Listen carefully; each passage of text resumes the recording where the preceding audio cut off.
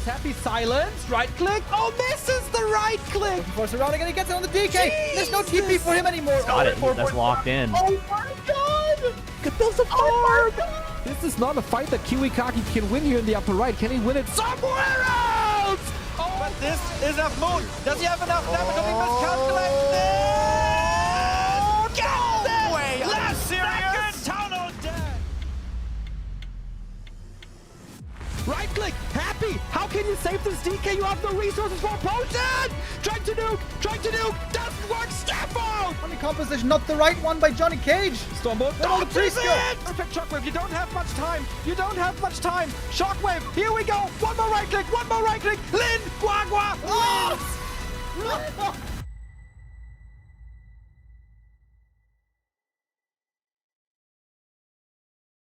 Hello, and good day, everybody. How we doing? I think it's a pretty day today. The temperatures are a bit extreme, if you ask me, but we have some hot games today. That's the heat that I am into. We, in fact, have 2 more days of the B Cup Super Cup Stage 2 group stage. 8 players here fighting for the top 4 spots. After this group stage, we're going to enter into Stage 3, the top 4 playoffs, which are going to be played in offline China. Offline in China is how I'm supposed to say that. And we have some clear frontrunners right now. 1-0 and Kaho with by far the best position.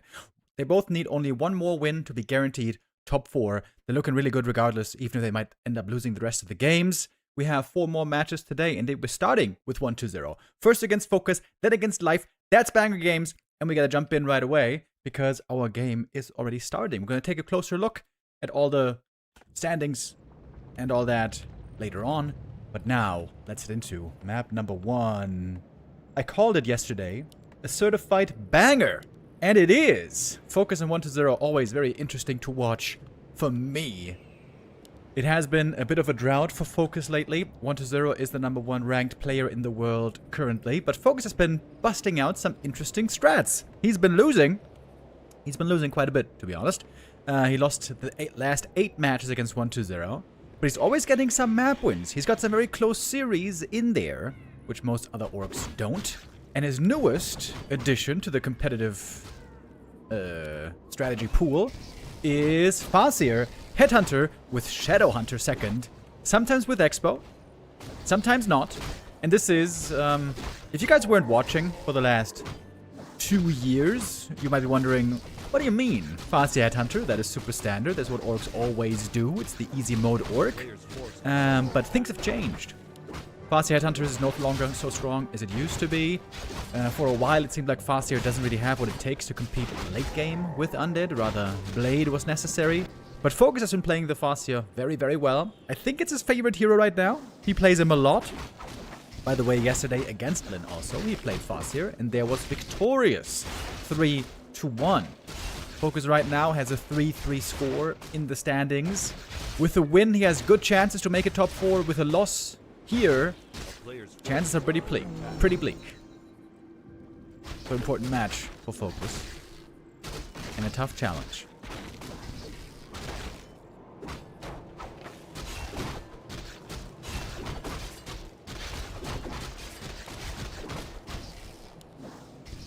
Farseer early on, trying to creep as fast as he can. Same for the DK.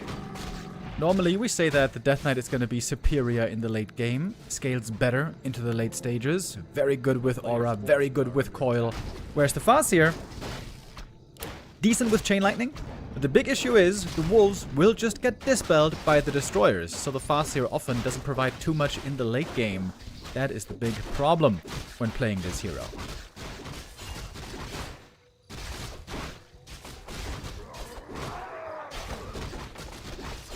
Which is why I suggested giving the Farseer some late game buffs. But hey, who am I to make those calls? DK with a fast level 3. Very, very predictable creep route.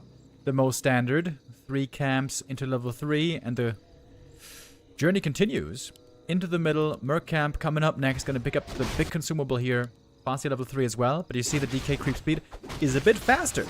Ghouls are frail units. But if you're creeping just unbothered, you can creep with them indeed very fast. Oh, great retreat timing here by 1-0 as well. Just as the Farseer is arriving, he backs away, 0 losses. I would say this is a great early game for 1-0 here, and the Mana Stone is fantastic. Other items for him also pretty good, not incredible, but the Mana Stone is marvelous. This is going to restore so much mana over time, first of all, and also upon usage.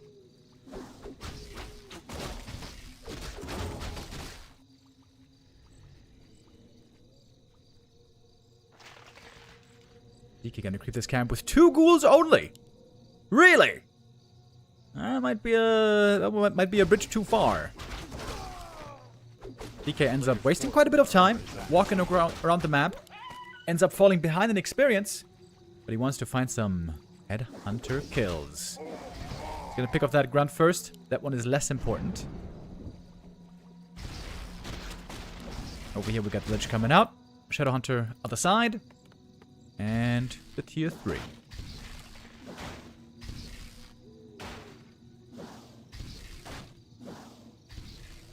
Scroll of the Beast, not good if you wait to use it until destroyers are ready.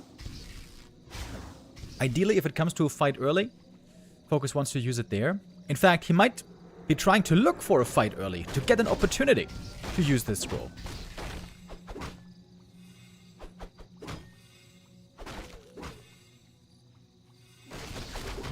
Next big item here that's going to be in contention is going to be this one right here.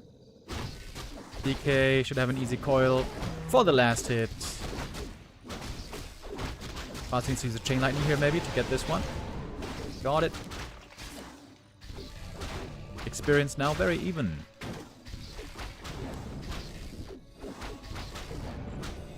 I think FoCuS should wait for the Shadowhunter to arrive to make sure he gets it with a Hex. Okay. Kind of surprising. Just gives away that last hit. That was some good experience. Stolen by the DK. Getting closer to level 4. Great upgrade for the entire army, of course. Upon reaching the level 2 aura.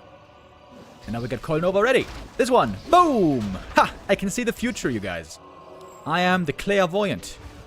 Did you guys also watch Counter-Strike frag movies back in the day? What was that page called again? A million years ago? Like gotfrag.com or something? They had Counter-Strike frag movies and Quake frag movies. And one of those frag movies was called Fraud. F-R-O-D. The Clairvoyant. He was a Opera in America. Yo! He stole the last hit, by the way. With the Nova! Oh, shit. That was a sick Nova. This is huge steals right here from 1-0. But yeah, Counter-Strike 1.6, man. That was my jam back in the day. Now, this is a really deep cut for all the real Gs out there. One of the later frag movies that came out towards the end of the frag movie era. But in my opinion, the best frag movie ever made is called Morning Walls Collapse. Unbelievable the shit they had in that one.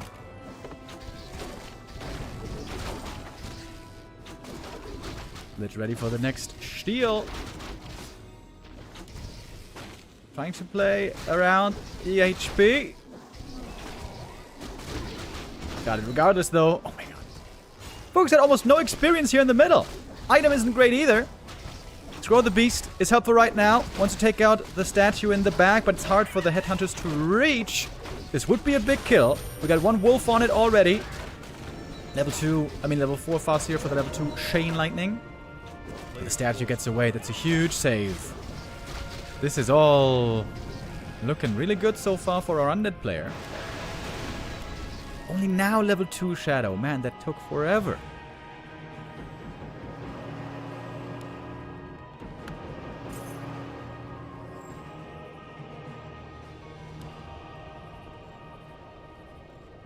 Out comes the Dog Ranger.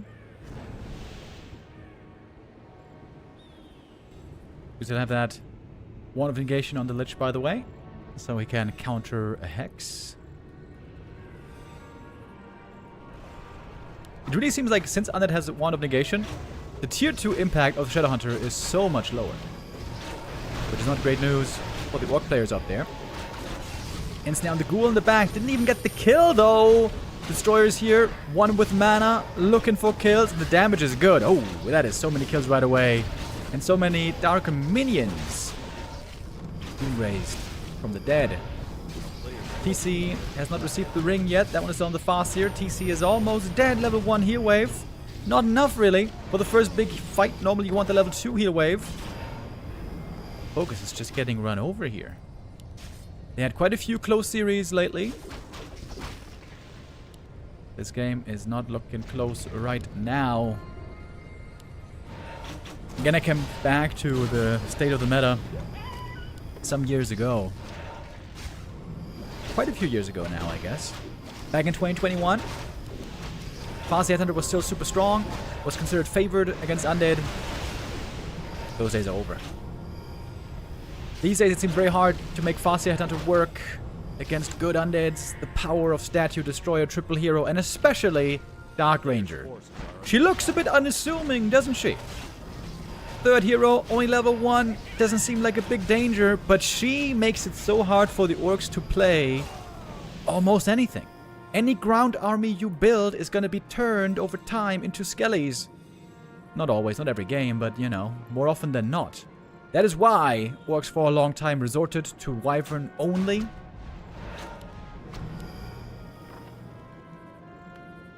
No Wyvern here. It is Headhunters, but many have died.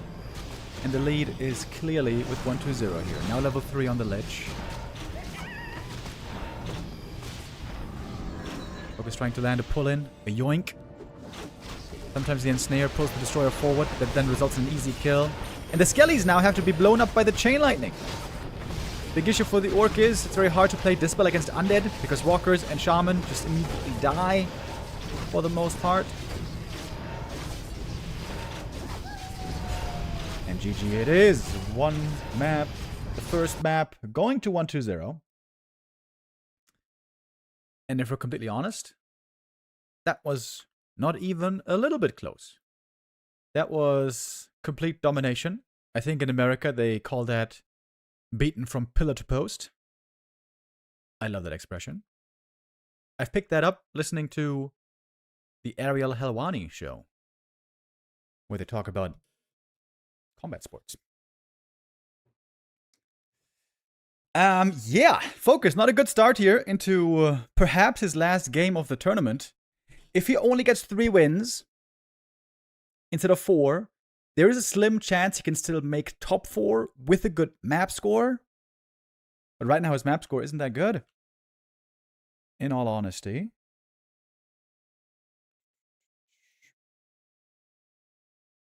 Let's take a look at it real quick. I think we got a minute. And let's start a Gamba for our Gamba homies.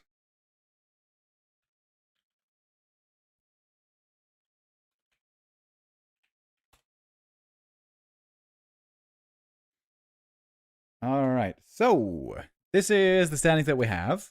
Lin and FoCuS and Moon and Life and maybe Chaemiko still in the running. Although for Chaemiko it's looking really poor. So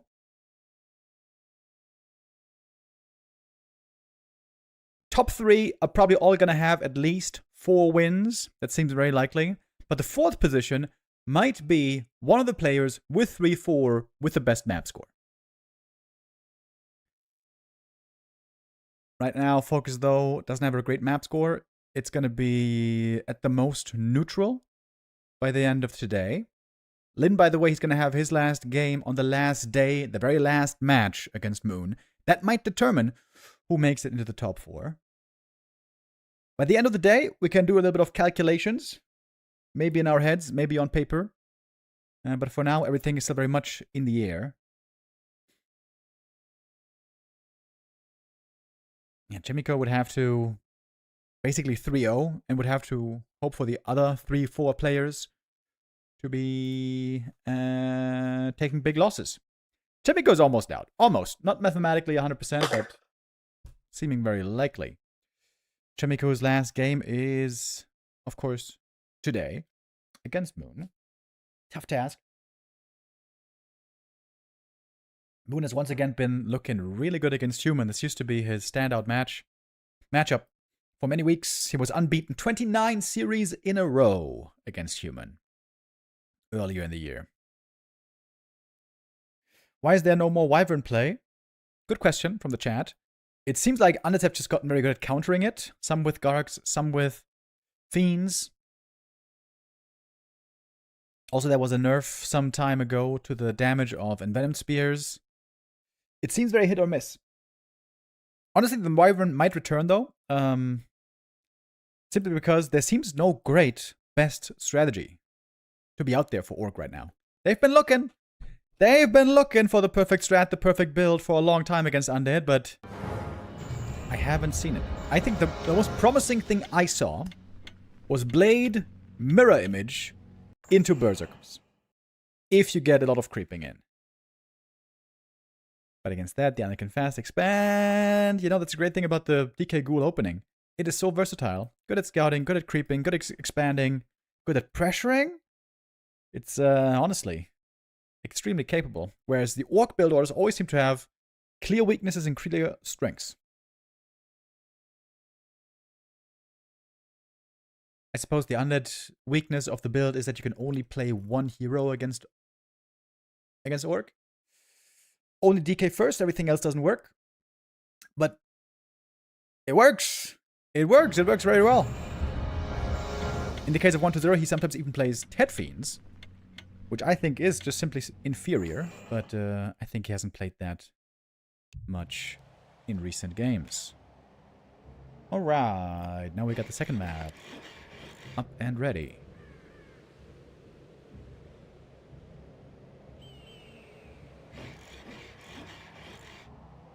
Labby beat Lin multiple times with Dreadlord first.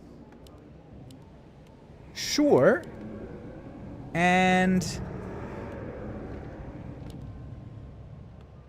when the day comes where ladder games matter, then we might pay closer attention to that. But it doesn't really work in tournament games. Dreadlord is countered too easily too many ways.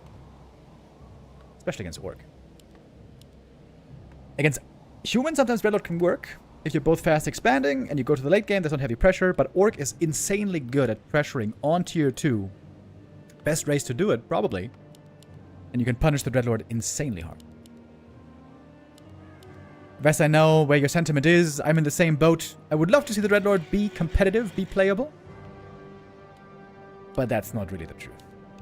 Dreadlord is very, very, very, very, very weak in the early game. He's insane in the late game, but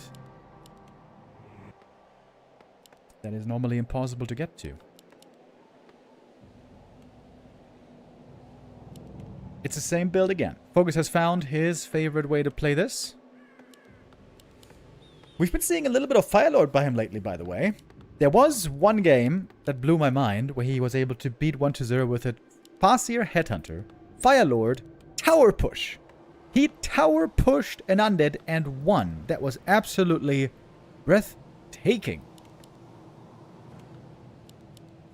But you know, that might only work once.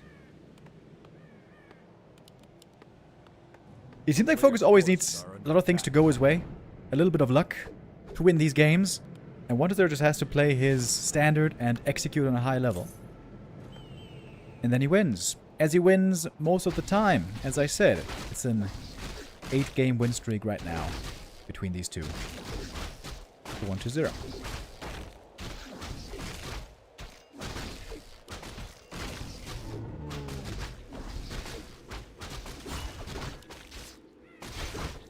Player's forces are under attack.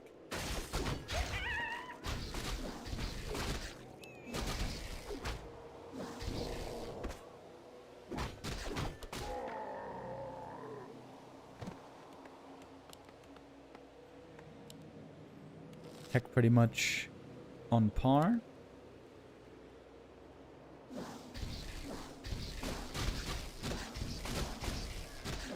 FoCuS here fairly aggressive. Going out far on the map. This is not going to be super time efficient if he wants to get level 3, because next to him now, there's no real camps that he can continue to creep. He would have to fall back home, I assume. Unless he wants to creep this camp? But that would be risky. 1-0 always scouting very well. Known as the Necromancer. For his great use of skeletons.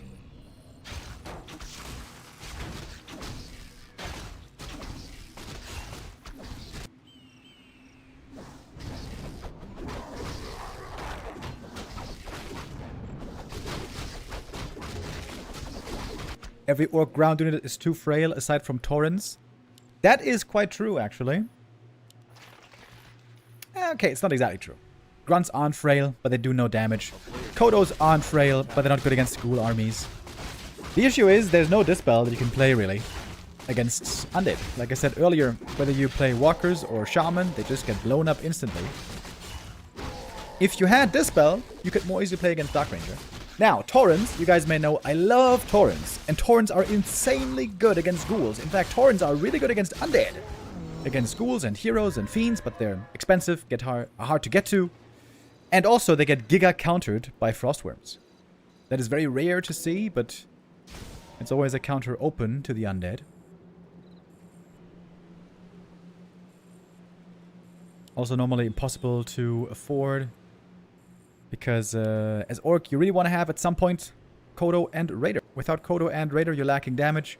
And you're lacking control.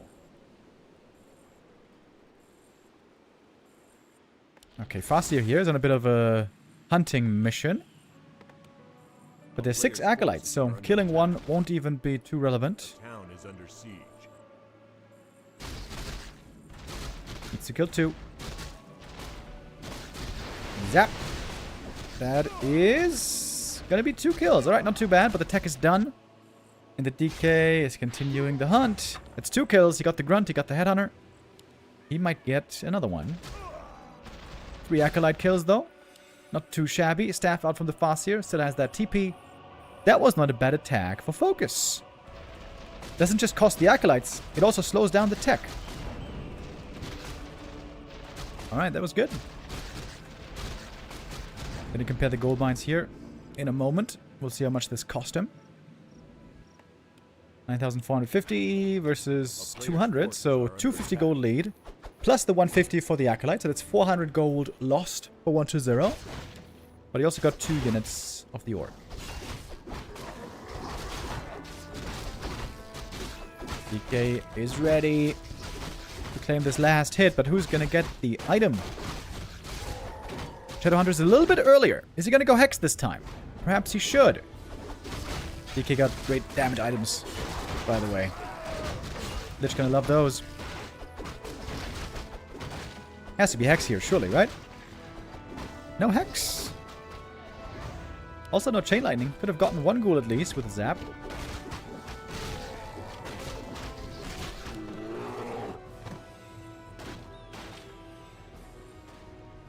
Wonder just seems to be moving with impunity. Got the last hit of the big boy. Got great items. And he now also has the Wand of Negation. So now the Hex would not be so useful anymore.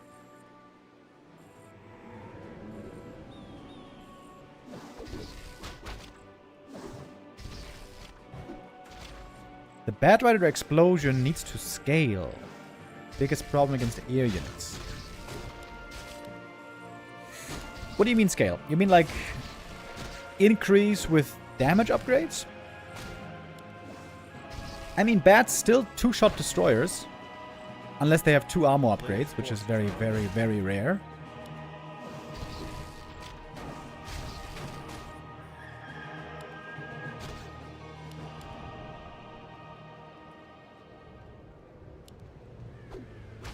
It's not a bad idea, though. Bats and Headhunters have the same attack type. Upgrade type.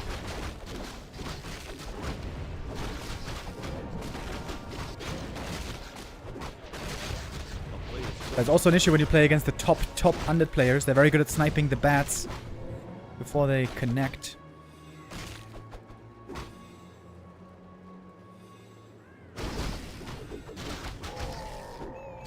And of course, when there's no destroyers anymore, then what do you do with the bats? Then they're useless. So they kind of be a weird unit to use. In theory, Berserkers are really good against destroyers. But the ghouls and the skellies on the ground, those seem to be an issue, along with a strong undead hero.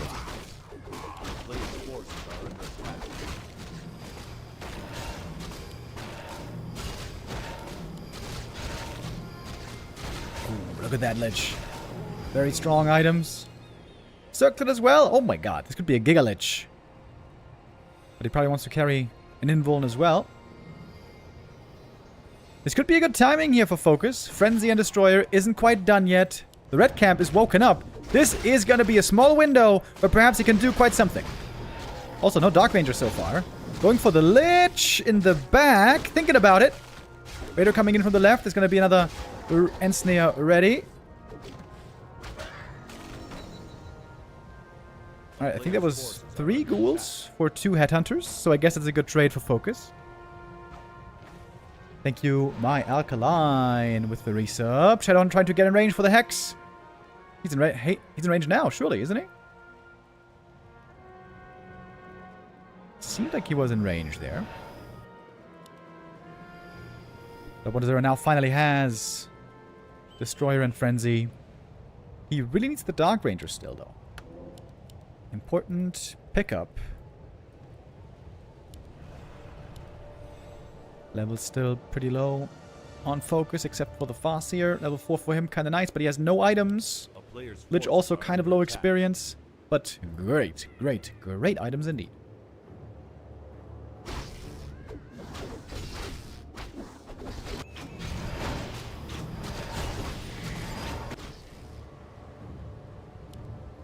Both players going for the red camp here.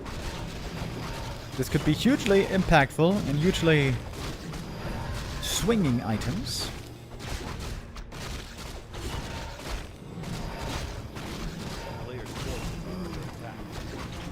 Oh, Unholy Aura here. That's pretty bad. Kind of unlucky with that. That might be the only bad item he could have gotten here. Cloak of Flames for the TC. It's nice if the TC survives, but that's kind of a big if. He's got no rings.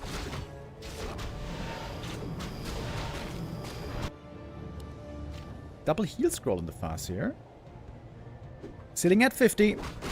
You know, I think if the tier 3 stage is very passive, this could favor the Orc later if he gets very strong upgrades. If the Berserkers get to something like 3-1, that could be some serious damage for the late game.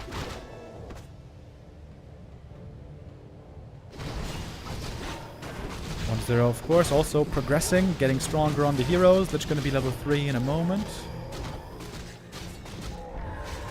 And we're going to go for the main base attack. We do have reinforced defenses. Good thing for FoCuS. If not, all those burrows will be blown up in a moment. TC, though, looking really good suddenly. He got that level 3. Big level up for him. And FoCuS in a good position to defend. He's close to the main base. If he reacts quickly, shouldn't be too many losses here. On the peons, for example. Ensnare, statue card right away. TC lines up a Stomp Chain Lightning, but you can see the first Stomp Chain Lightning just needed against the Skellies. Those damn Skellies that are always so tough for the Orc to get a grip on.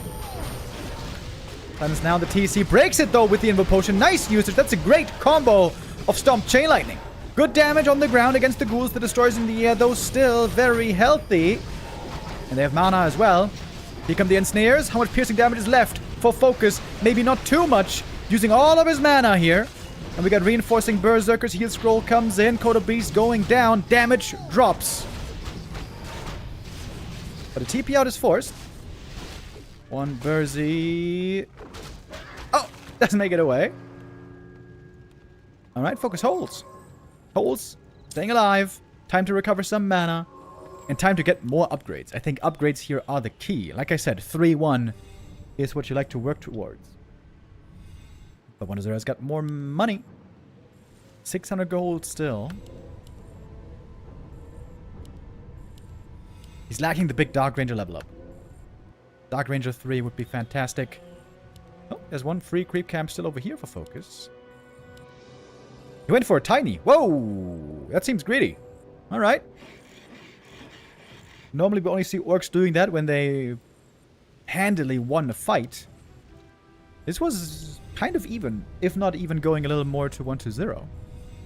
But FoCuS did use his heroes there very well. I like the Stomp Chain Lightning. I like the Invo Potion. TC would love to get another Invuln, but right now, none of the heroes are carrying any. And TC without Invuln could die pretty quick. Lumber also quite low on FoCuS here. Needs to make some more peons, perhaps.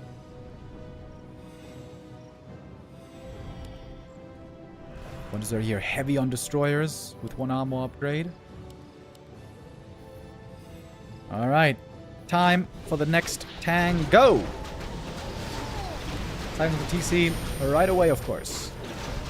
2 berserkers dead immediately. FoCuS has to kite here as best as he can. Going for the statues, going for the destroyers. Heroes untouched for the time being. So many destroyers still. The ghouls are all dead, but we have skellies being raised one by one. So I think FoCuS has to survive here until the undead runs out of mana, and then maybe he can turn it with his reinforcements. Ooh, Dark Ranger 3 though. That's a really big level up. Oil flies, Nova, and the Kodo's dead. And the Farseer almost dead as well. Heavy damage. The Lich right clicks here are incredible. 25 supply destroyers. Those are not super valuable now without mana, but they're still hard to kill. And the real damage is coming from the heroes now.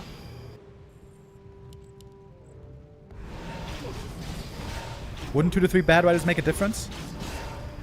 I mean, they would kill like 1 or 2 destroyers, but there is 5 destroyers. So you need a ton of bats to kill all these destroyers.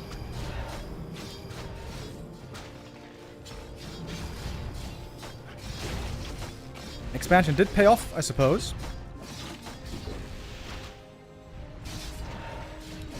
Even if it's now lost. We'll see. He has so much mana though. He still has the big mana potion, by the way. Trying to go for hero focus on the Death Knight, but he's got the invuln. Level 3 coil here, so good. The level 2 black arrow. That is often the nail in the coffin for the orcs.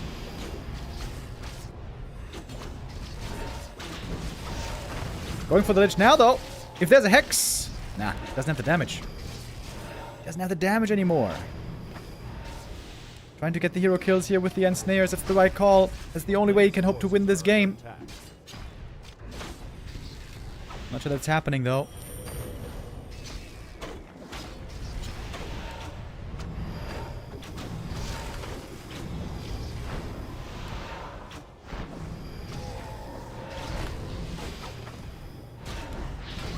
Call Nova, Shadowhunter dead, and that is game over.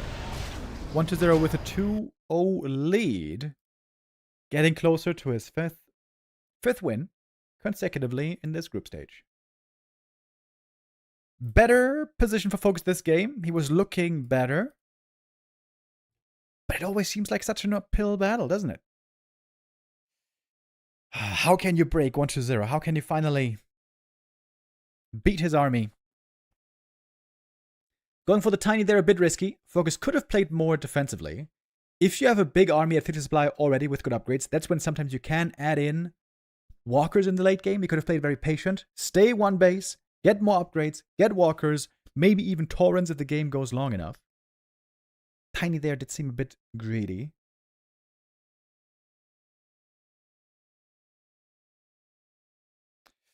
Why doesn't Blademaster with tier 3 rush into Taurens and bats work?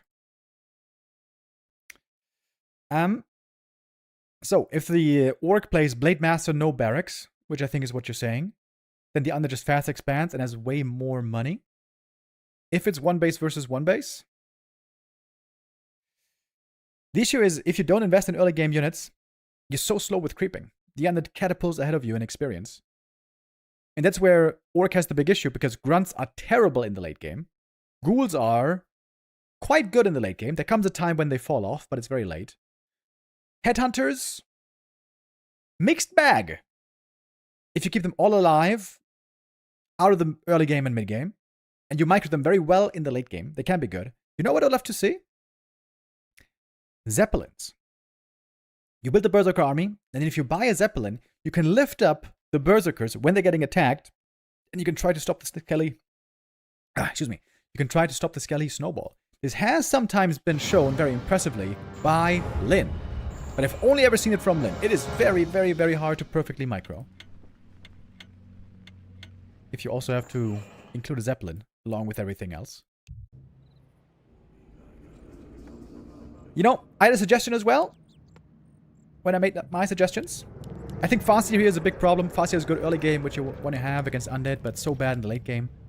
I think if Farseer had a usable Farsight spell that can give himself or his allies mana, oh, I think that might change things. Imagine Farseer starts off with Strong Wolves, and then late game he retrains into Farsight. My suggestion was Farsight, it has a 30-second cooldown, right? And then you can use Farsight anywhere on the map if you want. That gives you mana as the Farseer. Or if you use it on an allied hero, it gives that hero mana. I think that would be cool, but who knows if that's ever something Blizzard might be interested in.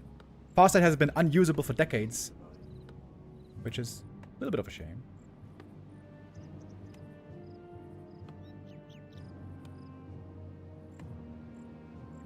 We were thinking that a new patch was going to be coming out soon for the game, because patches have been coming out roughly in half-year cycles.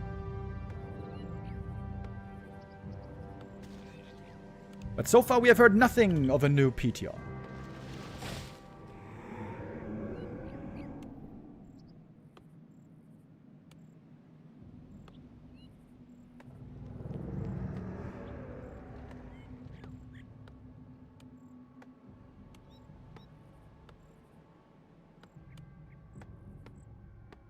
Maybe they announce something at BlizzCon for Warcraft 3.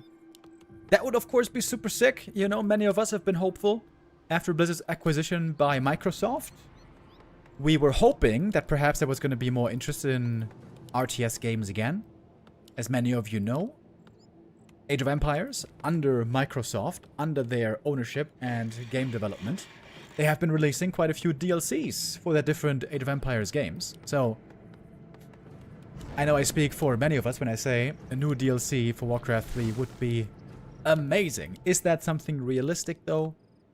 I don't really think so. First, there would need to be a bigger RTS team inside Blizzard. So far, we have not heard anything about that. Last time we heard about the RTS team, it was 3 guys. 3 dudes. Which, as far as I know, are also helping to work on the other classic games, like StarCraft and Heroes of the Storm. So I don't want to be a party pooper here, but I am not, you know, I'm not being too optimistic here. I don't want to sound like a cynic. I don't believe I am. But I've been let down a few too many times.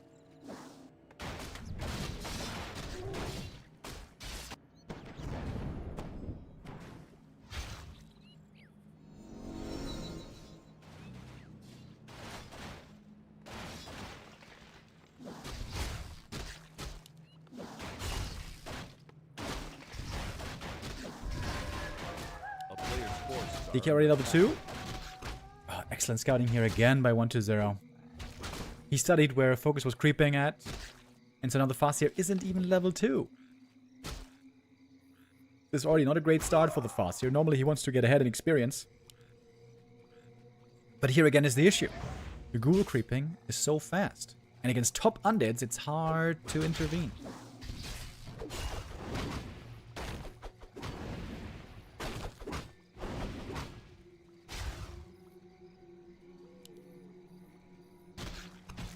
Players' forces are under attack. Finally, at least level 2 for the Farseer here.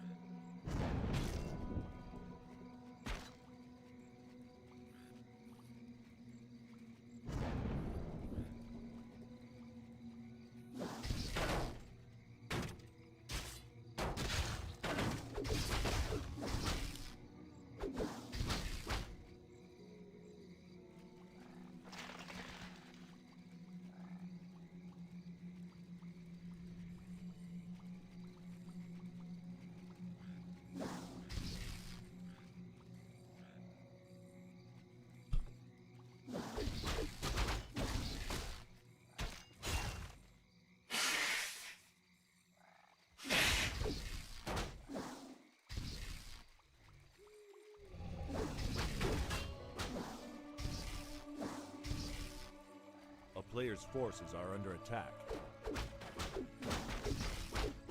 Sorry. Had to blow my nose right there. Big last hit here.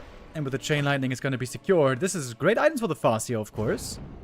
Gloves and Mantle. That is mucho bene. No, what's it called? Molto bene? Muy bien. Right. Spanish. Muy bien.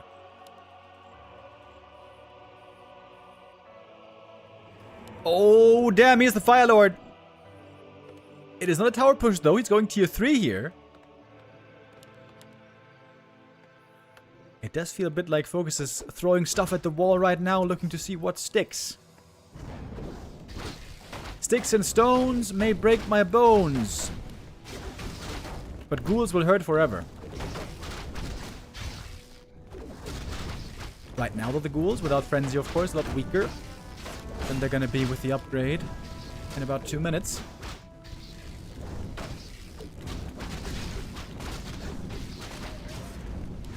That was one a very good chance here at splitting. 1-0 playing a good dance of going back and forth. Oh, Acolyte kill is big, actually. Could almost get a second with a Chain Lightning there. Could have perhaps locked that in. Now Chain Lightning on the ghouls. And that's not too bad. Taking out a ghoul, taking out an Acolyte, but it's costing a lot of mana indeed. Takes out the altar, which does not really matter too much anymore. I guess he has to remake it to get the Dark Ranger out.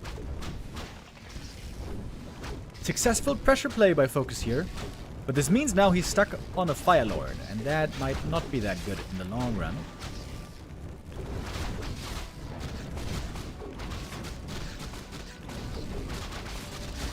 Little surround right there. If he gets 2 ghouls for the surround, for the TP, that's a great trade. Only getting 1 though. Oh! No, never mind, getting 2 ghouls.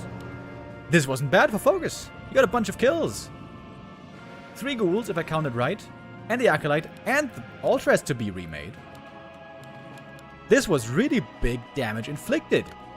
Again, the issue is, how is that Fire going to scale in the late game?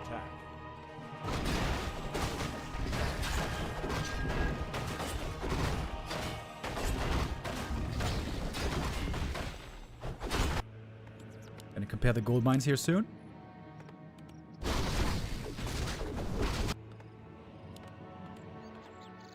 I wonder if FoCuS could go for a tiny Great Hall here. Just don't go third hero, just tiny Great Hall.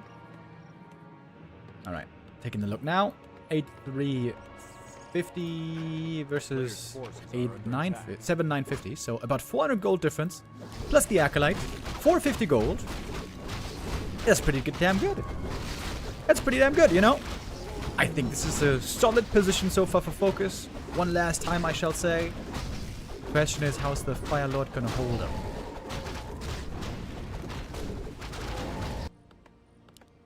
We are seeing the Shadow Hunter third.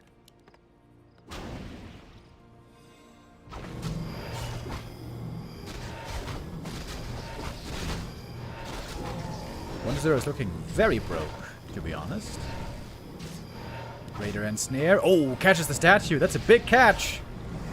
Raider does go down. But it should be the statue falling as well.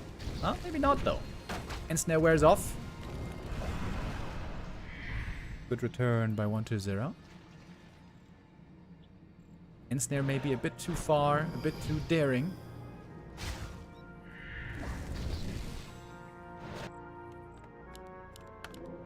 Going for more Raiders. And no Kodos yet, surprisingly.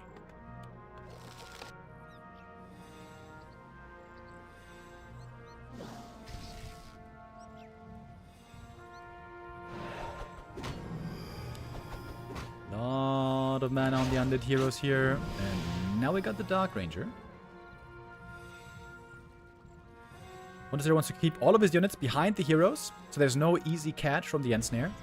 If one ghoul is too far up front, it's a very easy kill. Good positioning here by 1-0.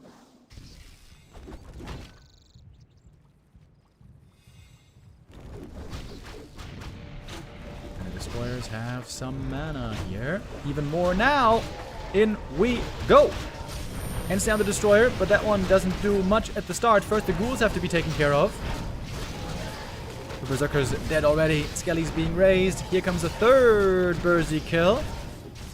And indeed, now the Philo's impact seems to be a lot lower. The wolves and the lava spawn were great earlier before there were destroyers. But now, got the destroyers.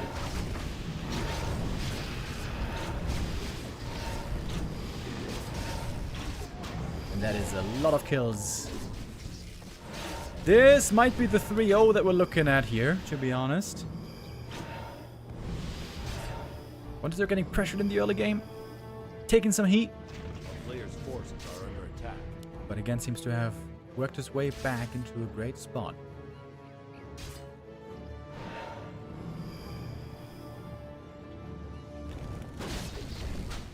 And those skellies, again and again.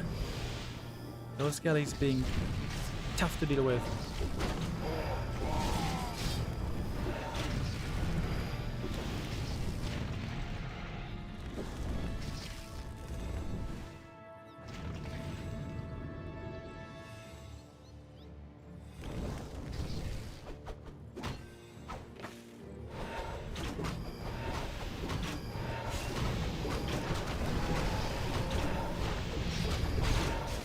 Farseer here, trying to get away with a speed scroll.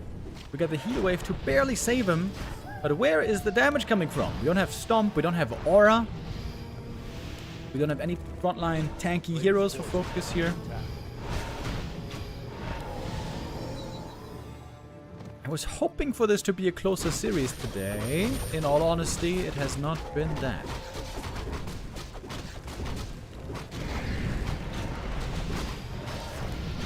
Needs to get this DK kill here, but he can't.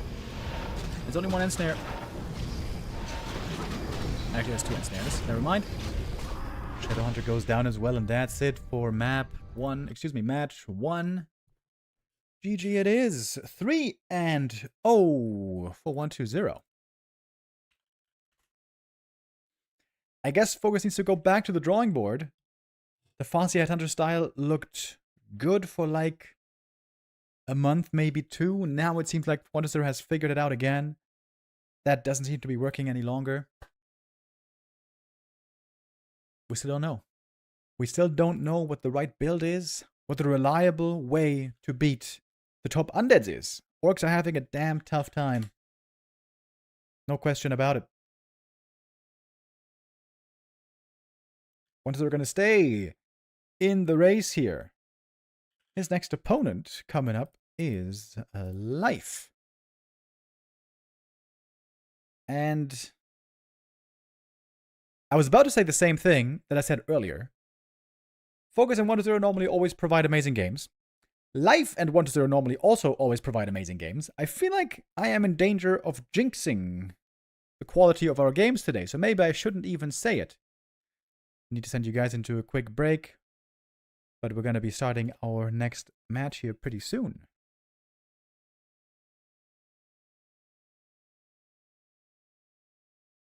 Lynn said that he's frustrated, about this matchup, and Hitman is fast-teching Blademaster, Kodos, Tauren, Walker, triple hero.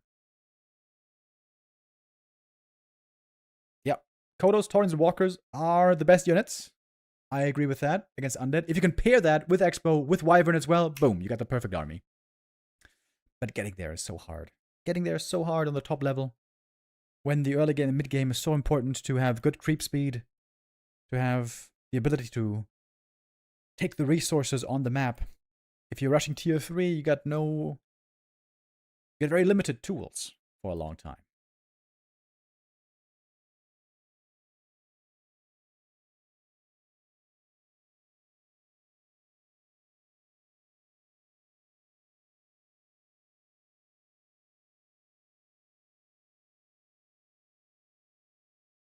Life. I guess you could say he has been a bit disappointing in this tournament.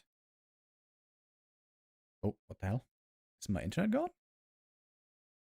No. Okay. No. I think we're here. Yeah, Life. Life looked like the strongest Night Elf of this entire year up until very recently. The last 1 or 2 months, maybe. He's been dipping a bit in performance. But still, he came into this as one of the strong players. Favorites, perhaps. But Life finds himself at 1-3. 1 win, 3 losses. One more loss, and Life is likely not making the top 4. Life has 3 more matches in these last 2 days. He's playing against Moon tomorrow and against Kaho tomorrow, so Night of Mirror. par excellence, and today against 1-2-0. And I think the most hype game we've had in the last 2 weeks was the Taigu Cup final, grand final, 1-0 against Kaho. The 1-0 was 3-0, destroyed by Kaho. Kaho played so insanely well. For this entire year, and probably also last year, everyone was saying, Life is the #1 Night Elf versus Undead player in the world. Right now, he seems to be behind Kaho, as that maybe lit a bit of a fire under him, giving him some new motivation. Life, if he's playing his very best, I think he has by far the highest ceiling out of all the Night Elves. But he is a bit inconsistent, as many players are. And in recent matches I saw from him, he didn't seem to be in peak shape. Let's see what Life we see today. 1-0's motivation now is also going to be quite a bit lower. With 5 wins, 1-0 is through into top 4 guaranteed. But ideally, you still want to be scoring high in the top 4 for better seeding for the last final, stage 3.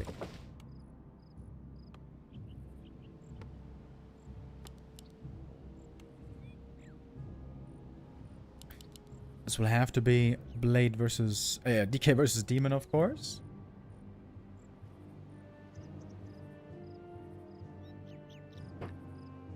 And 1-0 has been very fond of Frostworms lately.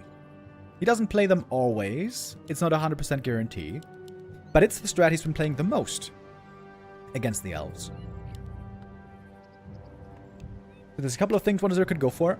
Either fast tech into Worms, fast tech into Triple Hero. Naga second would also mean Triple Hero, of course, but even Lich second can mean sometimes Triple Hero. It could be a tier 3 expansion, or it could be an early expansion. So there's also different avenues that 1-0 can take here. And it's up to Life to properly scout and find out and react.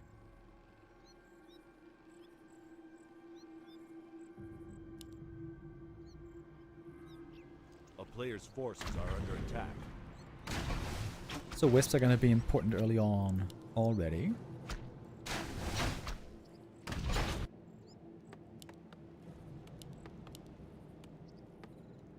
One year ago, roughly when Super League Season 1 started, the meta was all about Fast Expo for the Undeads.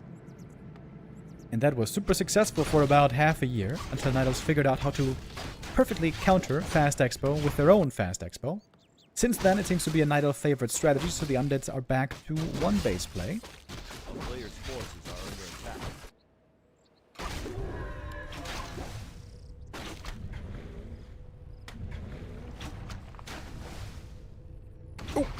Oh, Ancient of War almost denied. That would have been a bit painful.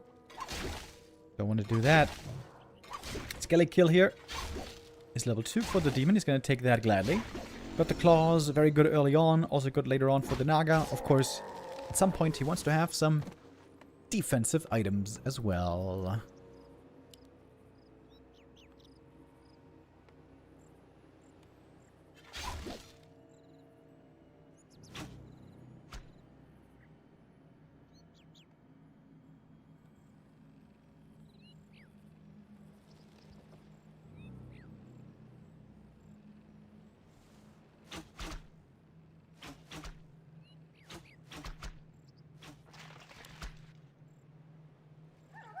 DK here off to a very slow start, taking him forever just to get level 2. A player's forces are under attack. That's good news for Life. Undead always feels a lot more clunky, a lot less comfortable if you don't have the Unholy Aura. It makes everything better. DK is the one hero that Undead really cannot play without. There's some games you can play without Lich, some games you can play without Dark Ranger, but you can never play without DK. That's because of the aura and the coil. I think the aura is actually more important. Hot take. But yeah, aura and coil just incredible. Nowadays also the Demon Hunter is unavoidable. There used to be a time when Keeper was playable, maybe even Warden was playable, but it has crystallized that you need the Demon.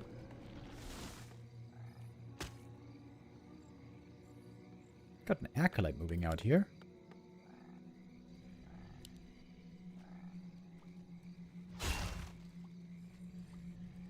No dust on the DK, by the way. Moving out without aura. This is really strange. If Life can just keep the DK from leveling, pick up his own Naga, and maybe pick up boots, this would be so good for him. This is a bad start for 1-0. What the hell? Dude, you need to get level 2. You really need that level 2.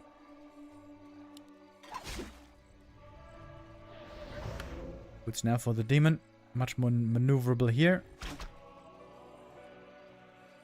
And there's the Naga for 1-0. Whoa. No boots and no aura. I think Life should look for a fight right now. Get that Naga and go in.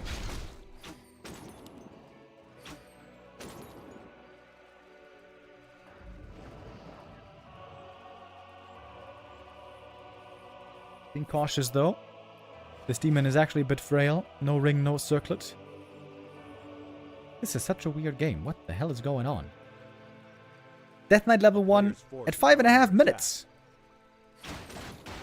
That has to be bad for 1-0. No kills so far this game, but I think Life's position is great. Also, a bit of a change up by 1-0. This means no worms. It's going to be triple hero. Actually, he played one game recently where he played triple hero and worm, which is pretty awkward because you can't fit it into a 50 supply army. And the timings are off. And he didn't win that game.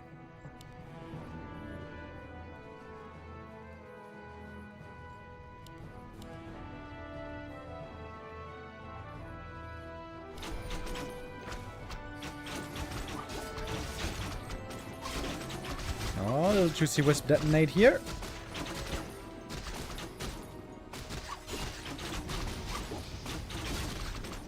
Demon taking quite a bit of damage. Willing to trade his TP for some ghoul kills. Getting only one ghoul though. Not ideal, but he burned a lot of mana on the DK. Good thing for 1-0 is he's got a big mana potion. A player's forces are under attack. And he's getting both big consumable camps in the middle.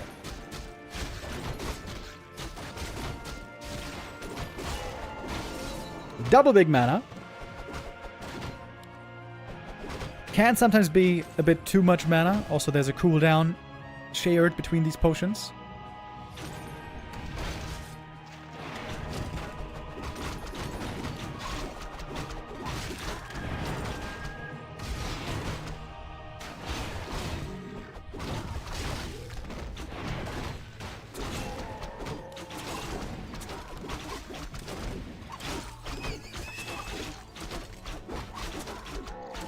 Demon leveling fairly well. He's got some good items right now, but he still doesn't have that ring. He would love to get a ring of protection +5. That would be the best by far. A player's forces are under attack. One more chance for it, but chance for a ring are kind of low.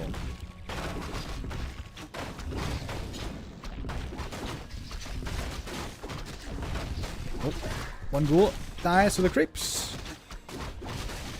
Not quite all ghouls make it to the tier 3 stage, which would be ideal for the undead. And here's the skull. We're gonna see a tier 3 expansion. I think Life has been way over aggressive against this tier 3 expo. Demon, by the way, gets the ring +5. That's a huge item.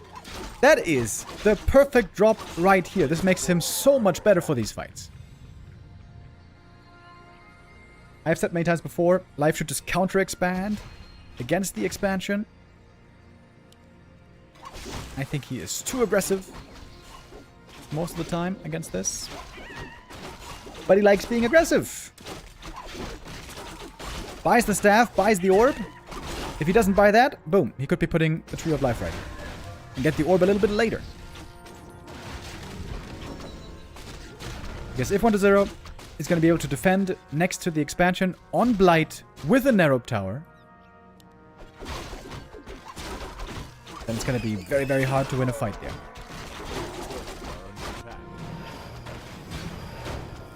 Now, does Life know about the expansion so far? I don't think he does.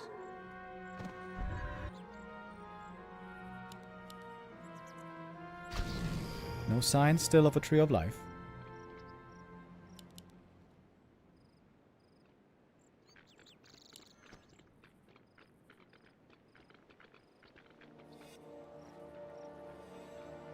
I feel like I've seen this so many times.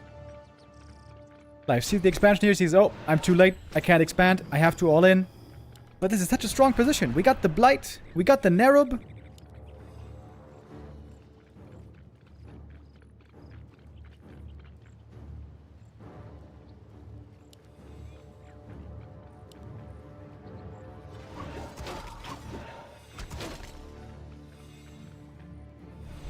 I feel like 1-0 is again heavily favored here. Going for the Naga immediately, and she's just dead. Naga a little bit too far forward. Man, 1-0 is just punishing every little thing today. Demon was super tanky, but the Naga sure wasn't.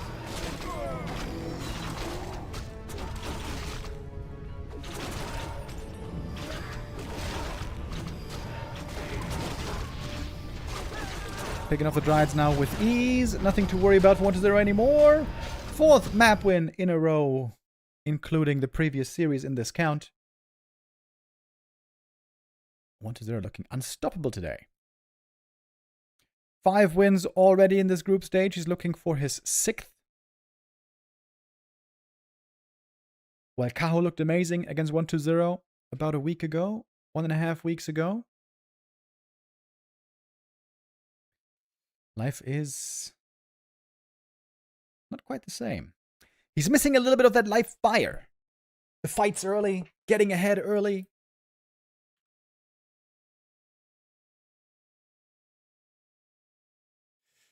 And if Life loses here, by the way, that's going to be almost certainly curtains for him.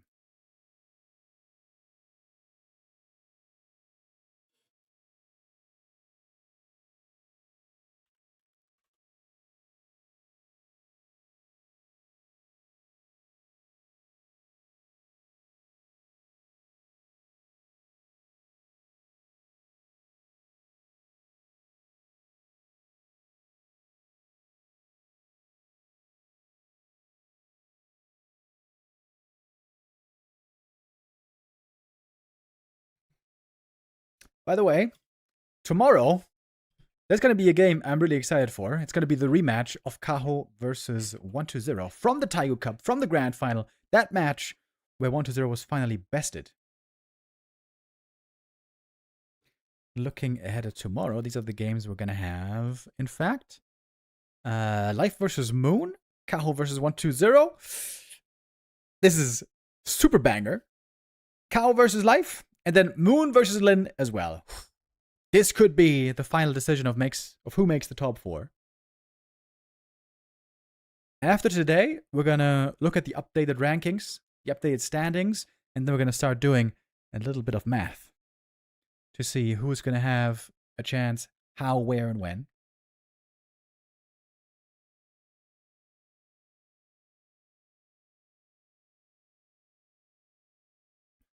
Today, so far, 1-0's opponents seem to have no chance. Last Refuge is coming up for our 2nd map. Really good map for Worms, I would say. Amazing terrain for them. Can be a great map for Worms if you make sure not to fall behind early.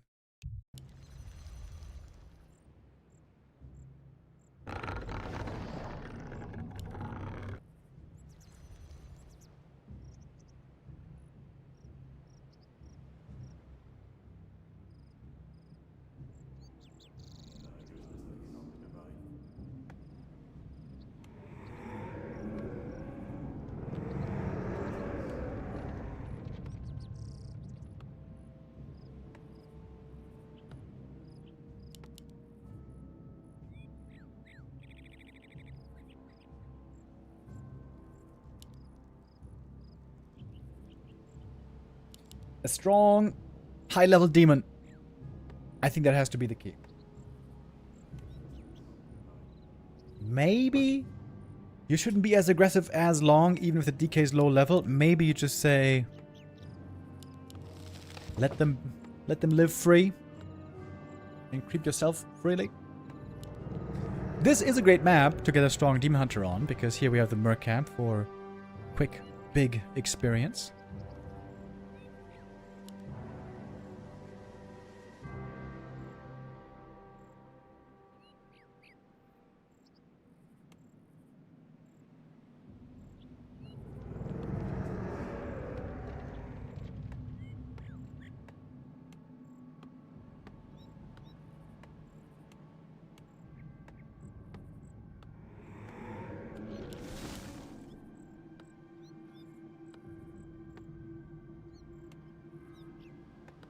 A player's forces are under attack.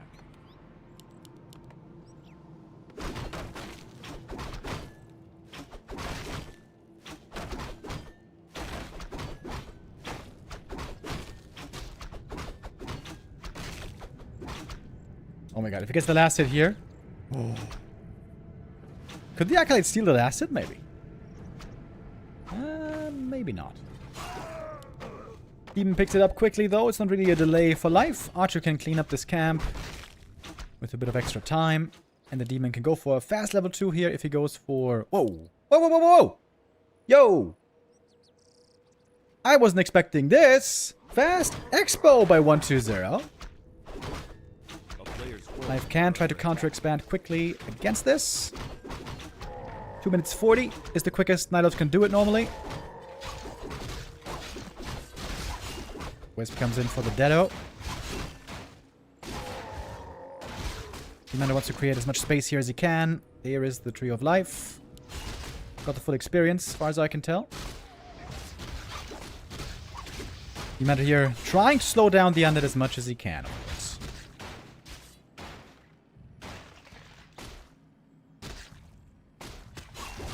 Okay, we're gonna have a very different game here. Good little detonate, a little bit more experience. 1 ghoul kill for level 2 for the Demon. Ooh, look at all those ghouls. Archer, she's on the hunt. 1 shot, 1 kill. 2 shots in this case. GG! Oi! Well then. Life ties it up really quick. 3 minutes 23. That might be the shortest game of the tournament. Really good counter by Life. Like I said, Night Elves on the top level have gotten really good at counter expanding. And like I said, this is one of the weaker strategies for Undead these days. It used to be really good a year ago. Now I would say not so much. 120 shooting himself in the foot a little bit here. I wonder if that opens the door for our Night Elf player.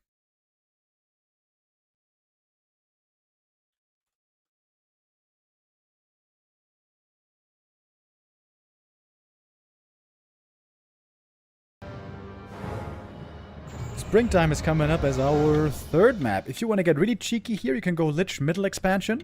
But that also hasn't looked that good lately. So likely this should be a return to the normal...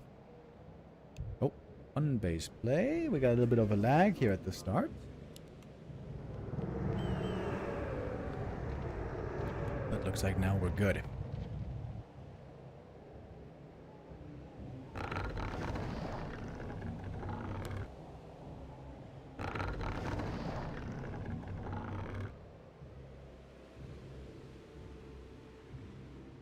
The thing is that we want to see Happy play. You and me both, brother. Happy has been participating in only very few tournaments lately. Happy has been invited to every single one of these recent tournaments, but he's been turning down the invitations. I've asked the admins why. I've asked Happy himself why. And I have not really gotten an answer. All we know is that he has been declining.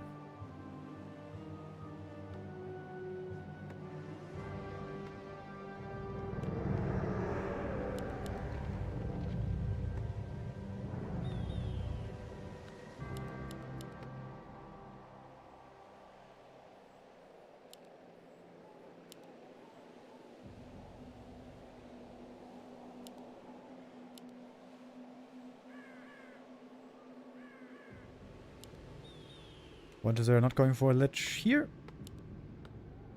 Surely won't be going for an expansion here.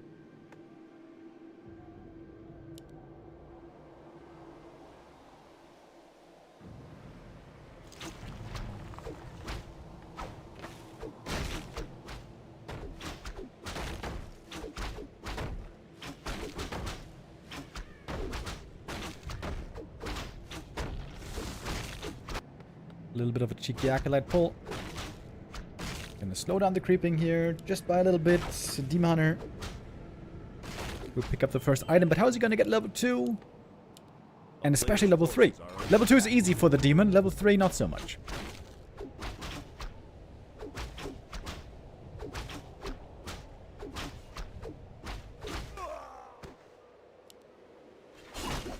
Oh, going for the green camp here. If he gets the full experience, that is indeed level 2. DK is kind of slow with the creep here, isn't he? Creeping with only 2 ghouls. That's not super fast either. The amount of items, not good for him, but these are going to be great for the Naga later. I hope he's going to keep them.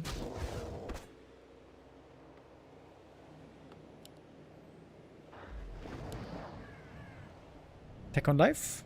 10 seconds faster. That can be relevant later on when it comes to the Naga second.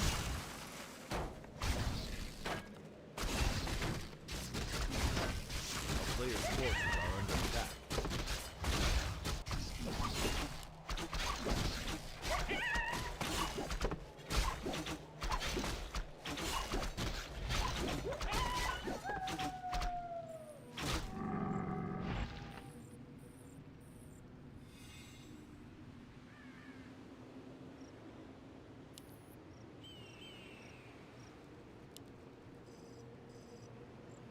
We're gonna have the first little meetup here, it seems, over at the shop. Demon doesn't have boots so far, by the way, but the timing for the creep jack is perfect. Can he go for the boots as well? He's going for circlet instead, wanting to stand and bang. No, wait. It's called... Is it called stand and bang or hang and bang? I actually don't know. You know, I'm not a native speaker, you guys. You know, I got a DAZN membership recently, ahead of the NFL season starting again. I think I'm gonna try to get into NFL a little bit this year. I think they start in like September. And I'm expecting to be picking up some of the terms that they use there. I'm kind of excited for it. I haven't watched any ball sports in a while, but I've always liked American football quite a bit. I also heard that they play 1 million ads during the game, so I'm not too excited about that. Maybe people are exaggerating. We'll see. I will keep you guys posted.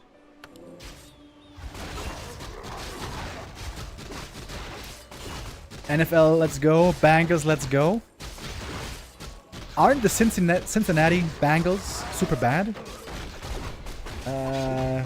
I heard that in a stand-up comedy special from Tom Segura. I thought they were bad. Maybe not anymore. Like I said, I don't know anything yet about NFL. By next season, I imagine I will have acquired some knowledge. Good creep track here, by the way. Ghoul taken out. DK completely out of mana, low HP. But he got the big mana push.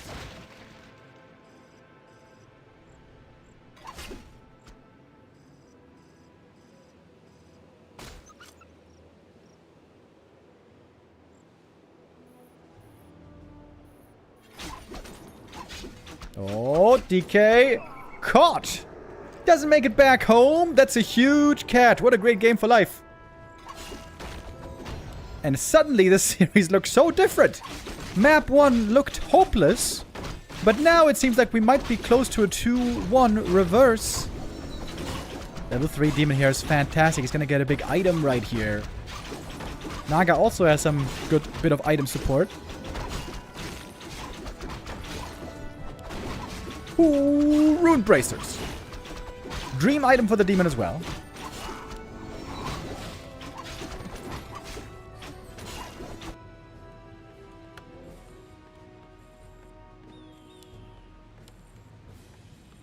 DK benched for a long ass time here. And Life can get the next middle camp, the next big item. This is a fantastic spot. This is insane. This is unbelievably good. But you must not underestimate the Frostworms. I think this is going to be a Frostworm game. Especially when you're this far behind. I don't think you can trust in the standard triple hero to carry you through. You have to hope that the Worms will save your ass. Worms can be a good counter unit. Or not counter unit, rather comeback unit, I should say. If your opponent doesn't counter them properly. Players' forces are under attack.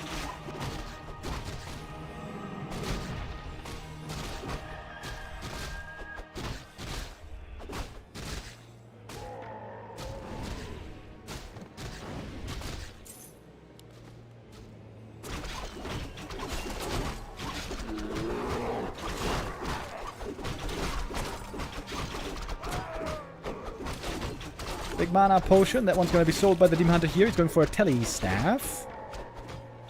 2 perfect items from the middle, by the way. Quel'Thalas and Rune Bracers. That is insane. Lady Luck really, really, really wants Life to win here. Another fat mana burn. Boom! Minus 200 on the Lich. Players' forces are under attack. This shop is not in the best position ever, but I guess you don't have to be too nitpicky. When the demon is this tanky, by the way, often you don't even need an Invul potion. I think you should skip Invul here, rely on the staffs and the Rune Bracers. Put Invul on Naga, perhaps.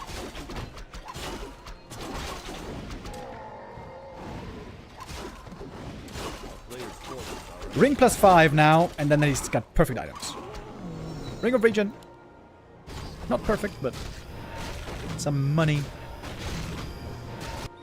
And here we got the Frostworm, by the way. Gonna be arriving at about 10 minutes.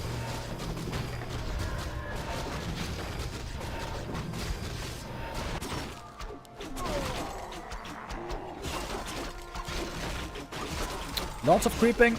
I think that's great for the demon. Every step closer to level 5 is amazing for Demon Hunter.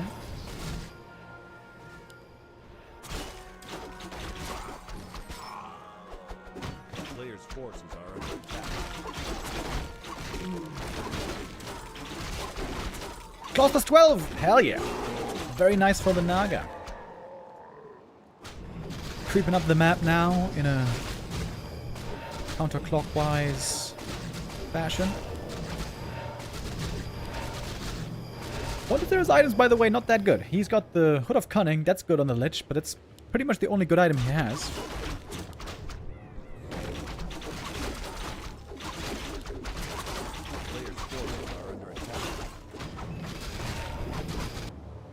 I guess Naga needs a TP here, being so far away from the main base.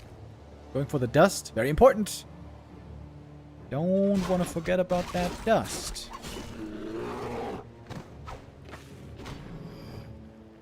1-0. Doesn't have anything left to creep here down in the corner, so he's going to hit the Night Elf main base. Life is pretty close by, though. Staffing home, ready immediately with the mana burn. And having the Rune Bracers here is so good. The Coil Nova hurts so much less. Look at that. Coil Nova doesn't even care too much. Naga already level 4. Super nice. Can't staff out the bear because he's the staff for the demon. Staying safe. But a bear for a ghoul. That was a good trade for 1-2-0. We got an Ancient of Wind, by the way. There should be time to get out some crows at some point. Demon are thirsting for that burn.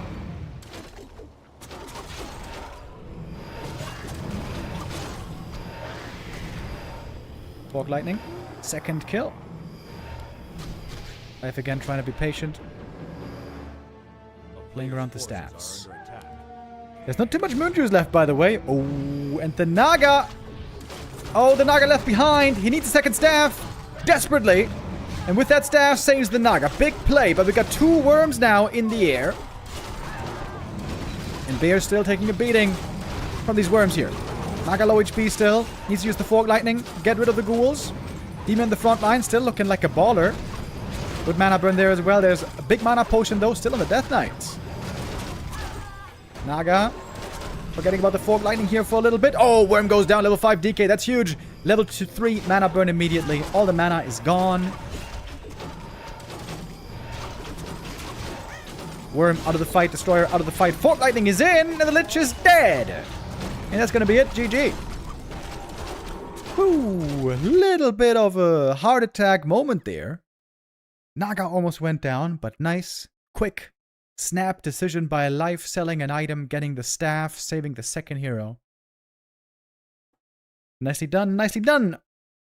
Of course, after the DK kill, this game was heavily in his favor. But fighting the DK, fighting the Creepjack, cutting him off from the main base, I feel like the hardest part was done in the early game by Life here. The hardest to replicate thing done in the early game. And now Life got the 2-1 lead. Well, well, well. 2 match points for Life. Honestly, 2 pretty big mistakes by 1-0, costing him the game there on map 2 and 3. That shows us 2 things. First of all, 1-0 is amazing, but he's not infallible. And Life is ready to punish when the opportunity presents itself.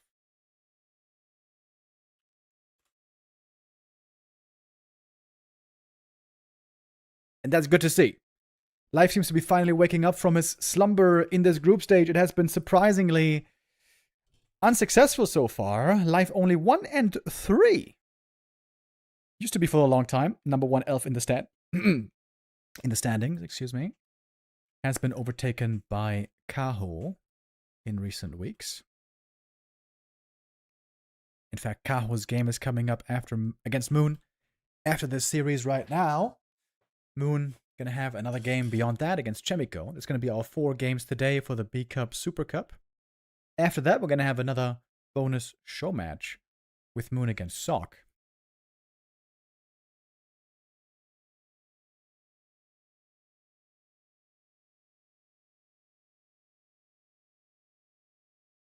We got Echo Isles coming up as our next map, by the way. And now I'm curious. What are we going to see on Echo Isles? Echo Isles is a great map for Fast Expo. For anybody who can play Fast Expo. But it's also really good for Night Elf counter expansion. In fact, I think it's amazing for Night Elf counter expansion. I think 1-0 shouldn't play Expo here. I think he should play the happy style. DK, Naga, Lich, 1 base. Is 1-0 getting nervous? Maybe? This series slipping away from him after the first game was so strong and so convincing. I imagine he shouldn't be too nervous because he's got 5 wins already. He is guaranteed in the top 4 already. And that was the most important thing. Life has to fight hard still. Needs at least 2 more wins in his remaining games. Rather, 3 more wins. To have a chance at the top 4 main event.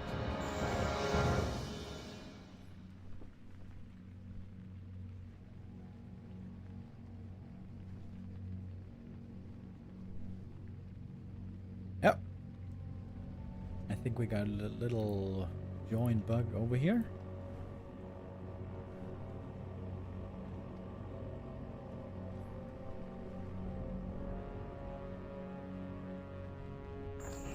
Yep. All right. Gotta restart real quick.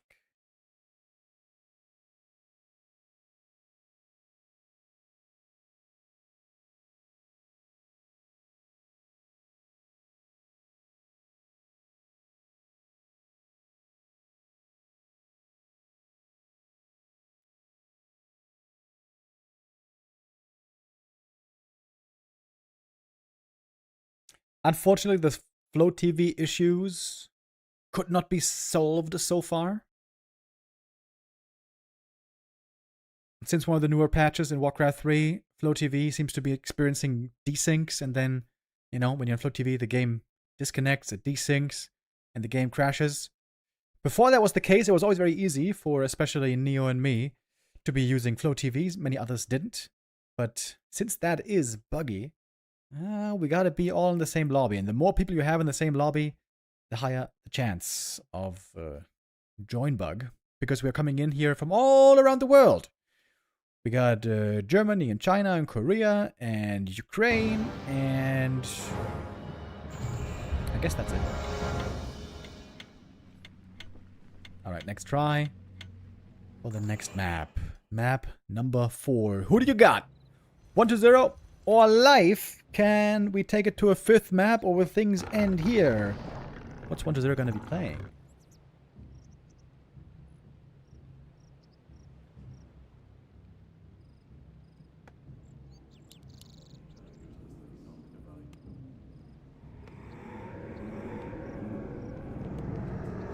This series certainly a lot more competitive than FoCuS versus 1-0 was earlier.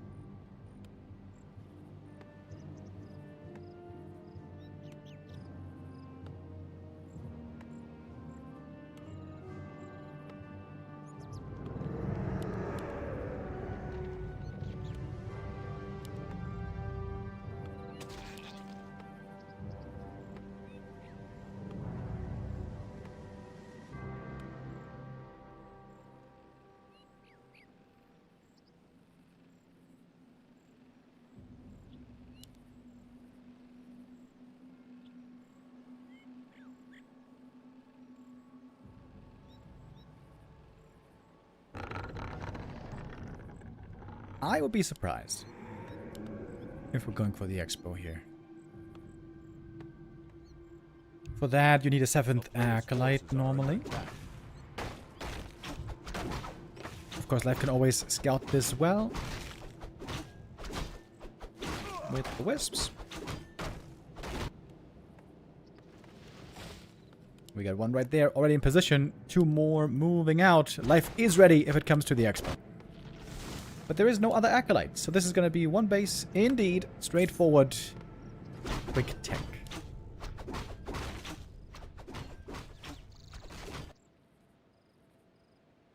A player's forces are under attack.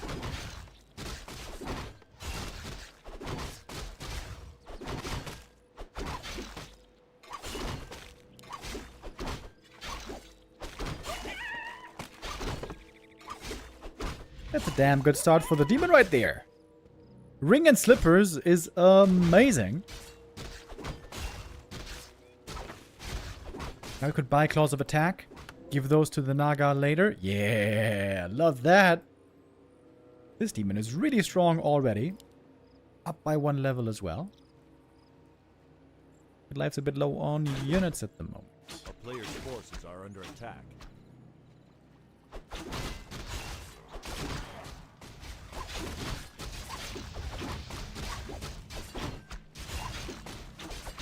Look at the demon. Facing all the ghouls by himself. With the archers for a bit of moral support.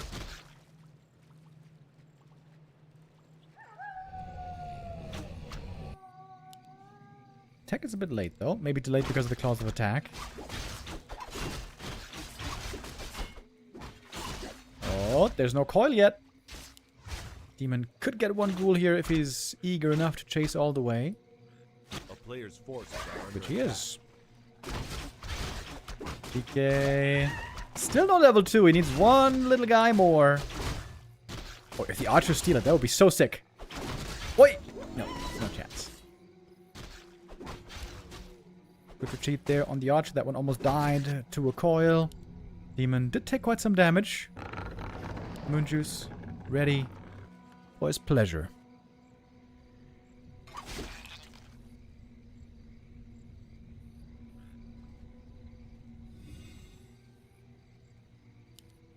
player's forces are under attack. No dust here on the DK so far. So, easy time for the archers. Demon wants to get to the shop, get the boots finally.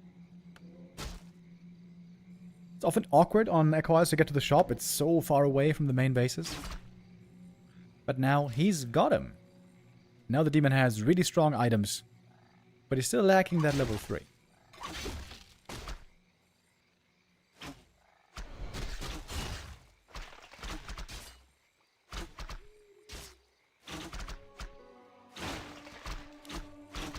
We're fighting for every little bit of experience here. Wonder they're gonna go for the Naga second. This is clearly spotted by life. Can still go into hiding mode with the archers. Gonna go for his own Naga. And 1-0's Naga doesn't have boots, by the way. So this should be the primary target.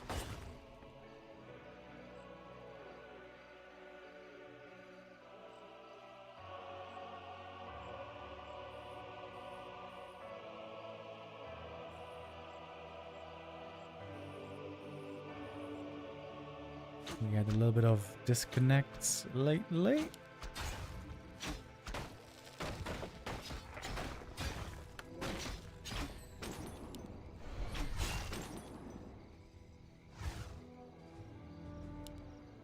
Nope, life falling back. Doesn't want to fight the ghouls until now. There's a coil. Ooh, last millisecond with that coil. And now the Naga is approachable.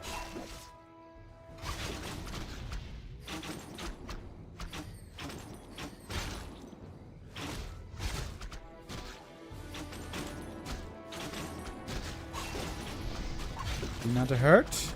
Naga over here fighting against the ghouls. Demon trying to run away. Might cost him the TP. Indeed. Coil forces it out. 2 ghouls go down. But Life's Naga should be dead here. Nice block from the ghoul.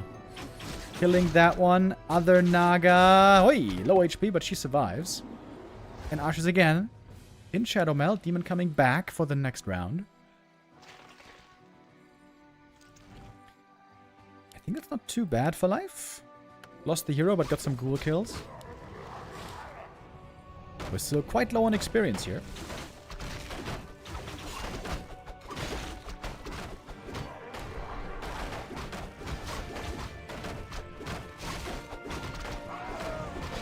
Easy coil steal there. Naga now returning. Doesn't have boots still, doesn't have heal potion, so this Naga leading a dangerous life.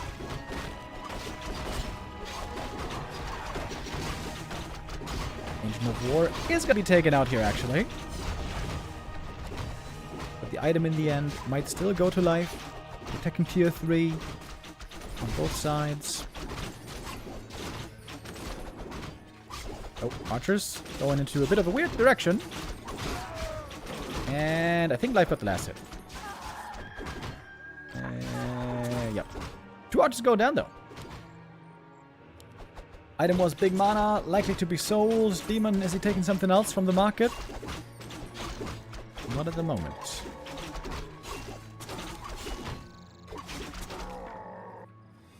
A player's forces are under attack.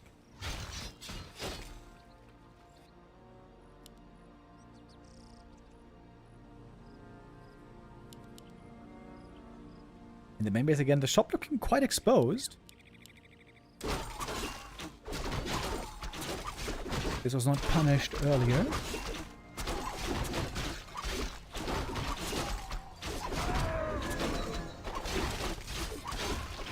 Demon would love some rejuve right about now. Getting level 3 here. Pretty much same time as the Death Knight.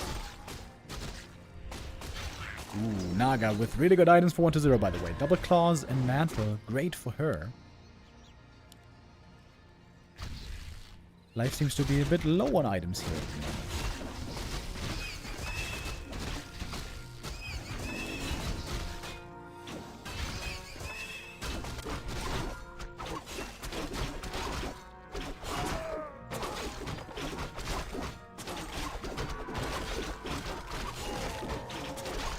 Rejuve kicking in now. There we go. Demon back on full HP. Courtesy of 2 bears.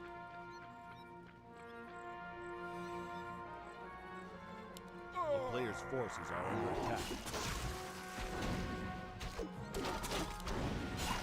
A lot of creeping here again. I'm tempted to say that's good for life. Getting level 3 Naga before the first Frenzy Ghoul attack is quite nice. Oh, this time, Life sees the Expo immediately. He could go for a Tree of Life, for once. Is he gonna do it? Finally! Yes! Yes! Yeah! Yo! Finally! He's counter-expanding! I think this is the first time I see him do this. Ever. Against under tier 3 Expo. Okay. I really hope this isn't gonna just fall flat, otherwise I'm gonna look hella stupid. But I've been begging for this. For so long.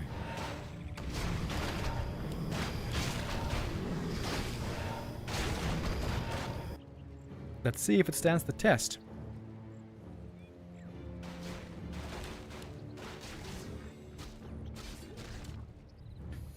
So, resource-wise, Players' forces are under attack. the Haunted Gold Mine is cheaper for the Undead, but he also wants to go for Ziggurat and a Nerob and more Acolytes. And of course, Acolytes are more expensive than Wisps. So in the end, the Knife expansion might be cheaper, but it's also going to be a bit slower. Oh, and it might just get cancelled as well. Life is not in a position to defend his expansion at the moment. He is completely somewhere else on the map. These illusions have been amazing, by the way. To keep an eye on the expansion of the opponent, to keep an eye on his army. And now Life... Ooh, creeping this camp is greedy, buddy. You need to be here. Keeping one more camp. Doesn't have it... Oh my god. It's just gonna get cancelled. What? Ooh, he's trying to run over there. Oh my god, dude, he is cutting it damn close. Alright, in we go. Oh baby, Life playing on the edge. Double ring is nice for him here. Colnova Fog Lightning First Bear saved with the staff. And the Demoner didn't get nuked so far. Still has the Invo Potion, still has full mana. Throwing out those burns, of course. There's quite a bit of mana indeed on the Undead Heroes here. No mana potion though, so no coils left. Demon is doing good work here. Needs to continue to burn. Now on the Naga. Invo Potion gonna be necessary soon, it seems. Invuln, healing. Yeah, it's a good little combo right there. Lich, he needed that Invo Potion soon. The Naga, what about her? Both heroes in trouble and the Naga's dead. The Fort Lightning Focus Fire after first going for the Lich. Catches him unawares. Nice execution here by Life. Almost spreading himself too thin. But he gets that kill. He saves the expansion. Saves the Fiends. Remo was right. Counter Expo is the way. Just kidding. But yeah, that was great execution by Life, man. That was beauty.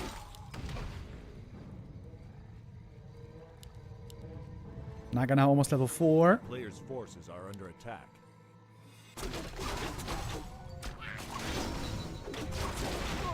Lots of creeping here by Life.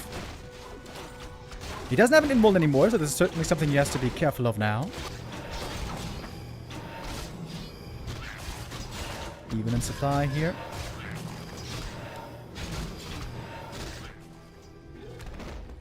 Sobi Mask found. I would say in the late game that's a good item for the Naga. You don't need gold so much anymore. You can get away with a luxury item like this, I would say. Oops, attacking his own bear there for a short while. Matter pretty low HP, but he should be seeing that there's no mana potions on the undead heroes. Bear to the side, rejuve, just out of range of the Destroyer Dispel. Very nice. Now he's healthy enough again. Demon returns into the fight. This is very high level execution by Life. Might even get a Destroyer, and he does on the way out. Losing a Dryad, but this is a leading position for Life, if you ask me. Very close to that Demon 5, which is a huge level up. A player's forces are under attack.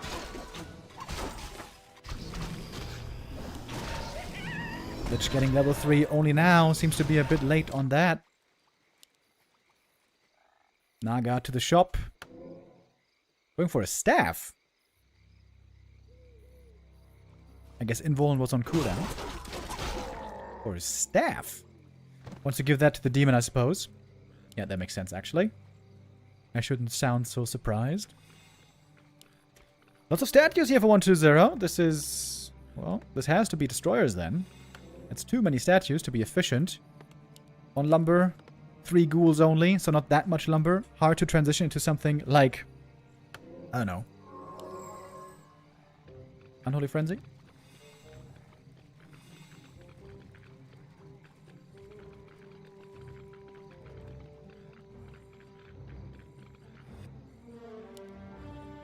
Crows are amazing in the late game.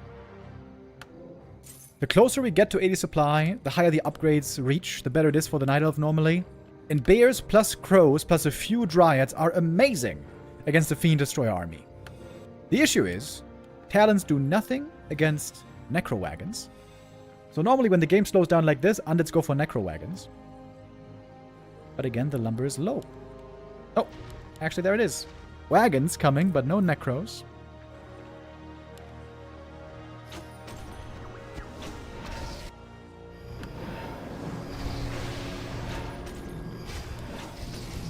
Moon is looking great right here. Of course, we got Wellspring at this point in the game.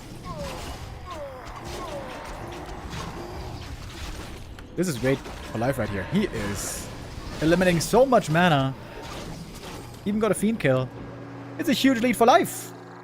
120 is getting really close to his first loss in this tournament. Yeah, I think only wagons are not enough. I think 120 needs necros. I think with necros he has a real chance here. But the lumber ain't enough.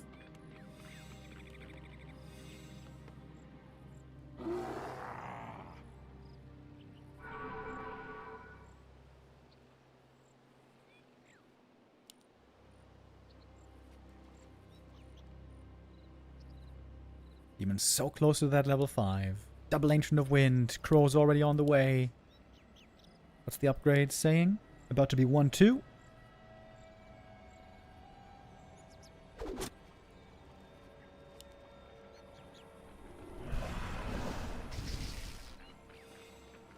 I feel like life should be heavily favored in this upcoming fight.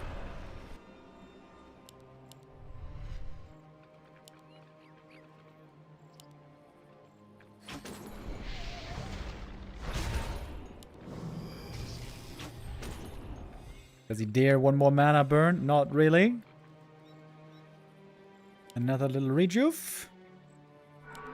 Getting ready for the push. First crow in the air, and more on the way. How good are these wagons going to be? Very good normally against dryads. Less good against bears and heroes.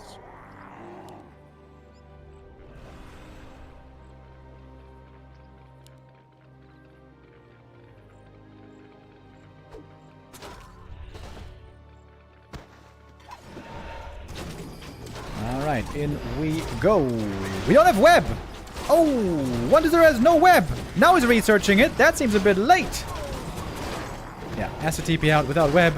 Not a good idea. Invul Potion forced on the Lich. This means the next Invul should again go to life. The low lumber is really crippling 120 here. The low ghoul count, this is a big late game issue. No web, no necros. Not a great position now. Guess what? It's going to be nighttime in a moment. The moon is going to be overflowing. More upgrades. I think life should also be buying some heal scrolls. I guess they're actually on cooldown. Couldn't get one.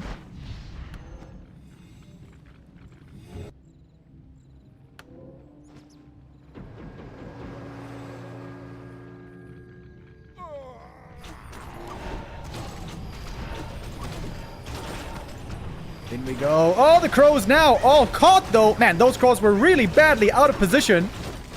Some still alive though. 1-0 trying to keep the destroyers up. One of them barely saved on low HP. I think there was a heal scroll there being used as well. Demon Hunter is now level 5. Big mana burn comes in right before the coil. Disease Cloud is doing a lot of damage here. The natural nighttime is starting soon. Gonna be a good thing to have as well against the disease. Death Knight low HP again has to TP out again.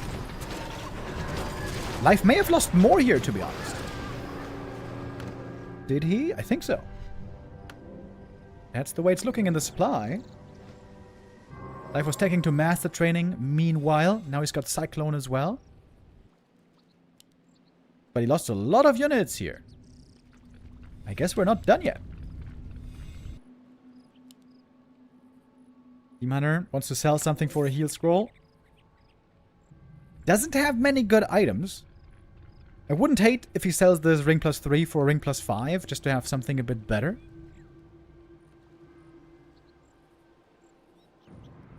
Seems like this daytime is taking forever. When is it nighttime, finally? Should be just seconds away. There we go.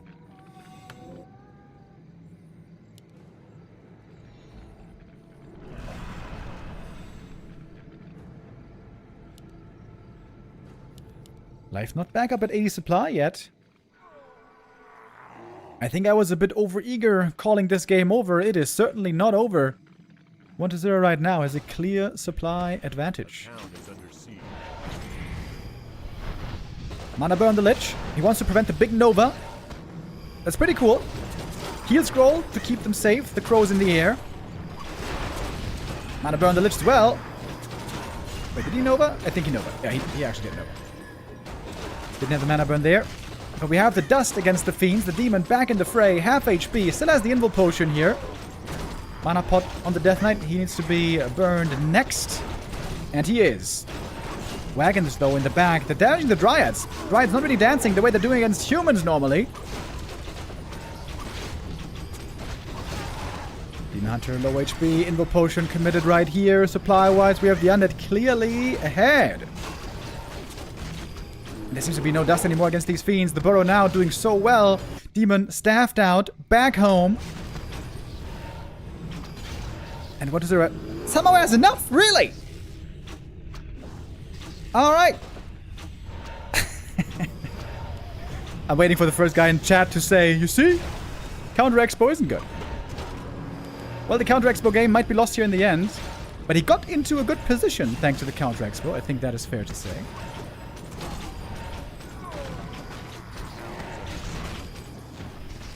But now the numbers just favor 1-0 too much, don't they?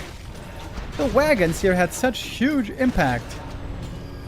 And the Bears being picked off one after the next. They have good upgrades with 2-0, but also Fiend Destroyers on 2-1. 2-2, I mean, for the Bears.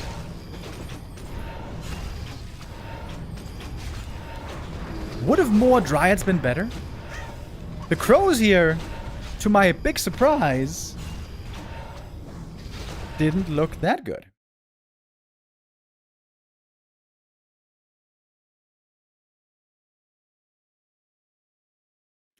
The Crow micro could have been done a bit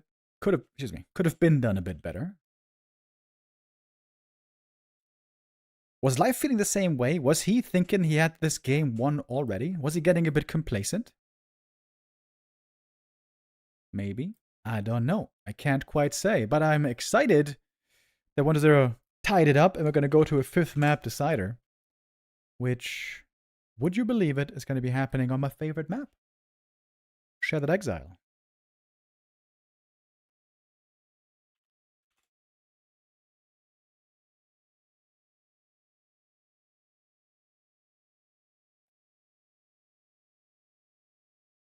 Was there a big thing he could have done better?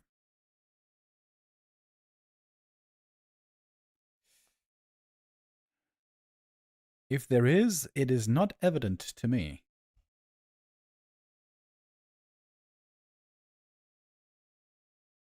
Cool series, though.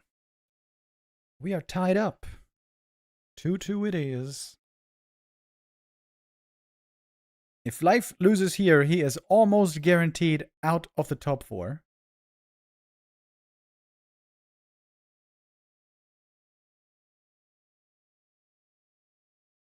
Unless something really, really weird happens with the map score with like a 3-way tiebreaker. But his map score isn't looking great either.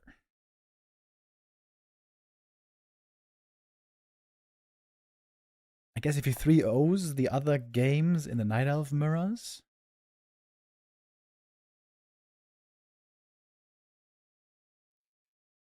If Life loses here, there's still going to be a small and quiet chance for him, but much preferred would be a win right here.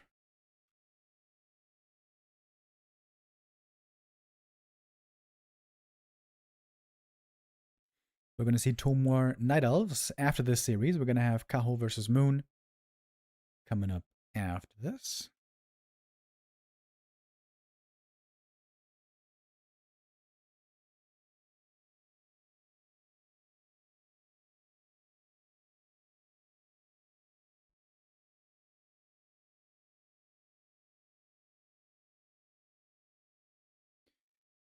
We're waiting for the big boss, Mr. BBC,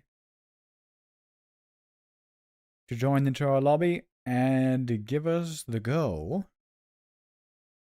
Like I said, Kaho versus Moon coming up after this. Then Moon versus Chaemiko.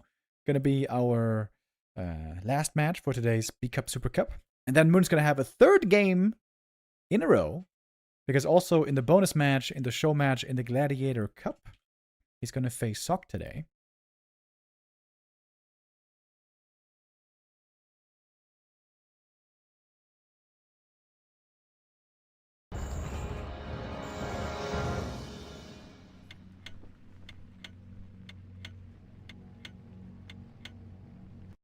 Alright, we're loading in to the beautiful destination that is Shattered Exile.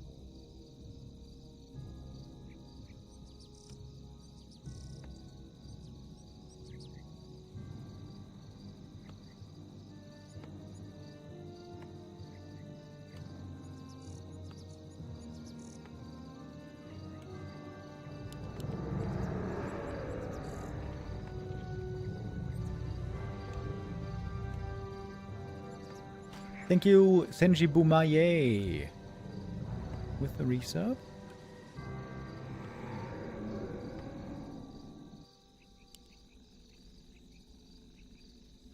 You know what was noticeably different on the last map as well?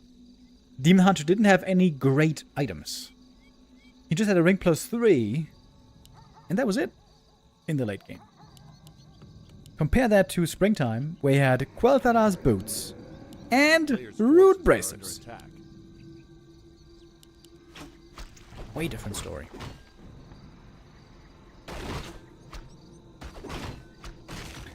That's kind of the downside of carrying a telestaff, and I think that's sometimes not recognized enough by some of our dear viewers. Having a telestaff, of course, can be great for the right, scenario.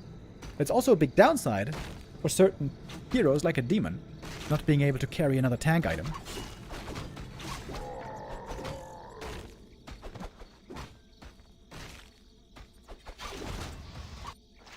Ooh, nice detonate!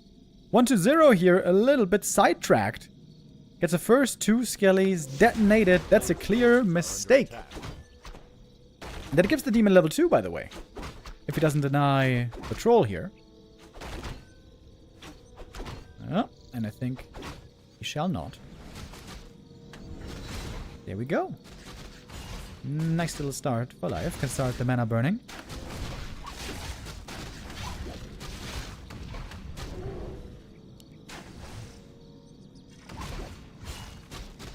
DK going for a circlet early. This absolutely could be a Naga second game.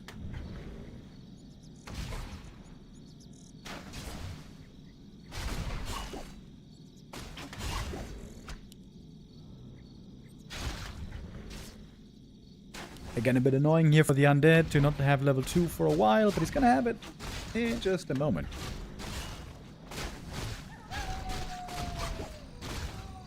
Unless there's a steal. That would be very bad for 1-0. This would kind of be a disaster, to be honest.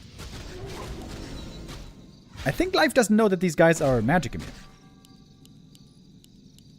The Enraged Elemental is magic immune. Immolation doesn't work on them.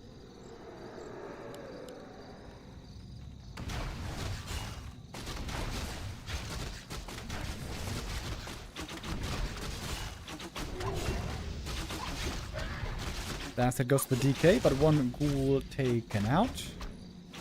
Commander very low HP, far away from the Moonwells as well. Gonna take him a while to heal back up again.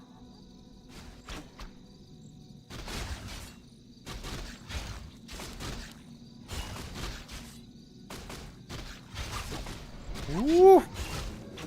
Playing with fire here. Alright, next big last hit. Oh, if the archers got it, that would be so sick, but they can't.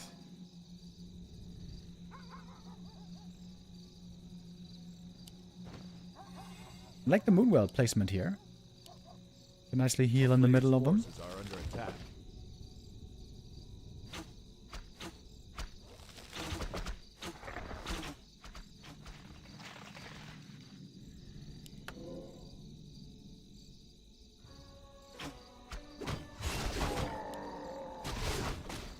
Double ring of protection for 1-0. That's pretty unlucky. That is precisely what he doesn't want. Almost level 3 now. Demon seems to be a bit behind in creep speed. Then again, this camp might be enough. Pendant of Energy. Worst item from this camp for him. He didn't find any of the good tank items yet. Oh, and that's an Ancient of War deny. That is level 3 missed.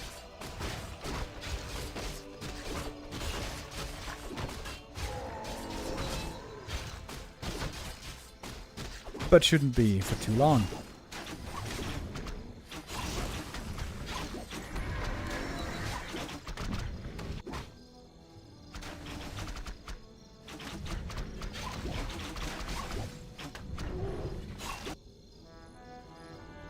Looks like we're getting another Frostworm game here. A player's forces are under attack.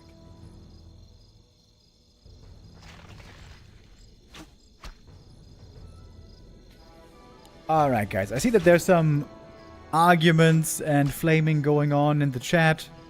Stop that now, please. I'm gonna have to ban your asses.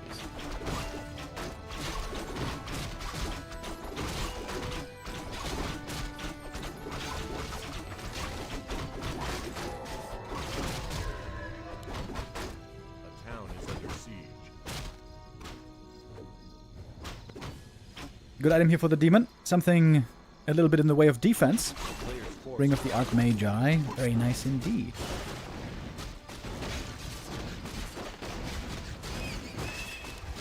At last, some claws for the Lich. Pretty passive mid-game here. Lots of creeping.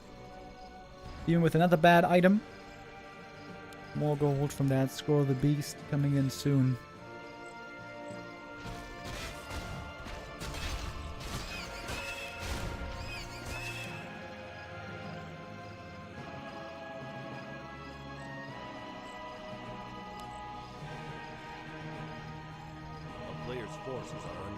Oh, look at the Ancient of War. This Ancient of War was on a little journey. Starting at the lab, then to the gold mine, one more lab, and now the red camp. Big permanent item here up for grabs. Helm of Valor would be amazing. Unholy Aura would be amazing. Claws would be also really good. Medallion of Courage is decent for the Naga. I don't think that is really great.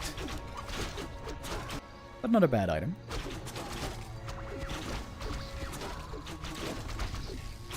Oops. Dryad's using their mana against the creeps, so now they're going to be very low on Dispel. Ah! That's a pretty big mistake. Now he's got no more Abolish against the Frost Armor. Easy counter expanding again. He sees the Expo early here. No Wisp. In position. I think he's gonna go all in right now. Not my preferred way of things. Are under attack.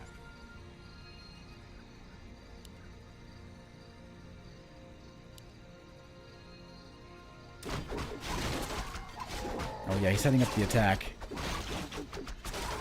Double claws on the demon. Can pass those to the Naga. She's coming in with staff and orb.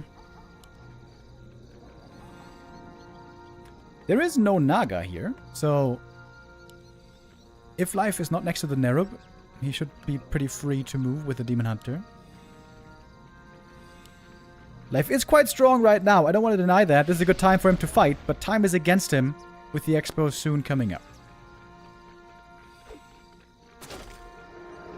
And now he's going to have to fight into Nerub and Light. And that is always my issue with this.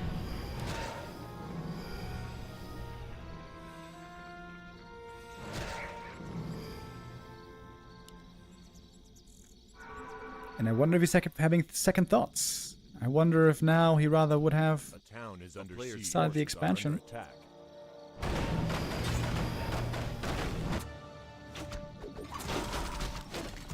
Even one more camp, getting one more item, getting 2 more tomes, in fact, from this camp. Tome of Strength. Oh yeah. This is a strong Demon Hunter over here. If he gets one more good item. Oh shit! Oh shit, this is a really strong Demon Hunter over here. Again with the Ruined Bracers. Cold Lightning on the ghouls. Trying to pick them off quickly. But the bear is also disappearing quite fast, it seems to me. Quick with a mana burn. Good trade. So far for Life. Might be able to get that destroyer. Not quite. Want a mana seed here, actually. Great. To get those coils in. We got a sentry ward as well, so no easy hiding. Dispel, the Lich in trouble. Wait, is he dead? Oh, perfect timing on the mana burn! Yo, sick! He anticipated the one of mana steal. Yo! That was next level, dude. Is he gonna get the destroyer? GG! Oh, damn! Life proves me wrong today. It's not the counter expo that wins, but rather full power demon one base fighting. That was a sick mana burn. Yo, he saw the future. He was like mind controlling. I know that you're going to use the one of mana steal. Boom! Perfect timing. That was sick. Yo. All right, Life. Now we're talking. 1-0, of course. Even with this loss, still guaranteed top 4. He shouldn't be too upset. Life now is 2-3. If he wins the next 2 matches, he's got decent chances to make that top 4, depending on what the standings and the map differential is going to look like in the end.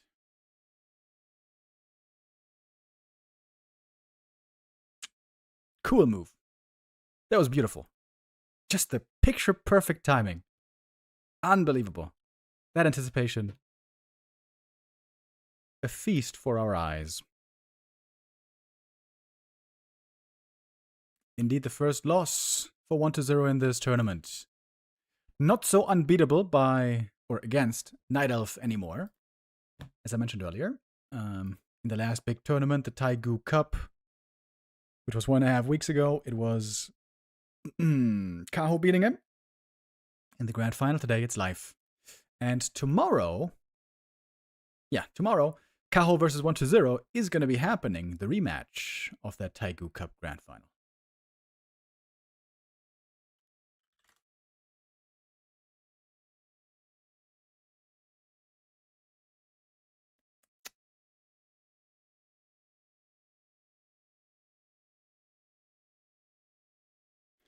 Do you see, Remo? Mana burn can be fun. That was a fun instance of mana burn. 1 time fun versus 10 million times of frustration, though I'm not sure if the balance, if you will, is right on that. That was sick, though. That was sick. That was beautiful. Our next game coming up is going to include a lot more mana burns. Rejoice! It's going to be a Knight of Mirror. Now up next for us, Kaho versus Moon is our third match of the day. Just need to get a little bit of water here real quick, guys. I'll be right back.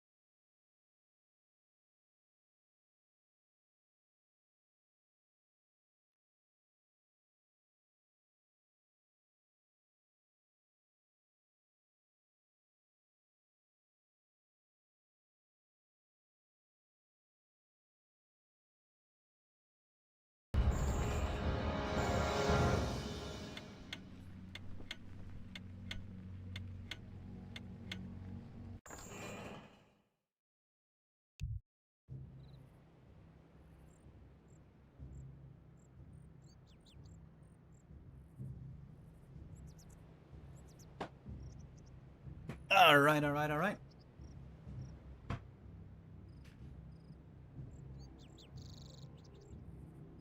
So, looks like we are jumping into our next game here right away. Let's get to it. Kaho versus Moon. Gotta make double sure here I got the colors correct. Indeed they are. Expirama with the resub. Thank you.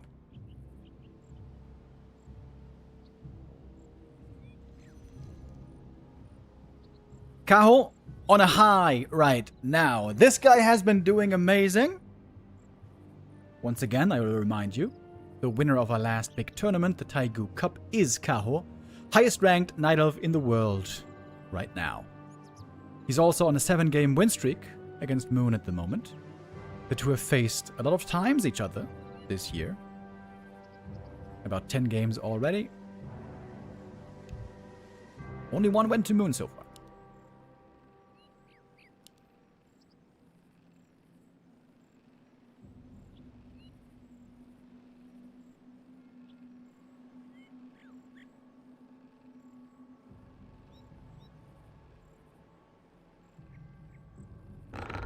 Yo, the Tommy Chat with the resub. Thank you very much.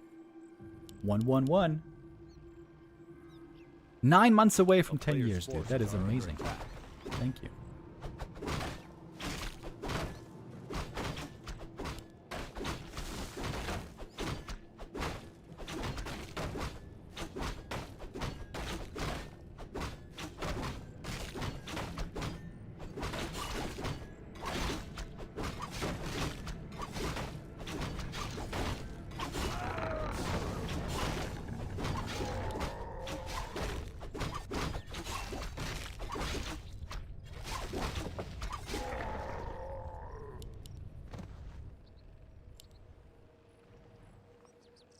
A peaceful start here so far. Level 2 creeping. Both players seem to agree what the perfect early game here is.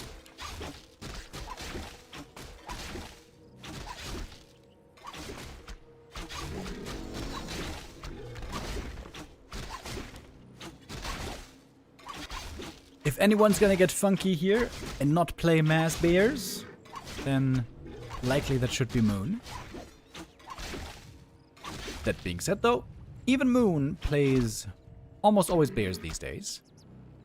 It is very, very hard to play anything other than bears in this matchup. Bears are just so good. They are frontline, they are damage, they are buff, they are healers. A player's forces are under attack. They are pretty damn good units.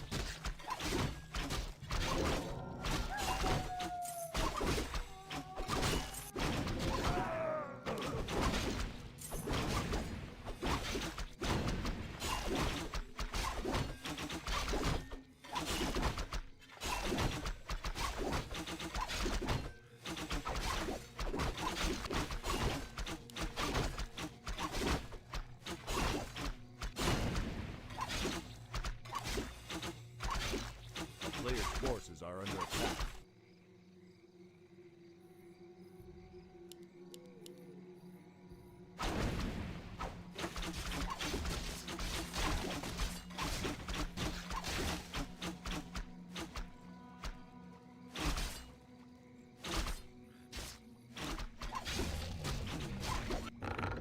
Level 3 here, a little bit faster for Kaho. Didn't even finish the full camp. Items looking pretty comparable. Ooh, perfect scout timing here by Moon. Anticipating a possible snipe on the ogre. Damn. That's some great homework. Knowing that Kaho might go for a move like this. Should be easy trap with the archer. But Moon's right here. Oh, there's a big moment in the game. This warrants a Naga second, doesn't it? Oh, we got the reveal against the archer. Who's gonna get it? Who's gonna get it? Oh, stuck here in the surround is Kaho. He got the item, by the way, Catgas Pipe, but the experience went to Moon. He's got way more on the demon. Holy hell.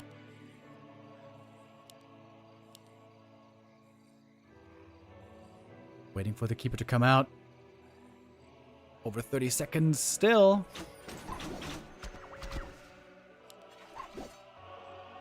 Ooh, archers. Town is under siege. Showing themselves.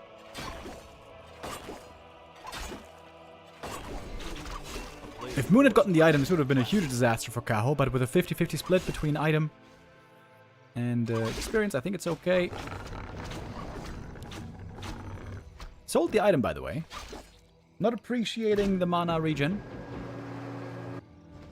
And now Moon is stuck on the Naga. And as we know, the Naga doesn't scale as well into the late game Bear Mirror as the Keeper does. Maybe Mass Dryad Expo here could make sense for Moon, but no, he's going tier 3. Attack. A town is under siege. Both of them.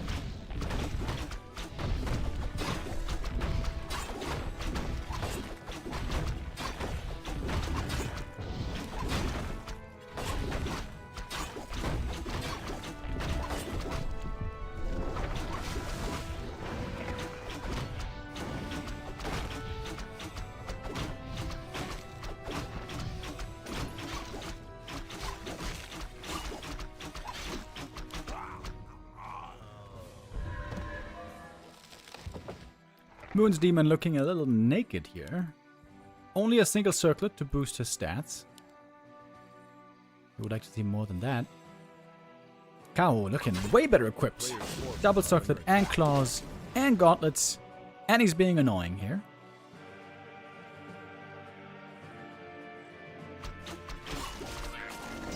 Did Night Elves always play this narrow little entrance into the main base in Bear Mirror? Oftentimes there was just one little entrance and exit past the Moonwells into the back. Now the base is looking way more open for both players.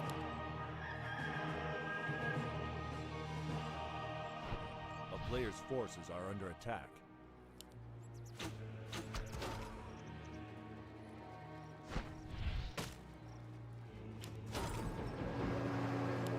The amount of staffing in for Moon, weak items, but already level 4. He's got a big, big lead where that's concerned.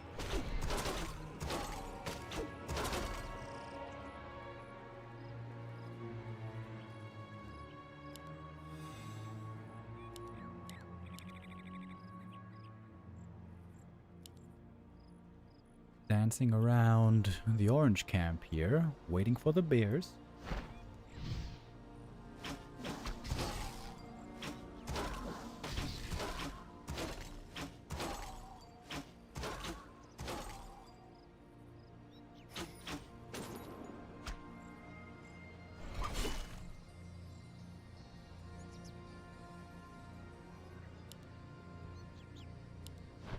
A player's forces are under attack.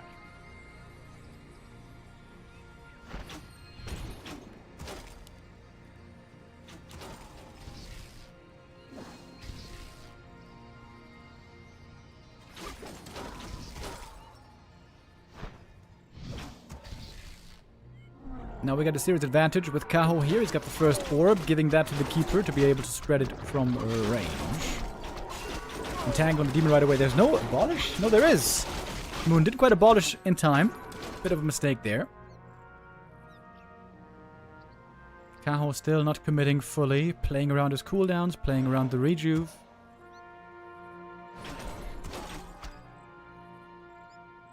Yeah, the Orb of Venom is making quite the difference here. That's for sure. A player's forces are under attack. Kaho taking a while to get up to 50, but now he's pretty much there. And with patience, he gets the big item here. Ring +5, that is sick for the demon. Very, very, very tanky demon that we're looking at here. But Moon is going for the base attack regardless. He seems not impressed. And Kaho seems not ready. A little caught off guard by this attack here. Gonna lose that, Moonwell. Now his supply block at 53. Got one fake bear in here as well. I don't think Kaho is aware.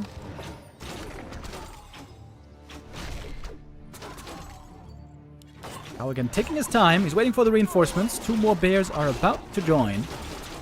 Where's coming out now for detonate could be huge against the roar. And right here. Yeah. Right here, maybe. Detonate on the backline units only, not on the bears. The Ancient of War is actually surprisingly good in this fight as well. But as the heal scroll, that heal scroll is going to be money. Kaho struggling hard actually to stabilize here. Has to go for a heal pot. There's the heal scroll. And Moon, out of nowhere. Is he just winning right now? What the heck? Invo potion still available, using it now.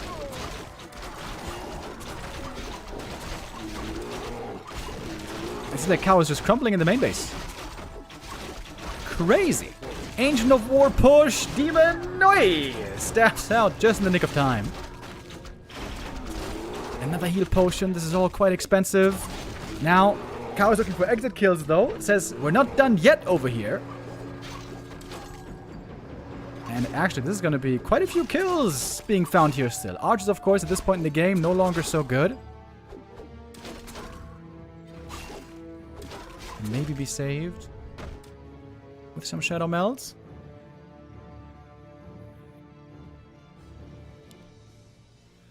Yeah? Reveal. Alright, that's 2 kills. Let's keep a level 3. Kaho bent, but not broken. That was a very, very close hold. Moon going for that push. Without orb. Isn't that crazy? Such a weird timing. Without orb. Didn't see that coming.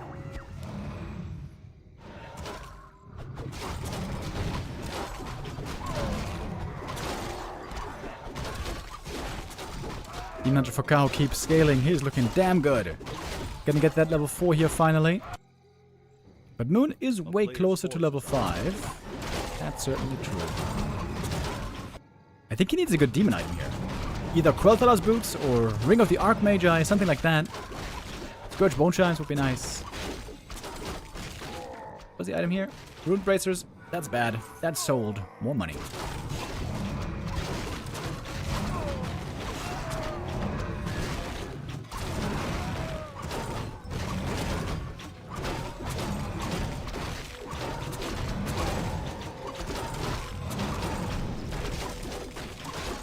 Alright, that's the good item here. It is the Ring of the Archmagi.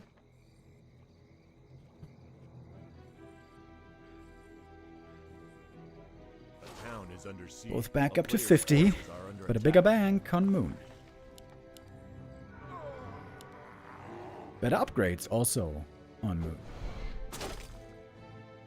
But the bigger the armies become, the more impactful the Thorns aura is going to be. And we got a double orb on Moon here. Oh, trying to staff the bear, but there's the entangle. It's a freebie.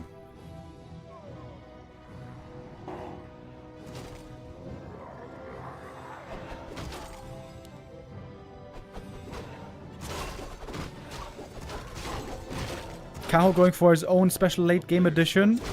Ancient of Wind for Talons.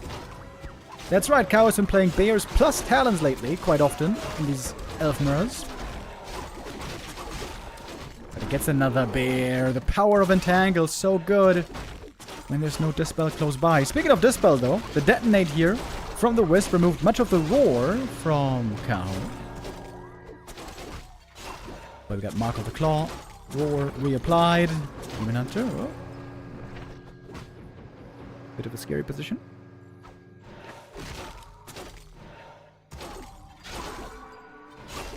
A lot of damage taken. There should be a staff, isn't there? Ah, no. Staff was still on cooldown, actually.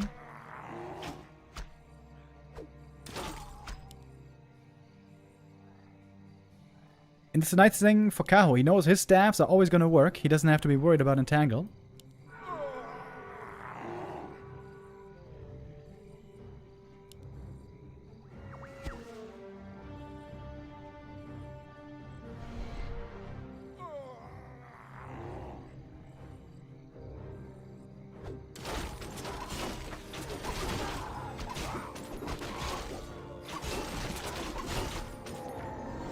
Kaho says, alright, whatever. You take the rest of these creeps. I'm taking my time. It is a level 5 Demon Hunter.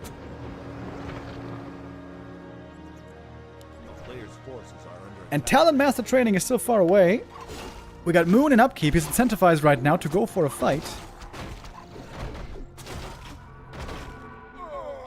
In the main base, the Moon just is looking amazing for Kaho.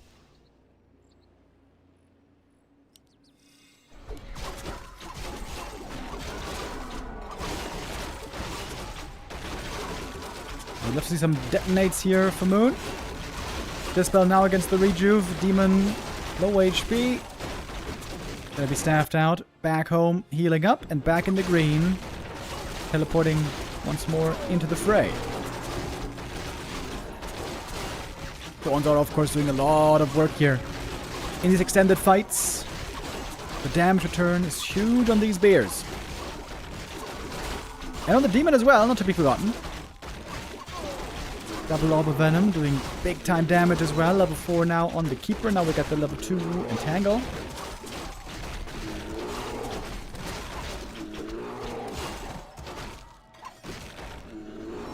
It's on level 5 right there. Big mana burn, but GG it is. Kaho takes map number 1 after a very difficult hold where he was almost broken, but was able to stay alive, bank on the late game, claw his way to that win. Well done, Kaho. And didn't even reveal his talents yet.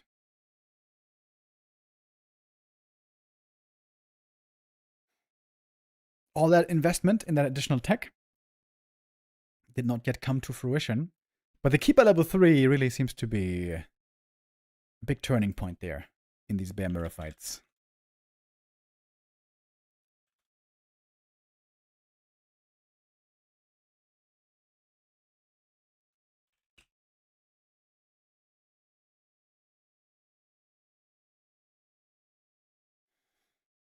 Next map coming up for us is going to be Autumn Leaves, where we have seen some people get crazy before with like Keeper first or Autumn first. But like I said before, it's very rare these days, even from Moon, even from this very unpredictable and creative Night Elf. In this matchup, he is mostly predictable these days. The one guy who still refuses to play Bamira is Hazy. But Hazy has not been super successful lately. I would love for him to really start having better results in the top tournaments, but that ain't easy. In fact, it was Hazy losing to Kaho on the way here. Oh yeah, I remember that game. Kaho himself played a crazy game on map 3. He played Beastmaster first into Panda. That was such a fun game. Super heavy creeping, lots of mercs. Bears and Chims in the end. Chims on Hazy. That was a fun series. So Kaho cannot just play the standard. He can also deviate sometimes, but everything else in Elf Mirror just seems so much worse. So much worse than Bears. Pretty much all the time.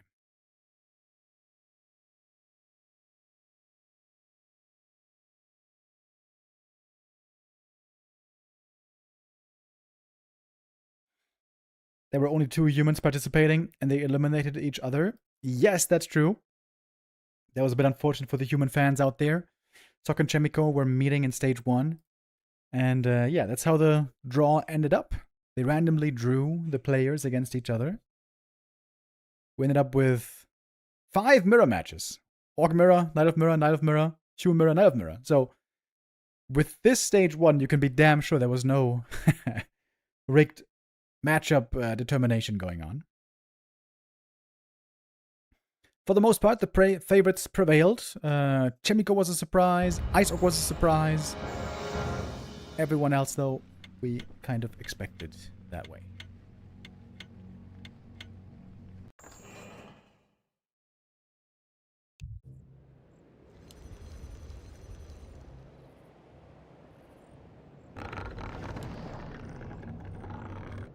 Alright. In we go, map number 2.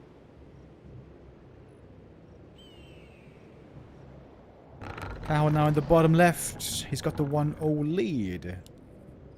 In the blue trunks. Making an Ancient of War here. What the hell? I thought in Elf Mirror you always made them here. Why isn't he making it here? If you creep here first, you get the circlet right away, you get level 2 right away. Isn't that just worse?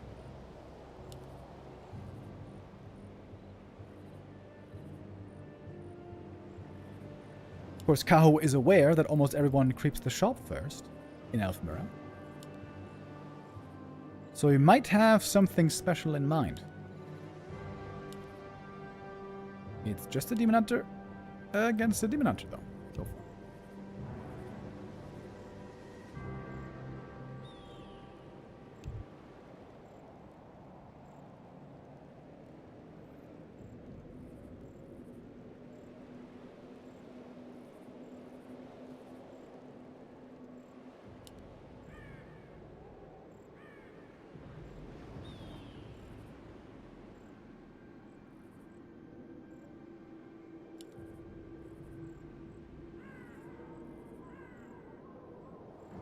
Players' forces are under attack.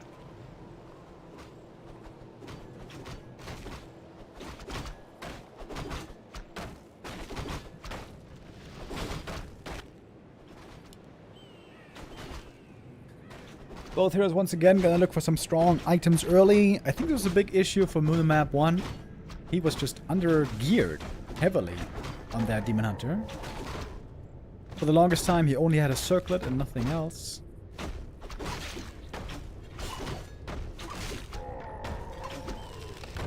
Now he's gonna get a circlet and another item immediately.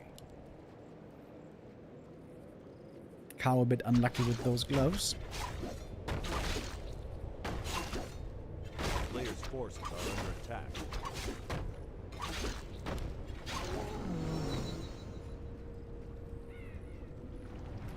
TP being sold seems a bit risky, doesn't it?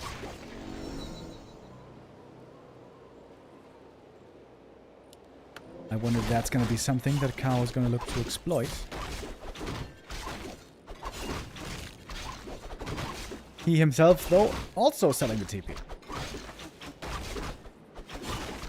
Players' forces are under attack.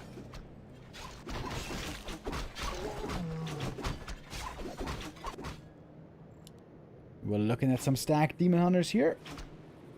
Moon gonna take quite a bit of damage from this camp here, but he can certainly clear it. Get that level 3.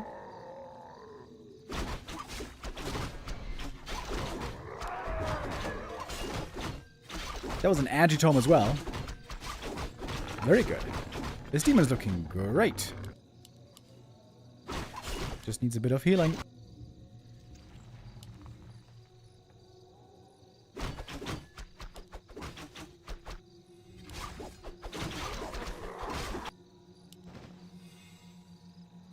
So I guess in the end, Kaho gets level 3 a bit later, but he gets 4 items. Excuse me, 5 items instead of 4.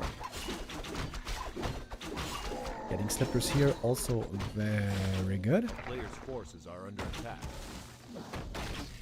And now with the timing to look for a creep jack. Okay, kind of a cool creep route by Kaho. Min-maxing a little bit more to get a bit more experience, a bit more items.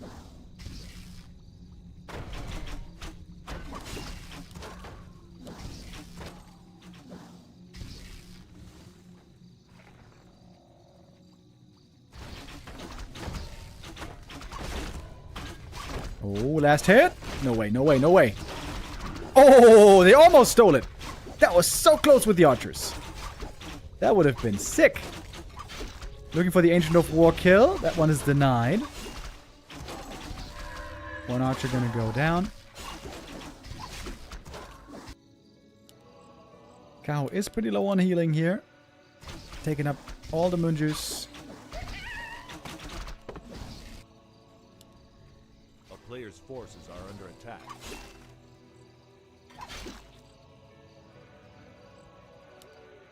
Boots versus no boots here.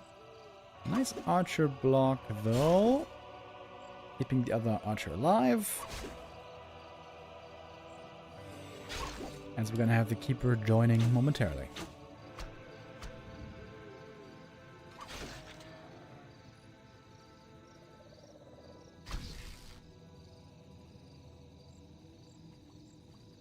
Players' forces are under attack. Did one archer die? I think so. Must have been one archer going down somewhere here. Now it's Moon with the creep jack. He's very speedy here with these boots. Looking for the entangled surround. Oh shit, he got it! Oh! Can he kill him though? He's pretty tanky. Entangle, right clicks, detonate, the creeps! The creeps! Oh, 2 HP! Oh, the miss! No way! 10% miss on the creep hit. Oh, lucky ducky Moon right there. Woo! Counting his blessings right now.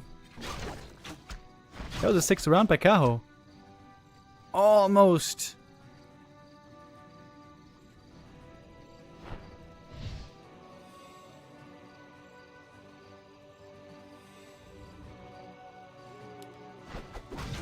Oh, if Moon could steal the item here, that would be amazing. Archer is here. Keeper's coming in. He might get it. Where are the dryads? They are. Committing for the item here, Moon gets it. Book of the Dead, pretty bad, but look at the experience lead. Holy hell. That's a crazy lead. Almost a full level ahead. And also a bit ahead on the keeper. Yeah, this early game definitely goes to Moon. Entangle. Woo! Almost a surround. Book of the Dead, looking for that surround. Barely missing it. Not having boots, I gotta say, is pretty painful here for Kaho.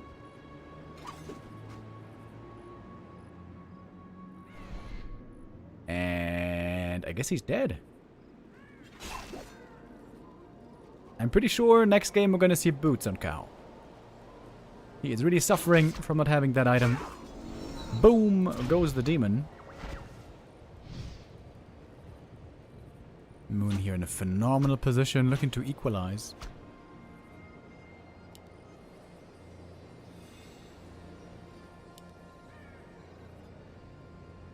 Kaho's got his work cut out for himself here.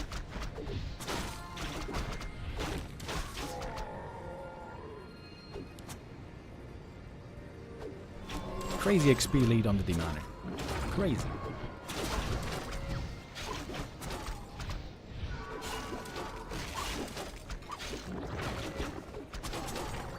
Reach of dispelled as well. Dryad goes down. Moon is smelling the blood in the water. First map, he overpushed a little bit, I guess you could say. He doesn't want to have that happen again.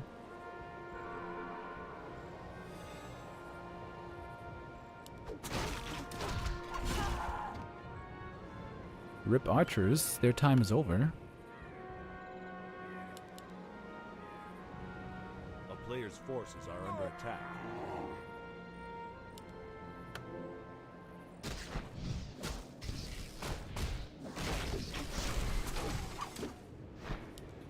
Again, no Orb of Venom here. On me. Oh, Skelly's just expired. Detonate didn't hit the bears too well. Roar is still active on 2 of the bears right here.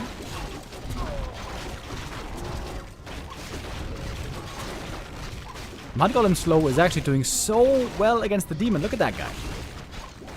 He is slowed down so much. Another Muddy Slow. Yo, Muddy. Keep going. Keep going, Muddy. Oh, he used so many slows, though. Great value out of his Mud Golem.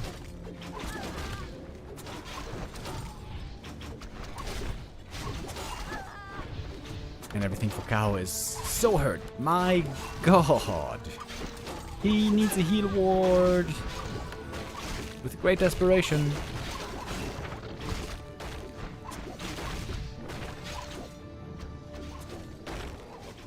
Nope, demon in the back. Wants to get these killed. He's gonna get at least 2 right here, maybe even more. Oh, look at that. One bear after the next. Oh, that one can be saved maybe, maybe not. Yeah, I'm willing to bet the house that Moon is gonna get, or rather Kaho is gonna get boots next game.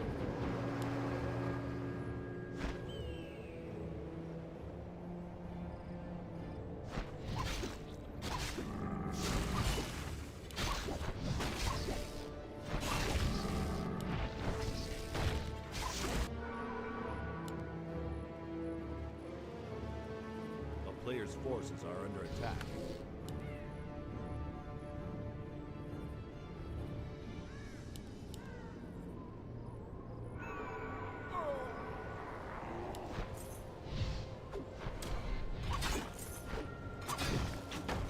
Finally, an Orb of Venom.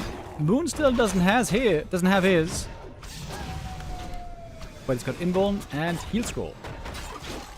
And way more bears. Kaho doesn't even have Dryads.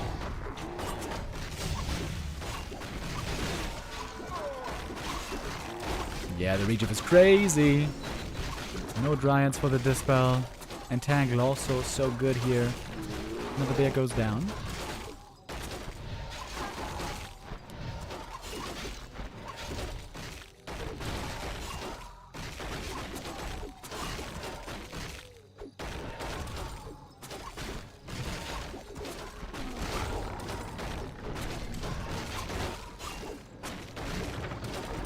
Hunter. Low HP right here. No Lover with the resub, thank you. That demon goes down, that's GG. We had the writing on the wall here for a while. Great early game by Moon, great mid game by Moon. Kaho here, things just didn't go his way. Started with that 2 HP Demon Hunter. 2 HP. Creep almost got him. But he missed. That game would have looked very different if that's not a miss. Tying things up for us, 1-1. So now we're down to a best of 3.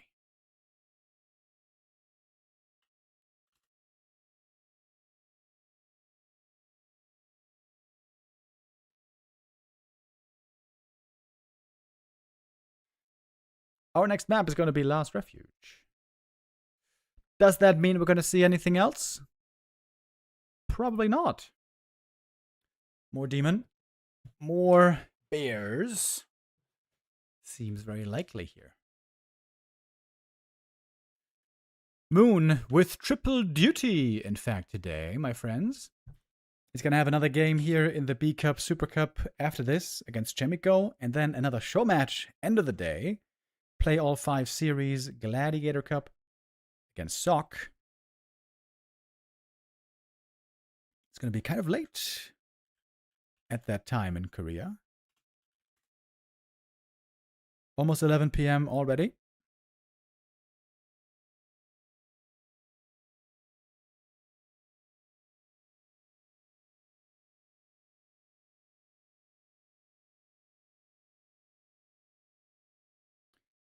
We got the players in, ready to go.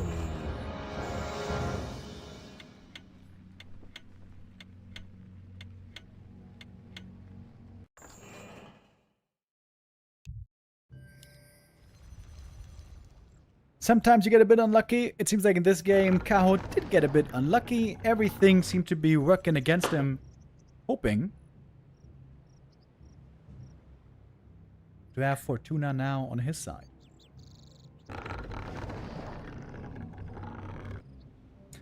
Lots of chances to get lucky on this map. We have a lot of creeps. Last Refuge might still be the most creep-dense map we've ever had. For the size that it is, the amount of creeps here is huge. So, lots of creeping possible, lots of stacking possible.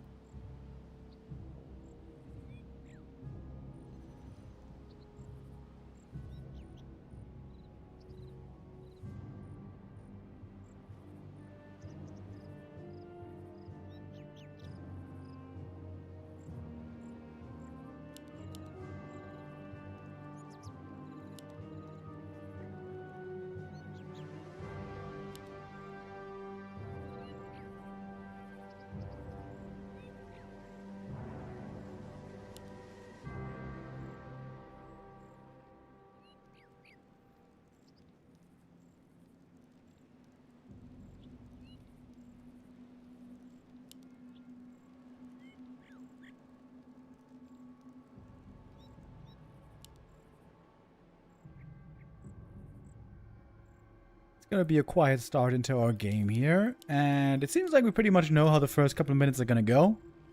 Demon Hunter's gonna be creeping, trying to get some levels. Gonna see a Merc camp at some point, and then some Bears and Keeper. Seems pretty guaranteed.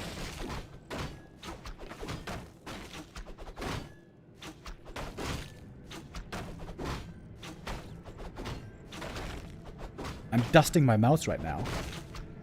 There's so much dust on this damn mouse. Where did all that dust come from?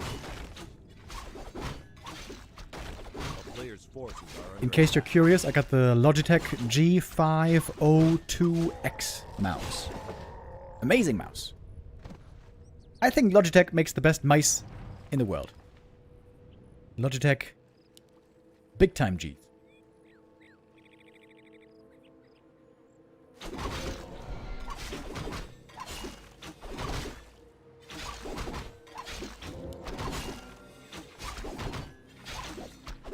Player's forces are under attack.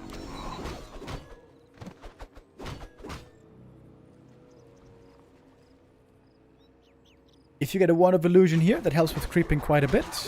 But both instead with the sentry wards. No, I'm blind. What am I talking about? Moon has the Wand of Illusion. That's great for him. This is going to save him quite a bit of moon juice.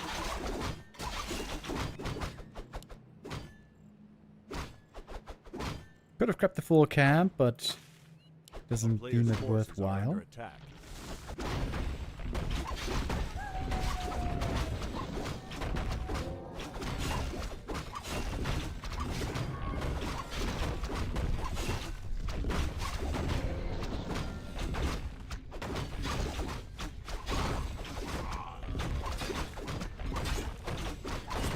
Alright, first big item. This one can have a huge impact. Ooh, look at that demon, by the way. Yikes. That's a bad item for Kaho. If Moon gets a good one here, this is gonna give him a nice edge for the rest of the game. Nope. Flute also bad for him. So, we are very even when it comes to item drops so far.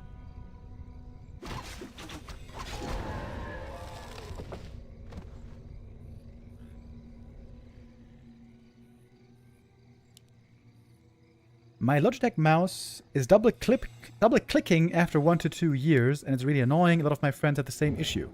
Huh. Yeah, I've had like at least 5 mice from Logitech over the years. I never had any issue like that. This mouse I also now have for 4 or 5 years, I think.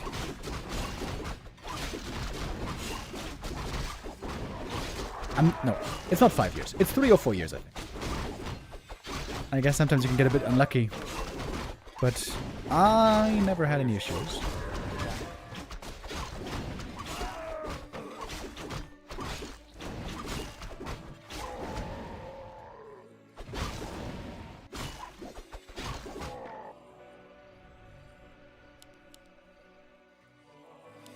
It's a skill issue. True. You guys are just not skilled enough to press the buttons correctly. I bet you guys are Night Elf players, aren't you? Just kidding. Yeah, come to think of it, I've never had a mouse malfunction before. When we had Corsair as a sponsor, I also had 2 Corsair mice. And they were pretty good, but I feel like Logitech is just better. The one mouse I had from Corsair, though, was so small, it was like a tiny little mouse, and I had to grab it like a giant holding onto a pebble. I have fairly big hands, so I need my mouse to be big as well, so I like him big, you know.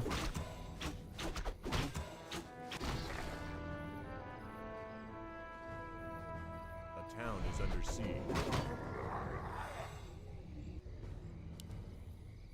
A player's forces are under attack.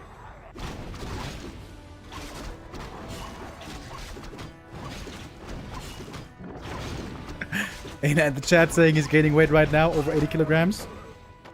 Doing Olympic lifting. Let's go, bro. Todd told me that he's been bulking and lifting as well. We're going to see Todd at BlizzCon, of course. I wonder what he's going to be looking like. Maybe he's going to be like giga jacked. Haven't seen him in a long time. Looking forward to seeing him on stream again soon. And Ted. Haven't seen Ted in forever as well. It's gonna be cool. BlizzCon, of course, happening middle of September. Where there's gonna be the Classic Cup. Warcraft 3 gonna be taking part. Kinda cool, kinda cool.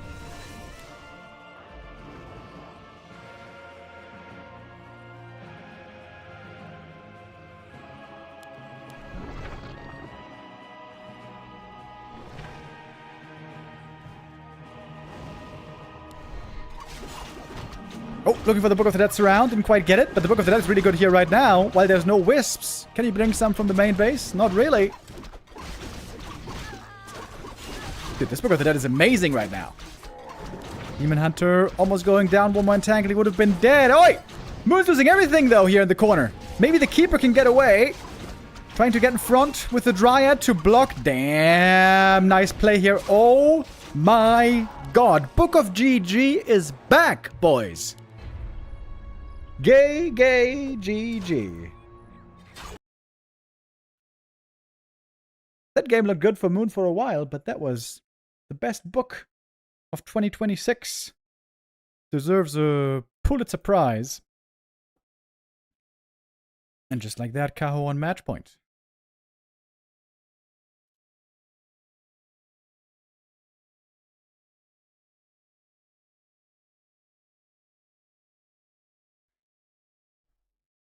Moon now needing 2 in a row.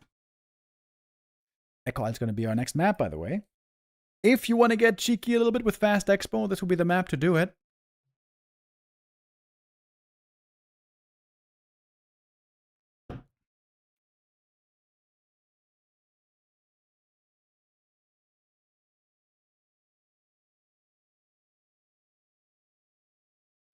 I gotta say, I'm still a bit saddened about that game from Life earlier when he played the late game counter expansion. That's the game he lost, but I feel like he could have played that end game better. Let's be real. Let's be real. He was in a good position. Could have done it better. Also, kind of stupid by 1-0 on map 5 where he lost fighting so far away from his Nerup tower when he doesn't have a Naga. 1-0, that was careless. But so well done by Life earlier. And guys, in case you guys weren't here earlier, there was a fight where Life was fighting against 1-0. 1-0 was going low on the lich. He had a 1 of mana stealing. He wanted to use the 1 of mana steal and then coil immediately. But Life saw it coming. He had the mana burn perfectly timed when the wand was used before the coil. It was a beauty.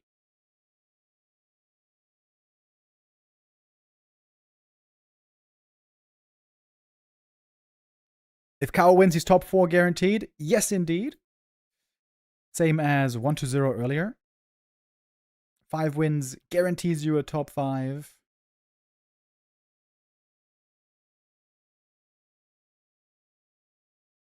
Kaho, the only player undefeated so far. If Moon loses here, it's going to be at a 2-2.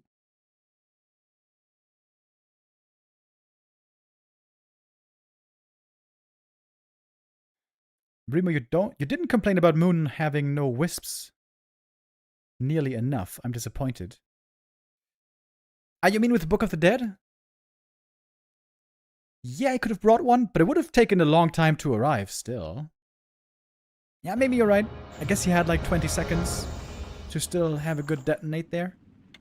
But it's, you know, it's a stressful, panicky moment. Book of GG. You know, I felt for a while that Book of the Dead is kind of weak. Maybe if we give it one more Skelly, make it 7 instead of 6, might be a bit better.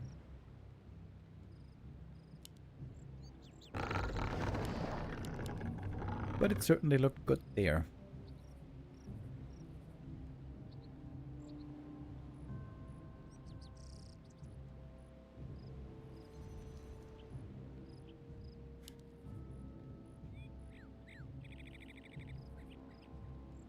We're going to see both players going for the Merc camp right here early.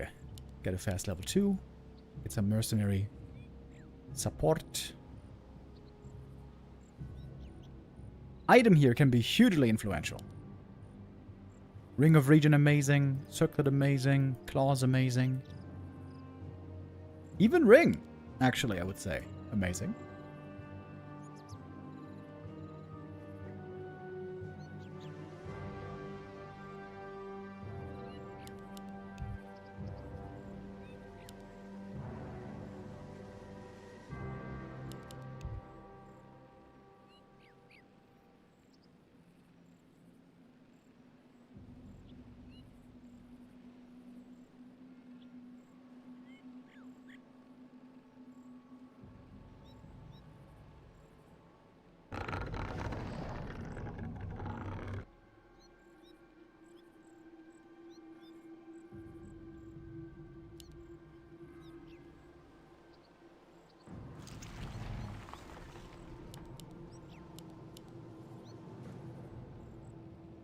You know, it would be kind of funny if the kobolds, if the little kobolds only had the little candles like they do.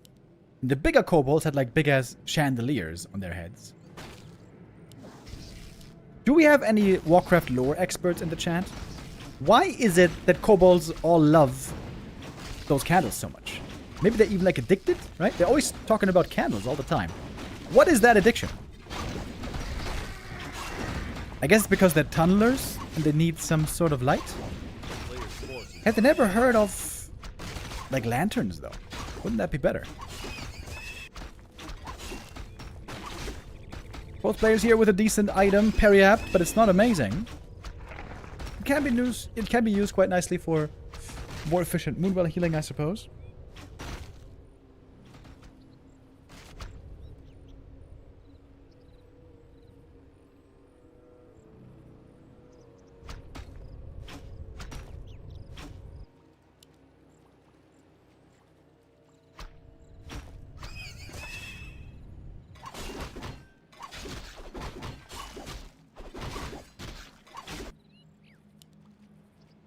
know what I discovered the other day? There's a browser game called Codenames Daily. Codenames is a very popular board game, sort of. Board game / party game. Amazing game, by the way. Super fun. Amazing game design. Whoever came up with that. Genius. I love that game so much, and you can play that online.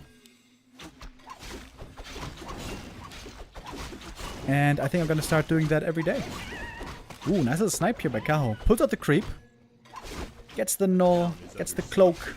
Not a great item in this case. What's the name again? It's called Codenames. That's the name of the normal, you know, physical game, the party game. But online it's called Codenames Daily. Each getting one Berserker here on the enemy side. Killing that one would be huge. But you need a demon with boots. Guess what? It's a demon with boots. Moon going for the big play here. This should be a kill. That's pretty painful for Kaho.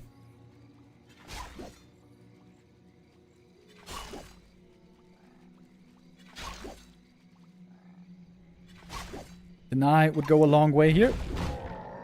Gets it at least. Okay. Still, expensive unit down the drain, though.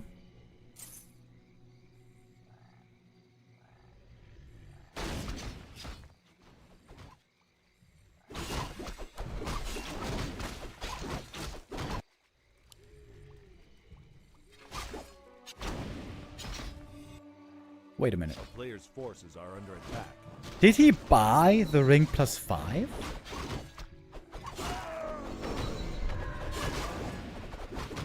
He must have, right? Am I crazy right now?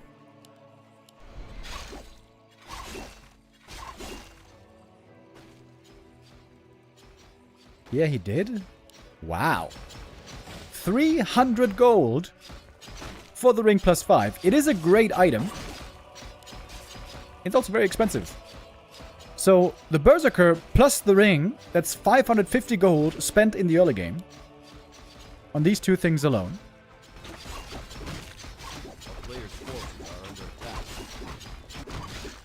Pretty expensive. Slowing down his Dryads and Bears by a fair amount, I suppose.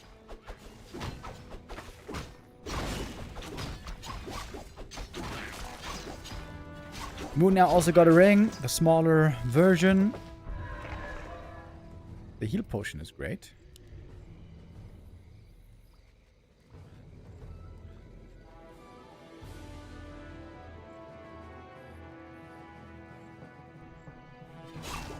A player's forces are under attack.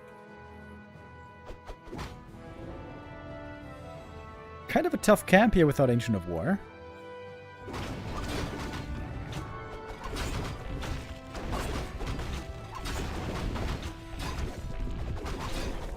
Shadow Priest healing here is quite nice though for the demon.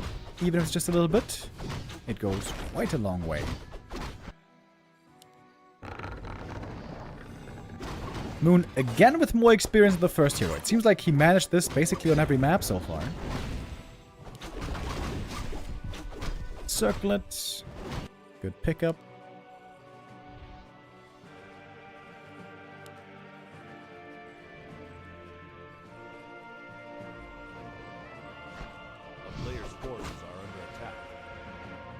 How expensive is that Merc again?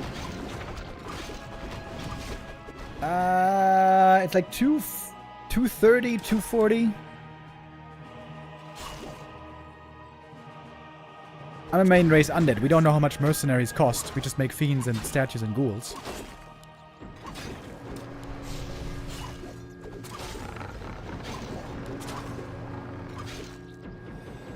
Actually, we do know some things. Shredder 375, Zeppelin 240, Zapper 215, Mauler 300, Shadow Priest 195. Ah yeah, Bursey 245.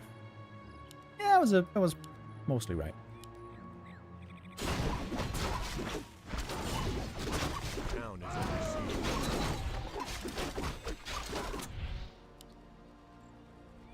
So Moon is ahead on the demon, but he's behind on the keeper. by quite a bit. You certainly want to have that Thorns Aura. You want to have it ideally early on level 2. A player's forces are under attack. Let's take a look at the items here. Periapt and Little Ring on Moon's Demon. Here we got the Big Ring and Claws and Gloves on Kaho. He's got a bunch of gloves. Keeper now, very fast attack speed, but, you know, he doesn't have that much right click, so I don't think that's that amazing.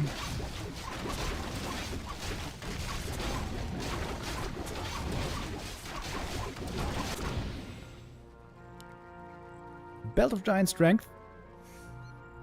Also, pretty good item, the Demon, but you can only hold so many. Ooh, Scourge Bone Chimes, hell yeah. Lifesteal, very nice. Counters part of the Thorns Aura.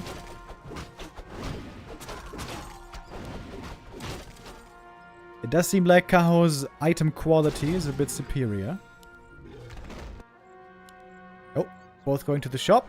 What do they want? Invuln or Heal Scroll? We got 2 Heal Scrolls in the shop, so each should get 1, I suppose. A player's forces are under attack.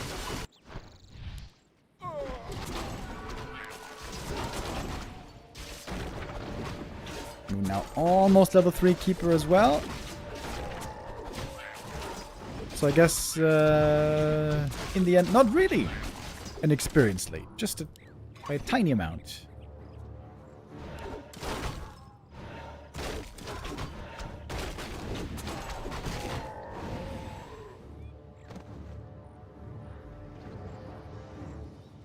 Kaho didn't get the heal scroll yet. I imagine without that, he's not too eager to start a fight. Forces are under attack.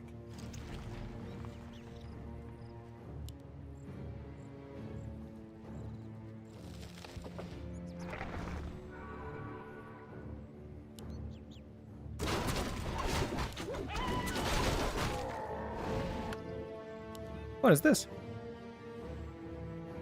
We got a little Chimroost over here.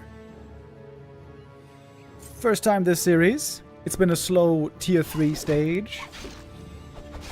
No punish so far against that Chim. And no great anti-air perhaps against the Chim either. I mean, we got some Dryads, we got some Berserkers. So that ain't too bad. A player's forces are under But attack. no Ancient of Wind.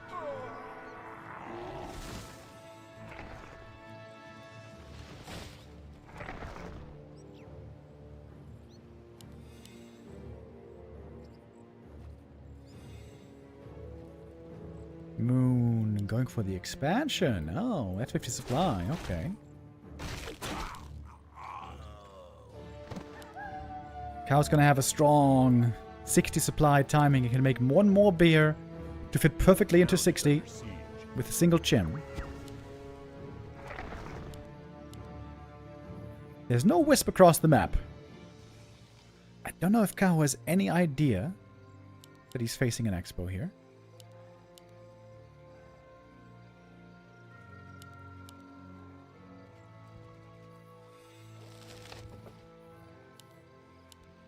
Two Chims. Ready to party.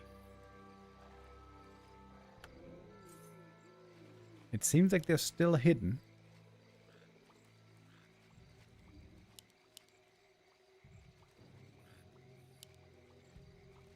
A player's forces are under attack. He's going for Corrosive Breath.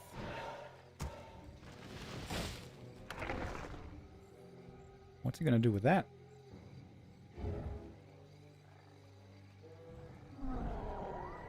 Citizen Sane with the resub, thank you. Alright, here is the big reveal. They're going for the bears right away. Magic damage looking good. Not looking totally overpowering so far. Oh, but Moon's like, oh shit! Pump the brakes! Back into reverse! We retreat! Back to Helm's Deep! Put the women and children in the caves! Oh, I lose another bear! 2 bears down! Expo not mining yet. Oh, Moon in a panicky situation. Oh, the GNL Bears! Oh my god. Oi! They don't have bonus ammo from upgrades! They get blown the hell up! Quickly! Boom! There goes the next one. Chims here with absolutely resounding success so far. Oh my god. We might just be done here. Corrosive breath as well. Spew, spew, spew. Spitting on him. Moon trying desperately to stabilize. The surprise Chims. I haven't seen them work out so well in a long time. Moon didn't see this coming at all. GG. Kaho here with a nice timing. At 60. Leaves the main with a surprise. Twin-headed dragons. Pretty cool. Kaho with that. Successful again today. Still undefeated.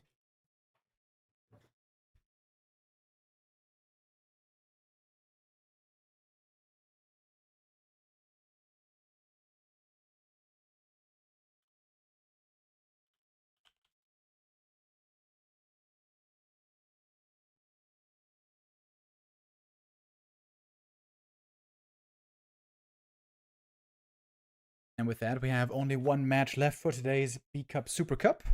Moon versus Chaemiko is going to be coming up next. Not to say that's our last game. We're going to have one more after that. Another show match as well.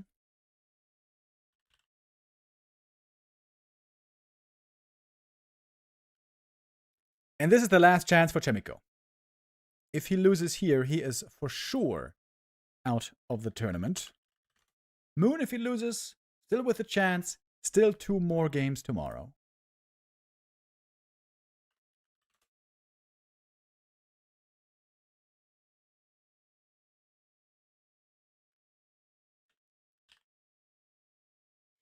We have seen some amazing games by Chaemiko here before, but some also missteps, you might call them. This is the very last game for Chaemiko in this group stage. Let's take a look at the standings. Right now, he is 2-4, so 2 points, if you will. If he gets a 3-0, his map score is still going to be -1. Likely, if you want to have a chance of making it through with 3-4, you have to hope to have a better map score than the other guys vying for that spot. And that could be Lin. If Lin loses to Moon on the final day, he will have a better map score than Chaemiko regardless. So it would have to be a 3-way tie. Okay, this is where things start to get a little complicated. Do we have everything updated here? Yeah, we do. Okay, so. FoCuS stuck at 3-4. He could be overtaken by Chaemiko. Did FoCuS beat Chaemiko, by the way? Yeah. So the head-to-head goes to FoCuS. So Chaemiko would need to 3-0 Moon now to overtake FoCuS. Tough task. If Chaemiko loses a single map, he's behind FoCuS. And he's behind Lin. Guaranteed. So Chaemiko, if he loses a single map, he is not making the top 4, guaranteed. If he 3-0s, there's a chance. A small chance.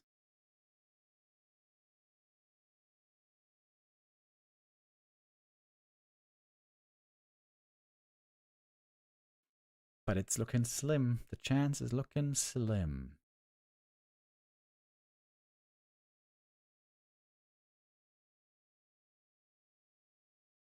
Moon with 2 games still tomorrow. Life with 2 games tomorrow. So lots of things can still happen there for those 2.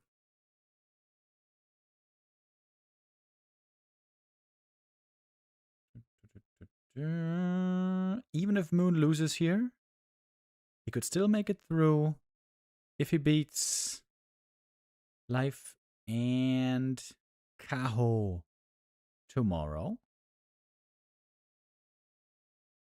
Live facing Moon and Kaho tomorrow. Wait.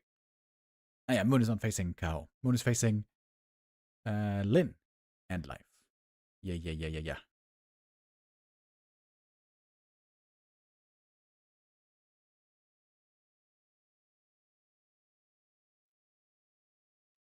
We got Moon in the lobby. Waiting for Chaemiko at this time.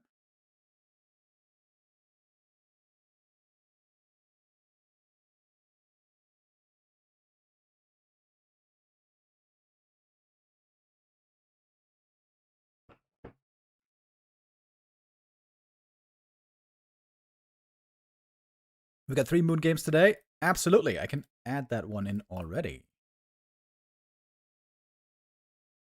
Gonna have another bonus show match later on.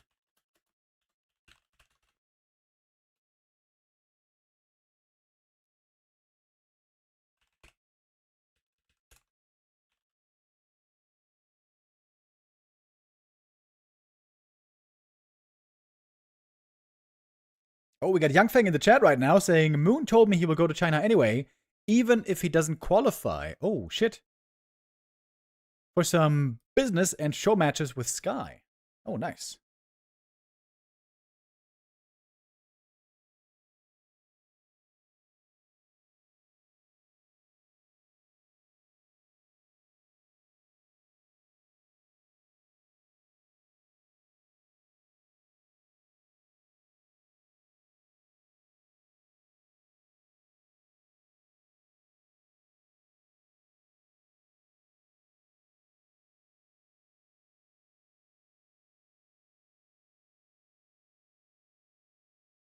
I was about to say, maybe Chaemiko a little bit late to this game, but now we got him in the lobby. And we are loading in Tidehunters, a map where sometimes we don't just see the Demon Hunter that we're so used to seeing. Here, sometimes Keeper can be played, and most recently, who's the favorite hero for the Night Elves on Tidehunters? That is indeed the Warden. And the overlay crashed. Shit. Sorry about that.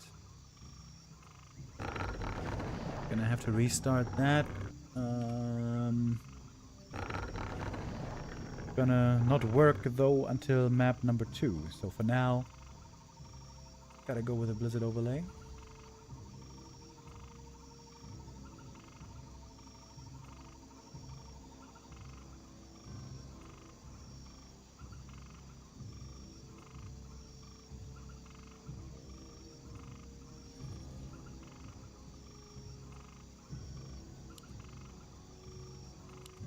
Alrighty.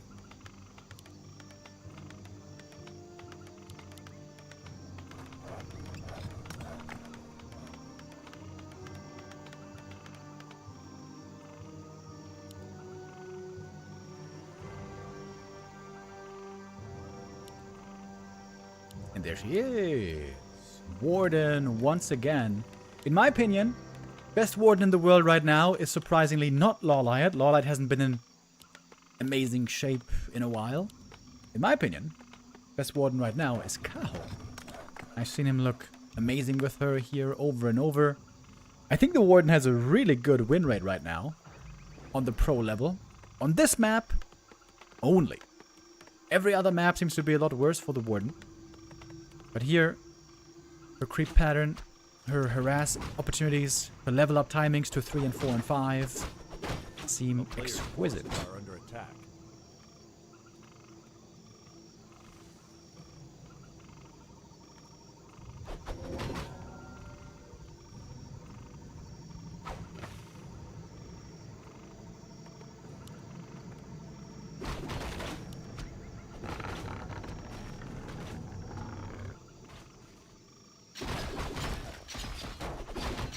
Buri Frostbeard against Marin Bladewing. Are under attack.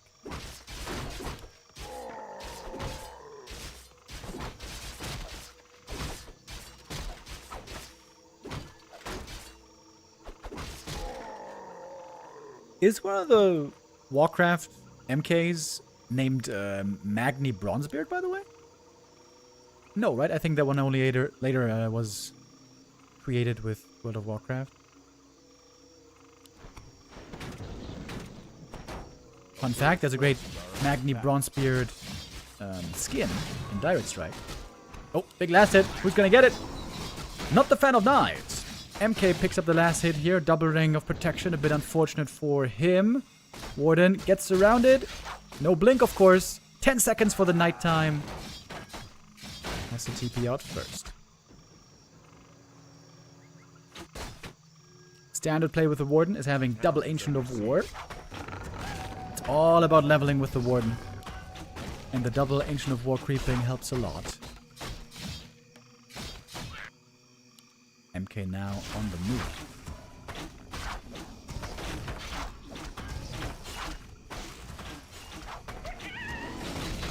Level 2 now for the Warden. Double claws of attack. Not bad at all for finding some pick-off kills.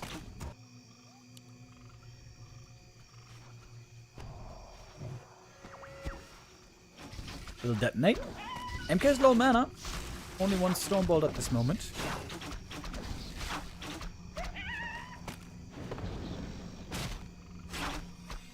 There is no dust, which is kind of weird. Shouldn't he have bought a dust? Maybe. Shadow Strike. I feel like that is not the most common thing to see. Rather, it's Blink Fan here more often. But Shadow Strike now going to be good for single target that goes hand in hand with the claws of attack.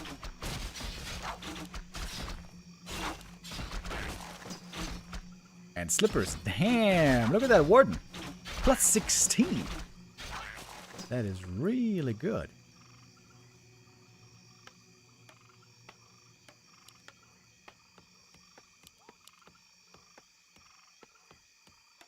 Expo mining for Chaemiko nice and early. Question is when he's going to be able to start the attack.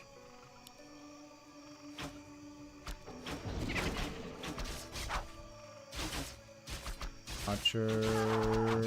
Nope. Got some footies here on the high ground. He's just going to TP out. Going for a Shredder. Oh! Oh! He's stealing the Shredder away from the Night Elf. Normally Night Elves love going for the Shredder, creeping this camp, having the macro Shredder then ready. And he got the Shredder and saved the footies in the same token. Love that. Haven't seen that before.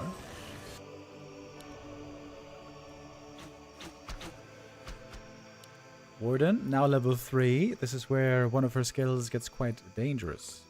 But she has no blink.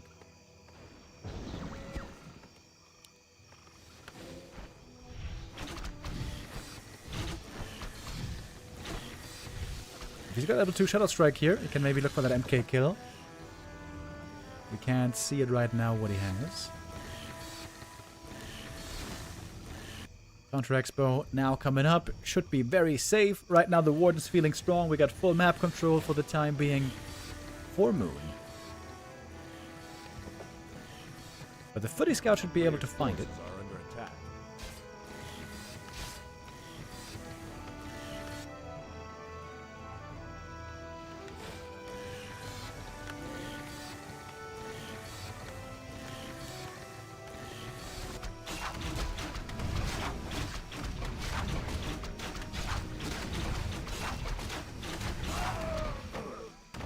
Squirrel the Beast, a little bit unlucky. That is really the item you want.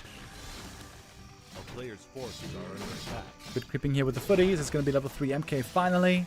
Takes a long time for the MK to heal up. With just a couple of regen scrolls. Would love to have like a Shadow Priest here. Tier 2 reach for Moon. We see an early Ancient of Wind. He is expecting some Zeppelin shenanigans, I think.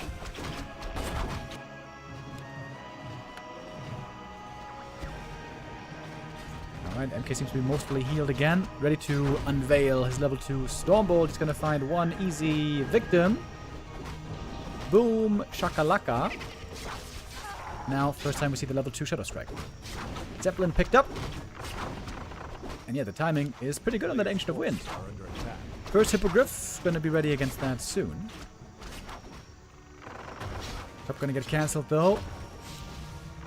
If the lures cancel as well, that would be quite annoying. Don't think he gets that. Meanwhile, tier 2 almost finished on the human. Setting up some towers. Lumber, of course, looking grand. A town is under siege.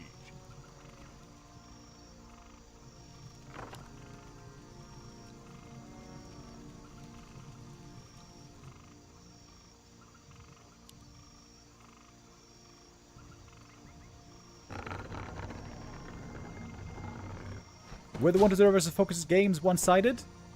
Yeah. Yeah. They were very one-sided.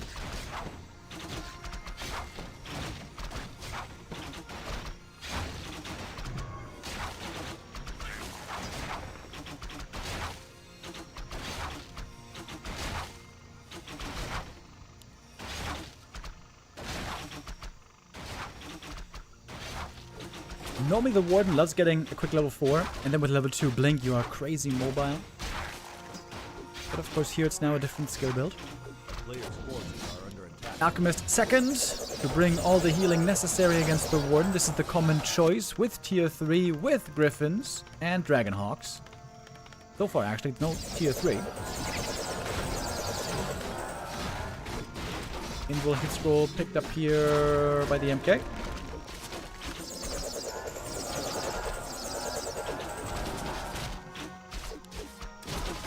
Warden getting punched in the face and bashed. Oh, holy hell. What was that? 3 hit points? Ooh. That was a little too close for comfort. Are under attack. Still no tier 3. What is going on here? Don't you like really need tier 3? Is he going tier 2 all in maybe?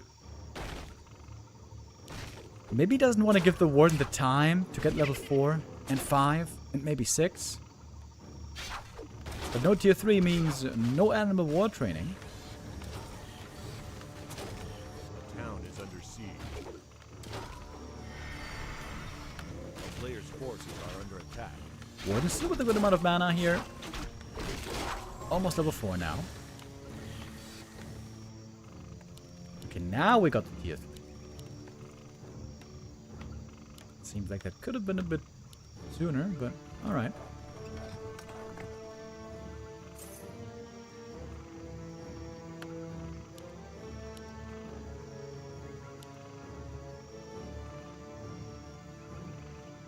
A player's forces are under attack.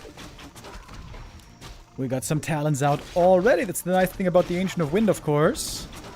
Stonebolt on the Warden. Gets to level 4 here.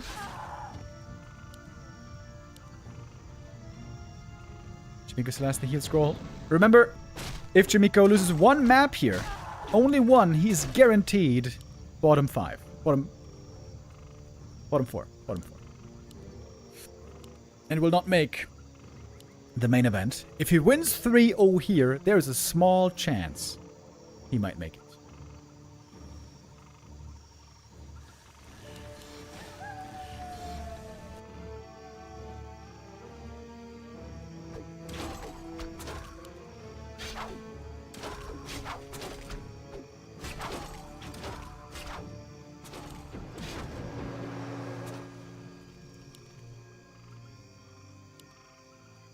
The scariest time is once the Warden gets level 5. Then she also gets crazy good at harassing the enemy economy. Both here with the heal scroll. Here comes the Tinker, by the way. For the cluster rockets. Needs to hit these Dragonhawks to stun them. To stop. Oh, he gets stunned himself. He gets stunned himself and bashed again. Here come the rockets. Finally. But that's pretty late. Was it too late? TP out now. Lots of Dragonhawks dead already. Also the crows. And the Tinker dies. Oh my god, that Tinker just barely didn't get in range. Really well done by Chaemiko here, catching the Tinker just slightly out of range. That was so many kills. 15 supply lead now, 20. He's shooting up.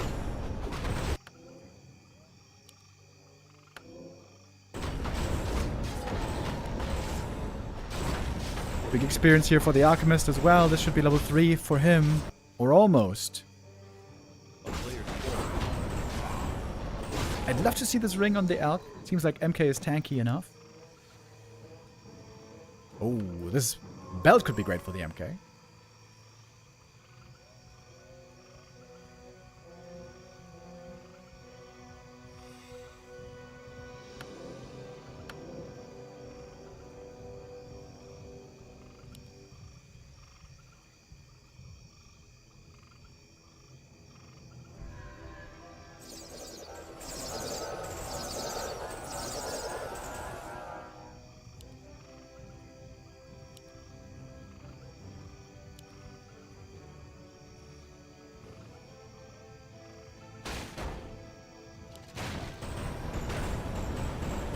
Another big attack against the expansion. Even the Shredder is joining. We've got a 15 supply lead here for the human.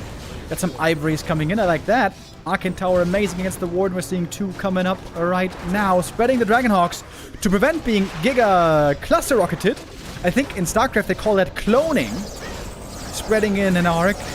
Using the group and stuff. I'm using very old StarCraft 2 Reddit knowledge here.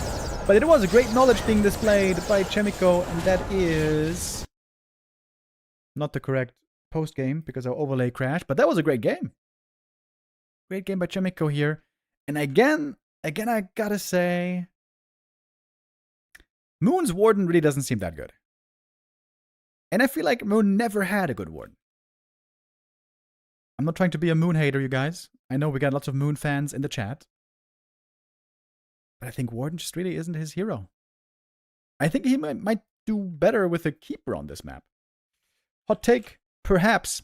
But of course, we've seen from other Nidos, like especially Kaho, how amazing the Warden can be on Tidehunters here. She did not work. Chaemiko, in theory, still with a chance to make the top 4.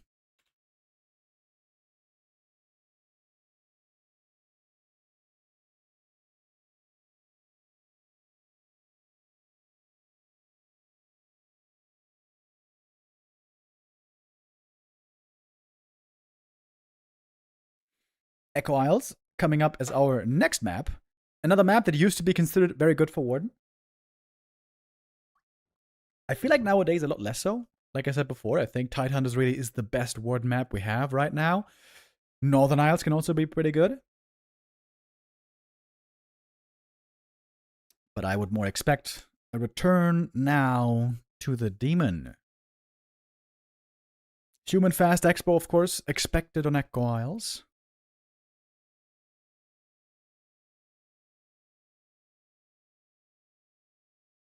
Would be kind of sick if Chaemiko actually manages to get the 3-0 here to have a chance to make the top 4 finish. And then it would have to work out perfectly as well. In that Moon and Life have to lose pretty much all of their games. Or most of their games. Because Chaemiko cannot overtake Lin anymore. That's impossible. Like I said earlier. Lin is ahead of Chaemiko no matter what. Because even if Lin loses the last game, he's going to have the better map score. Even if it's a 0-3 against Moon tomorrow. So Chaemiko has to hope to get past FoCuS and to be ahead of Moon and Life as well.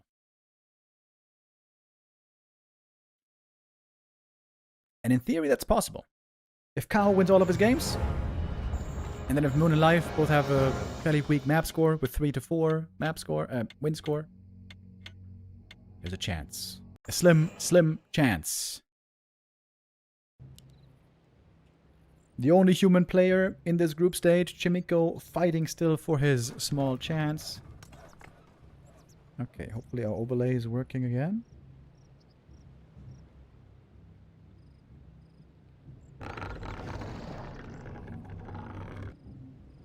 Aha. Good.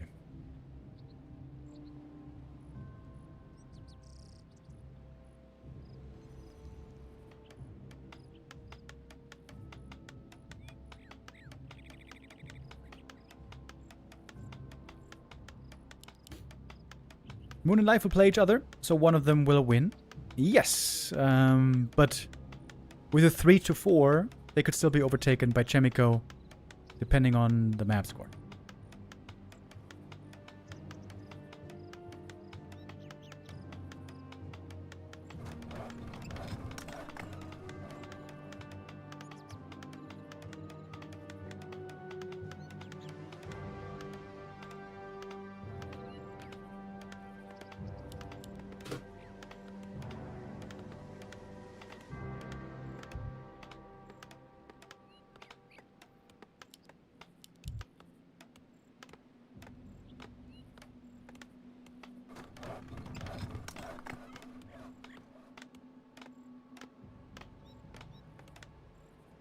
Warden again.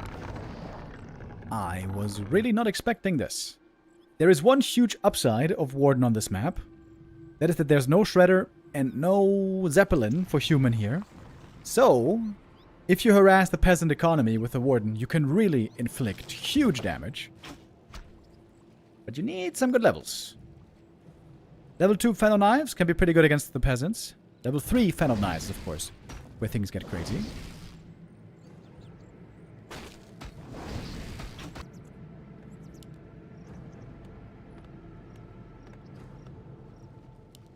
Chaemiko going for the instant expansion right here. Moon scouting this one right away. Fully across the map. Gonna see the Warden. Big item right here. Oh, that's pretty bad.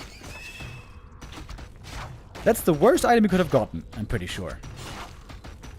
Right? Yeah, pretty sure that's the worst item Moon could have found here. Unlucky. But it is at least a fast level 2. For the AM, it's not quite enough for level 2. He needs a bit more. This little green camp here, perhaps. It's good that the footy is damaging these wisps a little bit. He's making sure he knows where the Warden is. With his info, he knows the peasants are safe, at least for now. And the AM is pushing into the Night Elf base. Counter Expo coming up already. Ooh, if the footy sees this, that would be amazing. The wisp kill would be level 2. Don't want to allow that. Tree of Life found. This Berserker pickup is going to be so important. Meanwhile, though, peasants trying to be safe against the Warden. She could go for Blink to get in here. Maybe. This is a weird game now, suddenly. Oh, this Berserker is so important. Oh my god, who's going to get it? Warden, meanwhile, trying to kill these peasants. They're all so hurt. Oh, Jesus.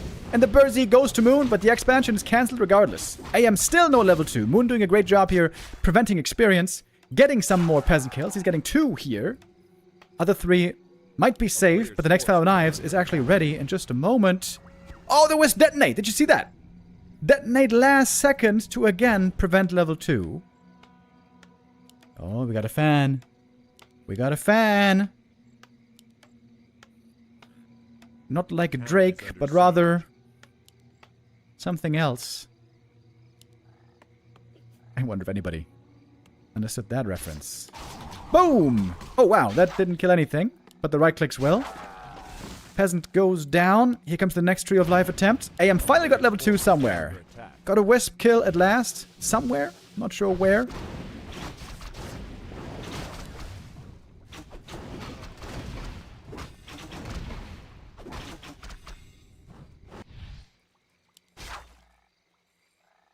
And the Warden ends up getting a lot of worker kills here in the end. Tree of Life this time should be safe, I imagine.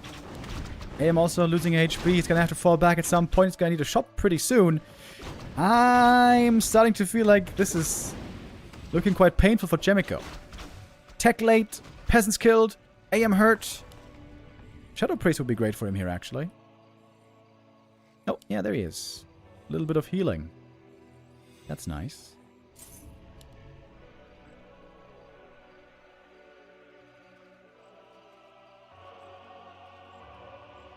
Players' forces are under attack.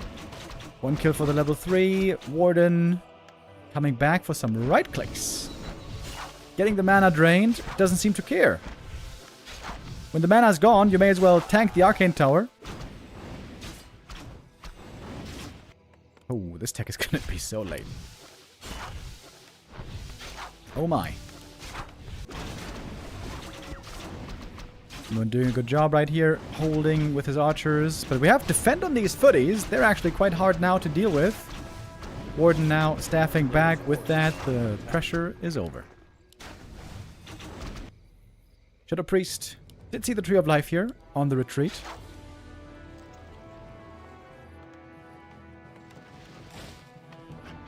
That was a lot of peasant losses, wasn't it? AM has to go for his own boots. And staff.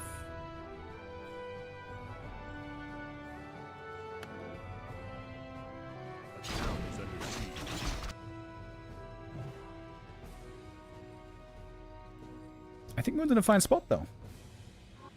Tech underway. Warden looking really well leveled. And she does have Blink this time.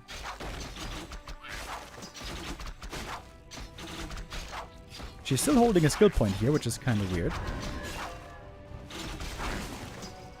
In case, I guess, she needs the level 2 Blink to get away. We're staffing in, and that's going to be a cancel on the Hunter's Hall. Lures might be getting delayed here by quite a bit. Footies at the expo. AM in the main. Warden returning for the defense. Skilling into level 2 Fenner Knives. Doesn't want to use the Blink yet. On level 1 it's 50 mana, very expensive. On level 2 it's 10 mana. Very cheap.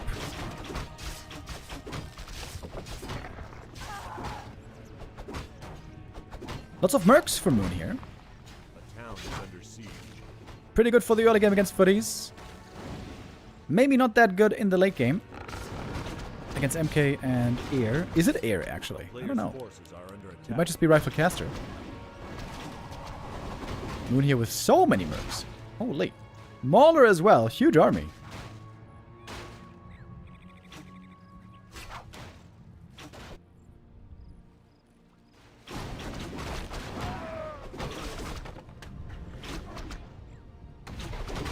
Damage on Chaemiko is very low at the moment.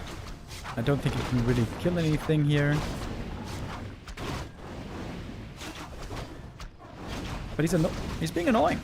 Successfully being annoying. A player's forces are under attack. Oh, Mud Golem. AM has a TP here.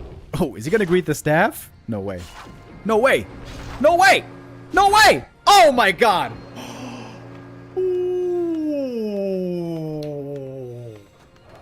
Was that 2 hit points or 1 hit point? I saw the 2. That was so greedy! Holy shit! You gotta be kidding me. Are under attack.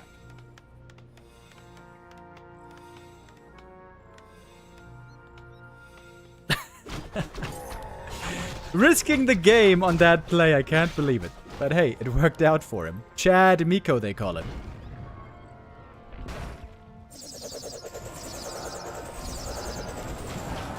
Warden level 4. Oh, she is having some fun right now. We are going tier 3, by the way. Trying to go again into mass air. Warrior's level 4.5. She might be level 5 really damn soon. And Chaemiko just has no damage at the moment.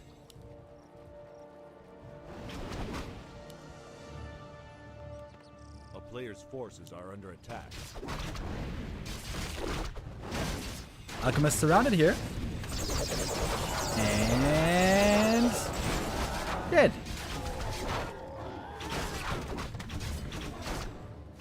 We're counting the seconds until the Warden's level 5. It is very soon. Oh man, Chaemiko is in big, big trouble here. Going for a heal scroll. Trying to keep the pressure on. Once the Warden's level 5, she goes home, gets full mana. Anti-magic potion once she's tier 3. Ooh, nice round. And then it's time to slay peasants. A player's forces are under attack. Wait, he's going for a sanctum? And workshops? What? He's going tanks? I guess it must be tanks. Tanks and something.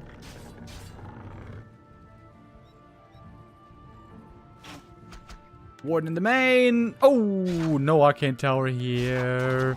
This is but a taste of things to come. A player's forces are under attack. And this is the position you never want to be in as the human. Warden gets level 5 and you have no defenses, really, against her. Chaemiko is trying with counter pressure, but he's doing that with only a level 2 Archmage. Warden level 5. Oh, we got the next fan ready in a few. Oh. Oh. Now he's got the mana. And? Not yet. I am pressing with his little Players' footy army. forces are under attack. We are indeed getting Town is tanks. under siege. Yeah, big yikes. Big yikes, big pain in the main base.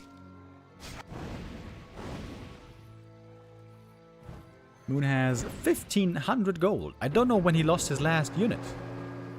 It might have been about 5 minutes ago. And now we got the rejuve as well.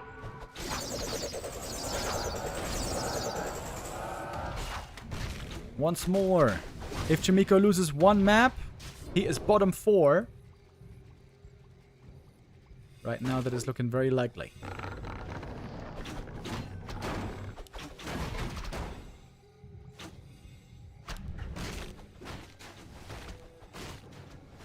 And guess what? No tower in the main base. No Zeppelin.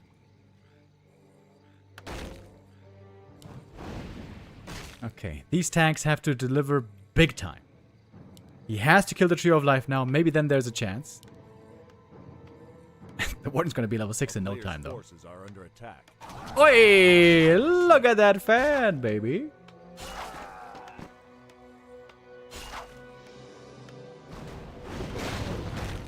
Tanks at the expo. We got a fully fleshed out bear army on the other side already. AM still only level 2. It's kind of funny almost. Tree goes down, but it can just be rebuilt, to be honest.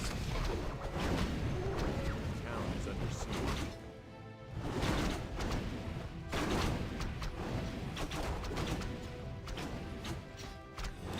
A player's forces are under attack. Level 6 now, only a breath away. Panda might be breathing his last breath. Pally, I mean. 2 1-1 heroes. Man, this has not been a very fun game, I imagine. But Chaemiko here so far on map number 2. A player's forces are under attack. Oi, that's it. Level 6. We got it. There isn't even any peasants in the main base to kill. Warden comes home to an empty house. Town is under siege.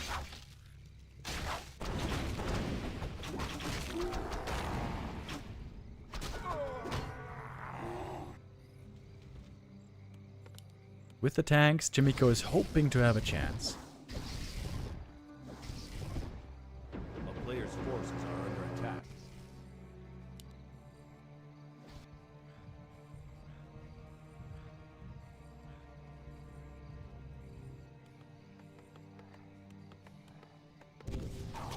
Town is under siege.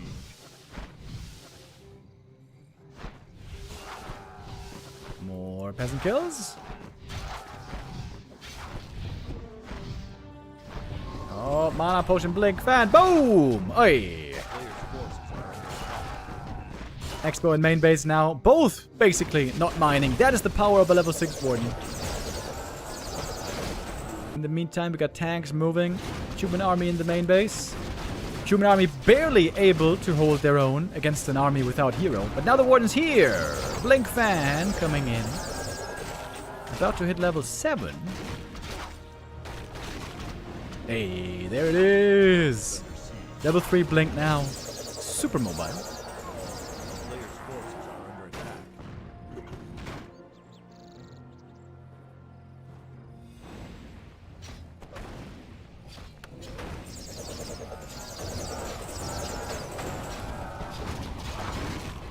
Now called.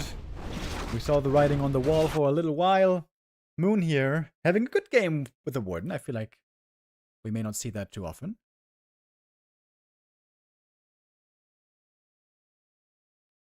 That is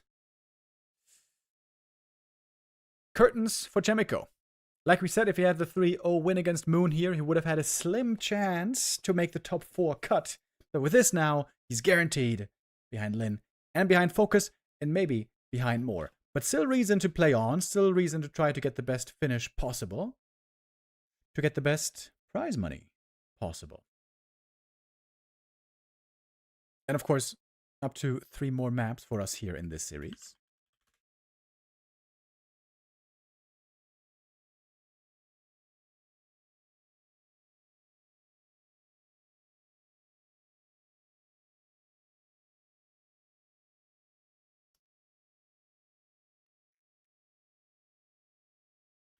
Moon enjoying some play different from a Demon Hunter here. Nidals lately might have also been a bit frustrated with having to play so much Demon in recent times, but against Human on the right map, the Warden can indeed be very, very nice. Our next map coming up, though, this is not going to be the case here anymore. We got Concealed Hill next. This is maybe a map for a Keeper, though not really. Certainly a map for the Demon, not a map at all for the Warden.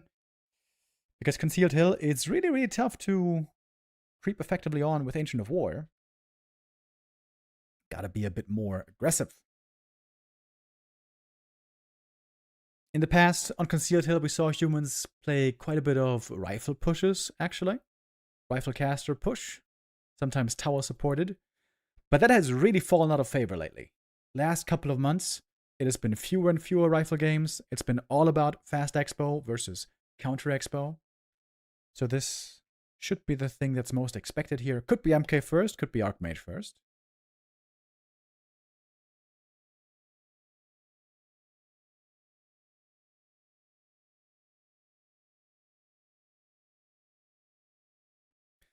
And now that Chaemiko's story is kind of over for this tournament, let's take a look at Moon.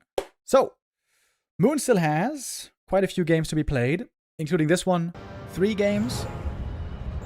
Tomorrow, 2 more. Thank you, Lado, with the resub. So, excuse me. If Moon, so the question is, if Moon wins 4 games, could he still be overtaken?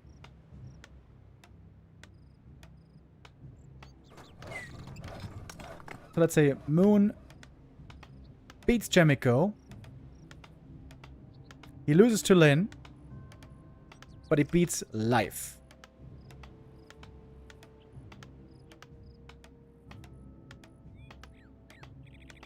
And Life loses to Moon, but Life could still beat Kaho.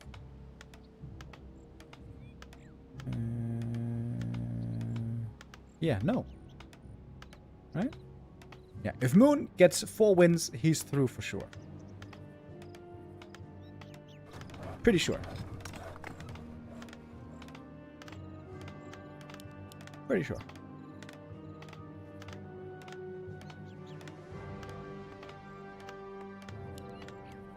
Alrighty, here we go. Chaemiko in the top right. MK first. Fast Expo it shall be. Against the Demon Hunter.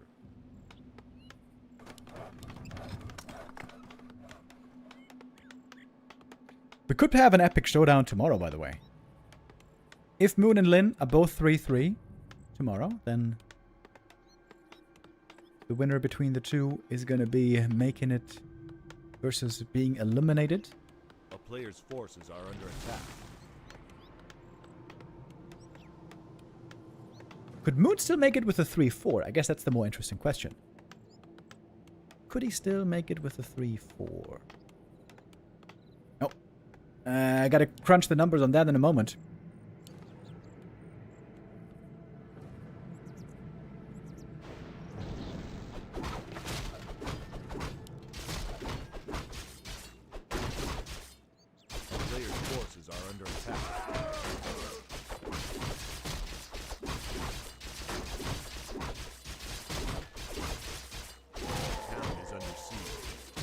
MK first scouted right away. The Demon Hunter's being a bit passive here at the start, just creeping up. Getting a quick level 2 with 2 items to boot.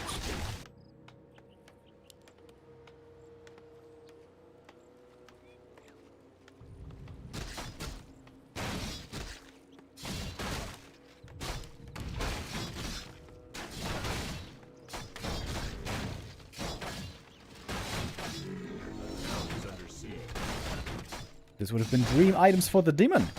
Slippers now on the MK. Gauntlets on the Demon. They both have the other desired favorite item. Ooh, 2 very hurt peasants here in the main base.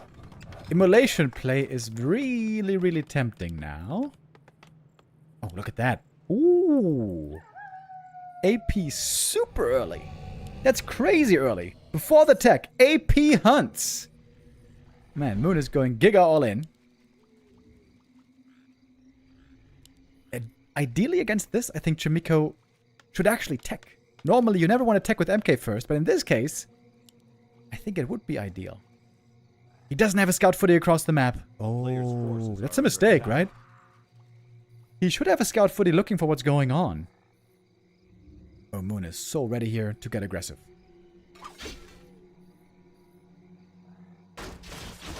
Demon not gonna get surrounded. Second AP coming up. Oh boy. It's gonna be a rough game for Chaemiko, I reckon.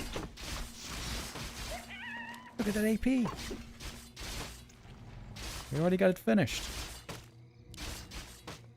If MK gets the last hit, it's gonna be level 3. Got it. Ring of Regen. Oh, that's amazing, actually. That's insanely good.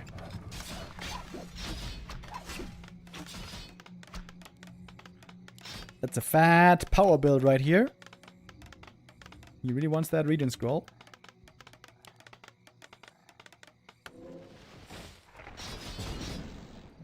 But he can't really use it right now. Moon doing a good job with the hunts, following him. And yeah, now there's a tech. Well, well, well. Now the game got really interesting.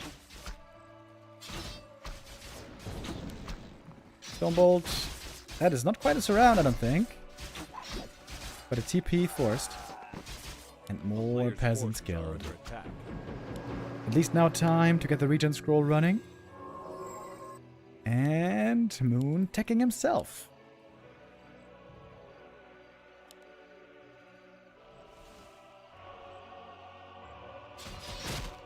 Nice play with the hunts here. Canceling the healing. Really, really annoying for Chaemiko.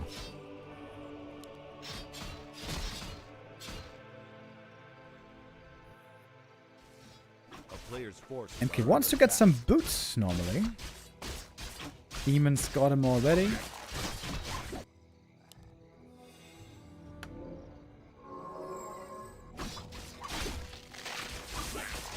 And now he's got level 2.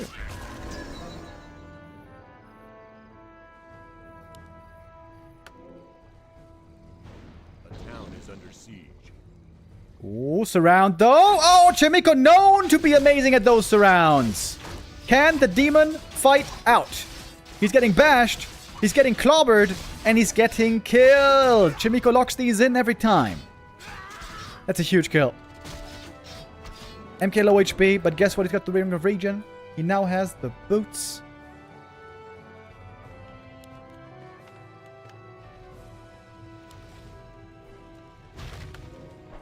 Chop's gonna go down. That's a bit annoying. A player's forces are under attack.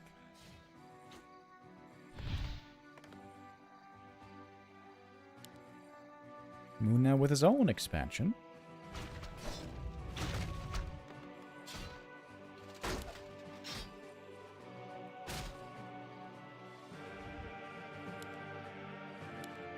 Man, the demon seems to be dead forever. The town is under siege. AM second, Rifle Caster seems the likely follow-up here.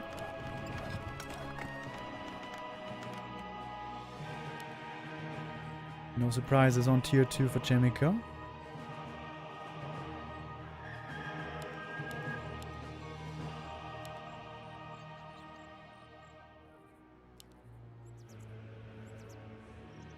Many of the footies still very hurt. He would have loved to have another Regen scroll. Long range Stormbolt. Oh, maybe the hunt makes it away. Nope, never mind.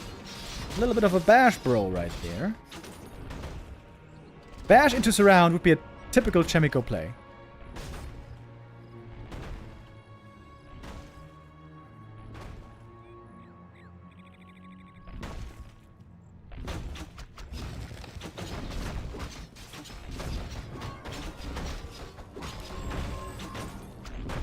Demon finally back. At last he's got the mana burn again.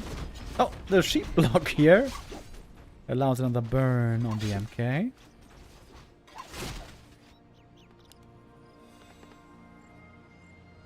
player's force Tree is of Life under moving attack. slowly. We got no Nature's Blessing here. No Moonglaive either. I guess we don't have too many hunts anymore. Might not be worth it.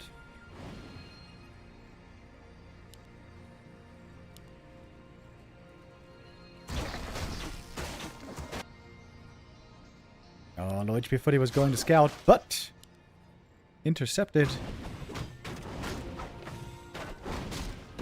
Almost no Night Elf plays tier 2 expansion. So this might not be something that Chaemiko has on his checklist.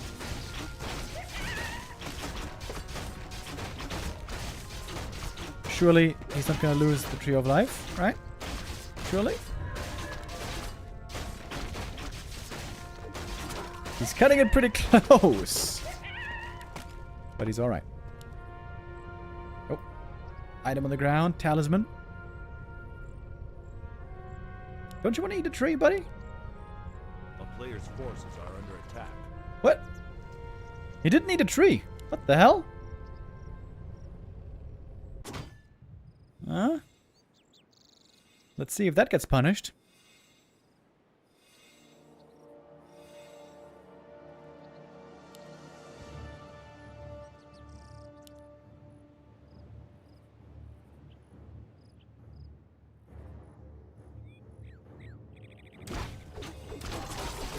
The rifles are expected to do very well here against the unarmored Dryads and the unarmored Hunts.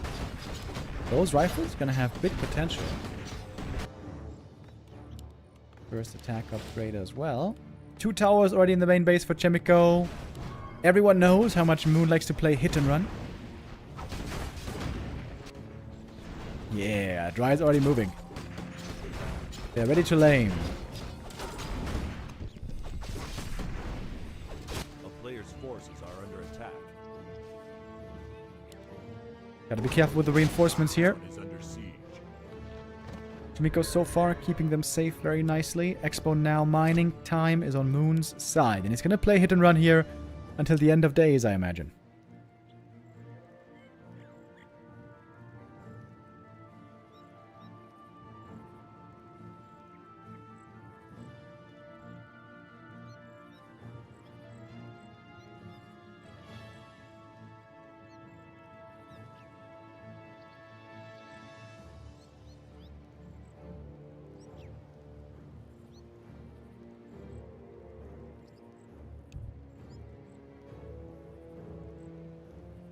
Thank the Lord for the War 3 Champions Reconnect feature.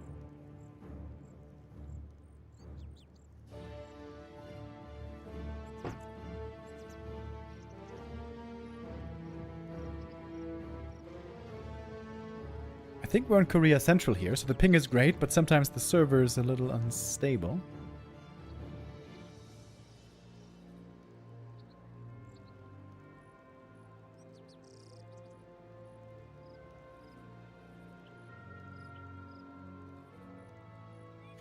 Of course, Chaemiko's goal here is going to be to push across the map, force a fight along the way, kill the expansion. And Moon wants to avoid a fight at all costs. Play the hit and run. Delay, delay, delay.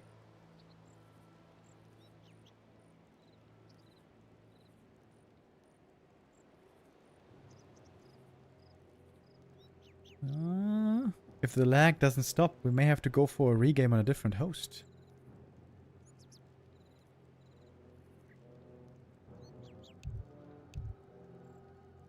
No? Alright, we're gonna try it.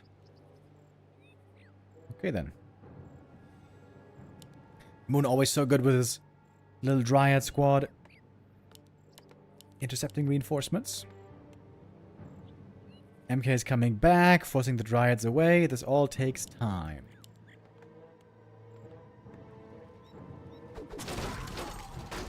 Player's forces are under attack. Dryad's going for an armor upgrade here.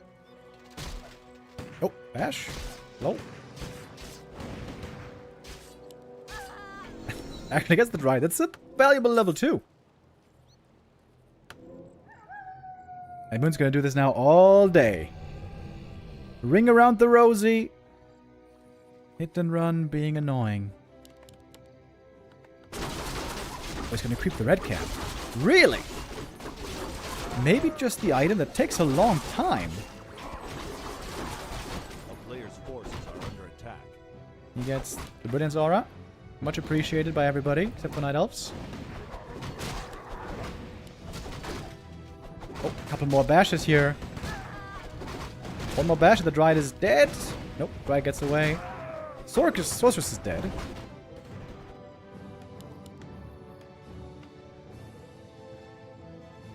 Big army for Moon, though. Of course, it's only Dryads and Hunts.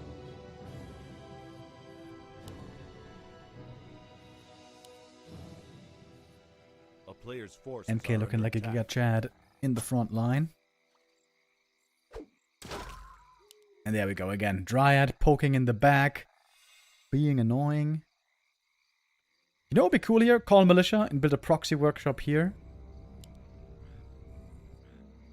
Go for mortar teams.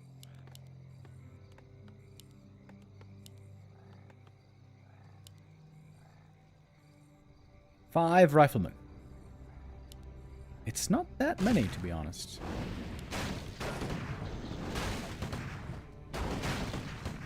Tree wasn't fully repaired. We mentioned the healing earlier on the tree. Wisp coming out for the repair. Little bit late. Ooh, Blizzard! That tree's gonna go down, but he's getting return kills. Was it enough? 2 rifles and a footy. I would say that's certainly worth it for Chaemiko.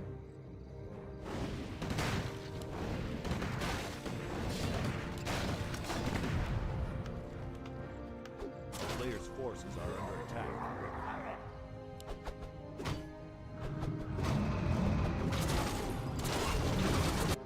And there's no tier 3, it's just tier 2 mass. We have a lot of gold on Moon, to be honest. But in an open fight, these Dryads still don't have an easy time against the rifles. Lots of priests, by the way. 5 priests.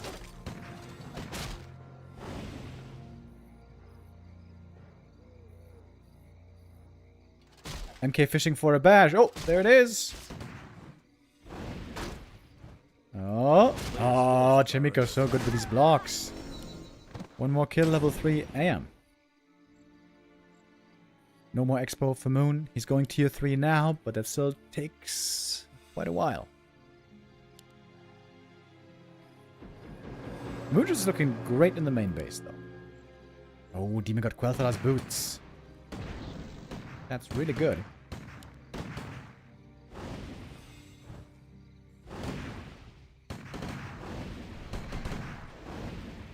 Rifle count still doesn't seem that high. Peasants now here, time to make some towers. Moon with 2 groups split to the bottom and the right with the Dryads. First heal scroll committed in early. What do you go for here? Is it the Dryads? Is it the Demon? MK chasing after the Demon. And the Rifle's looking for the piercing damage on the unarmored. Rifles are going down pretty quickly though. Moon is getting a lot of kills here. Eliminating many rifles very fast. There's not much damage left, really, in Chaemiko's army, it seems. So many rifles still left over. Demon Hunter almost seems to be going down there. Another Fork Lightning, more kills, and the rifles are all gone. Man, Moon, always such a master with the Dryads. Really impressive. And GG's called. Moon with the Math Dryad play. The expo may have been lost, but the huge Dryad count was built up.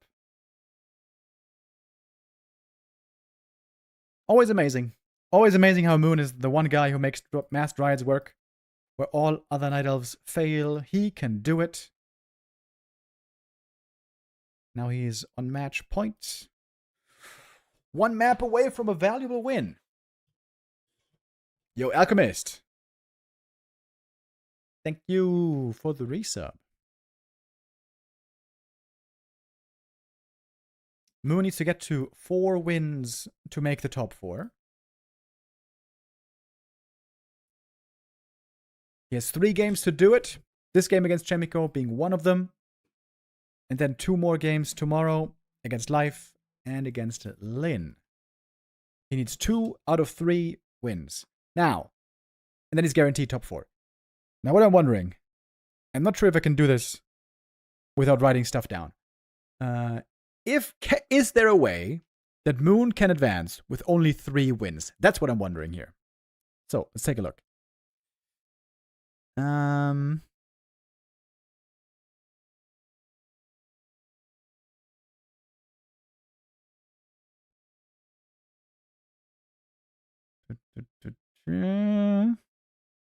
So if he's 3-4, he could certainly be ahead of FoCuS. Let's say Lin wins, so it's 3-4 there. Lin with a 4-3, I mean.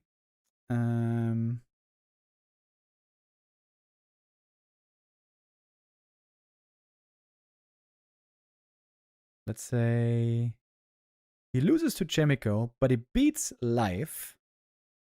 Life tomorrow beats Kaho. No, wait, loses to Kaho. Life loses to Kaho.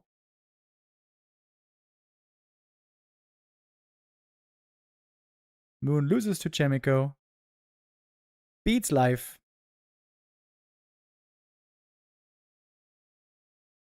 Yeah. So, depending on map score, Moon could still make it in with a 3-4. All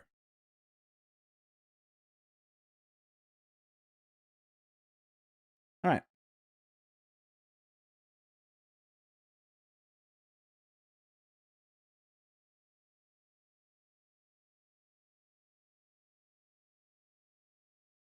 So, Life has a chance still, and Moon, and FoCuS, and Lane.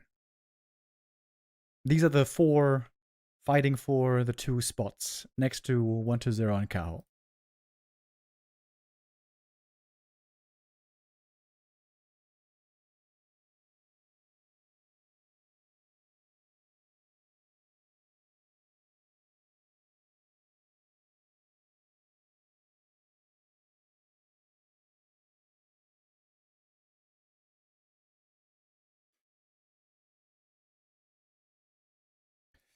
We're setting up for map number 4. We have Hammerfall coming up next.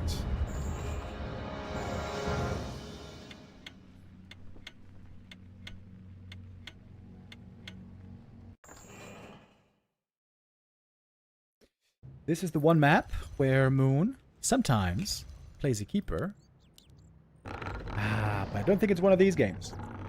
Normally when we see keeper games, it's the altar here, and then gold mine.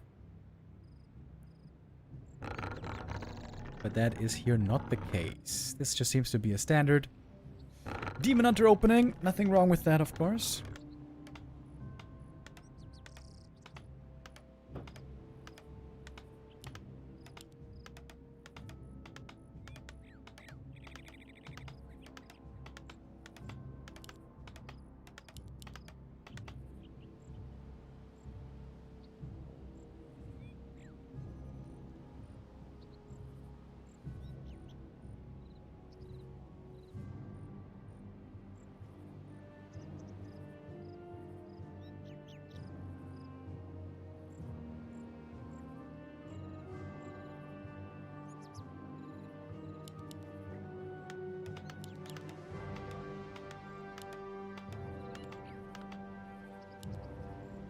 Oh, wait a minute. Warden, really? Okay, this is not the first time that I see Warden on Hammerfall, but it's very rare. Okay, cool. That means he has to play second Ancient of War, though, right? Surely you need double Ancient of War here for creeping?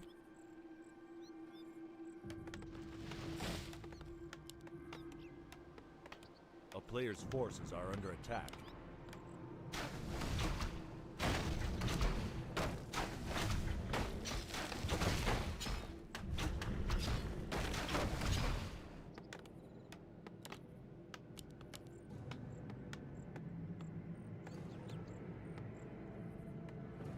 Archmage going for a level 3 creep route. Not the normal opening for humans. Most humans here go for the gold mine creep right away. Instant expo, fast level 2.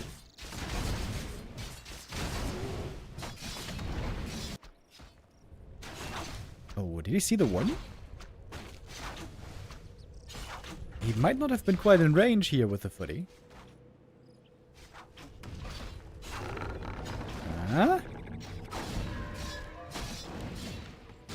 He's going for an early arcane tower, so he seems to know that something's up. Forces are under attack.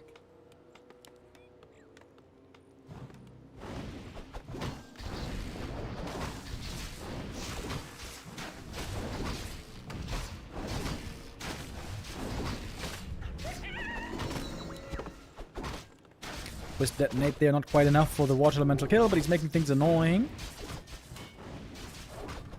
Warden needs one little kill for the level up. Here's the second Ancient of War as expected. A player's forces are under attack. Nothing skilled so far on the Warden. Chaemiko is taking his time. Oh. Forces the blink first. With a little surround and a reveal.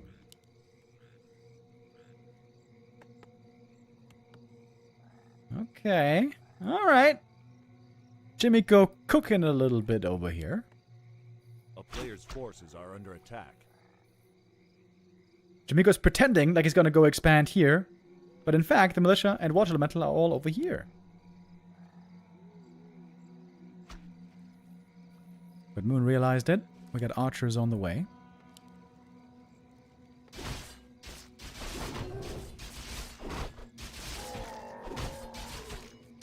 One kill for level 2. Oh, she could blink in maybe. Gets the item steal and the peasant. That's level 2. Didn't get the big last hit on the creep though. Oh, look at the archers. Oh, so many peasant kills. Moon doing this nicely. And he's almost guaranteed to get this last hit as well. And he got the peasant with the fan of knives. And he's invis. And the AM is not level 3.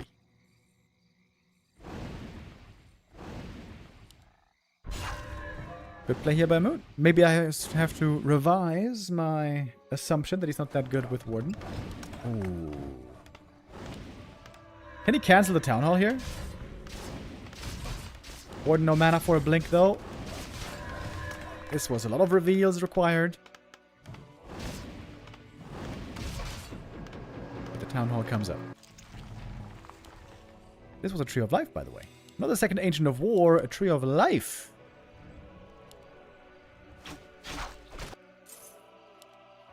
Yeah, having no level 3 right here is very annoying for the AM. Needs to take a little pit stop at the green.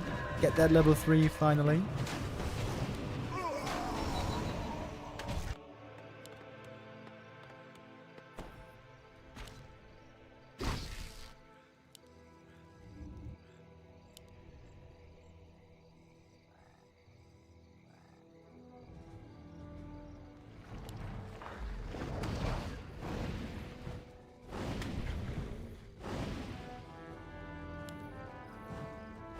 That water elemental is looking juicy. That would be level 3.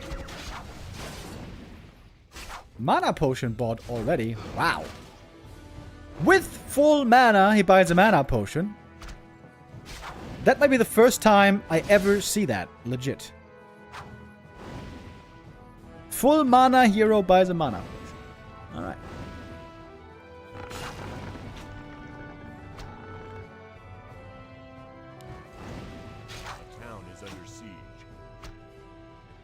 How much gold is the lab reveal? That is 50. Pretty cheap, but... Oh, Tinker, by the way. Yeah. Moon loves playing the Tinker Pocket Factory harass lately.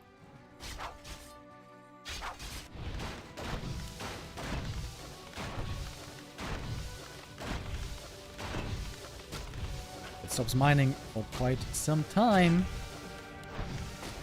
AM arrives to kill it, but the Pocket Factory is about to run out. Lol. He got huge value out of this one. Next Pocket Factory is ready. And now there's space to creep the Navi finally.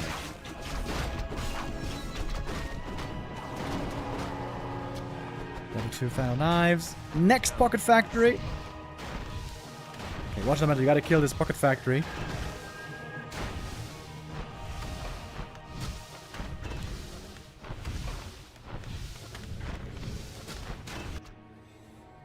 Meanwhile, we got the defense footies across the map. Warden still holding on to the mana potion. Moon Juice looking okay, but it's starting to get a bit low. Players' forces are under attack. Oh, Tinker getting mana drained here. That's not quite ideal, but he interrupted mining for a long time with his Pocket Factory. And now, with the Pocket Factory, he can possibly also return to very efficient creeping. Once he's got some mana again. Ooh, Archmage playing a dangerous game here. Blink Fan is ready. A player's forces are under attack.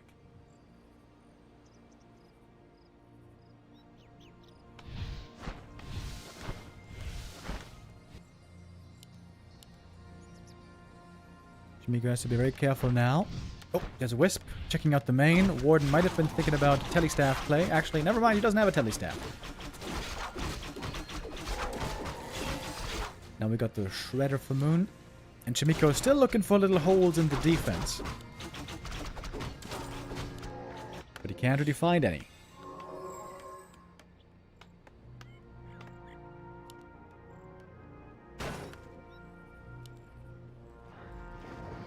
Tier 2 done. We get double Sanctum. No mass ear, but rather a heavy caster army. I think Chaemiko doesn't really play the tier 3 caster army, as far as I know. I think he's a tier 2 player. Unlike Sok, who sometimes goes tier 3 with casters.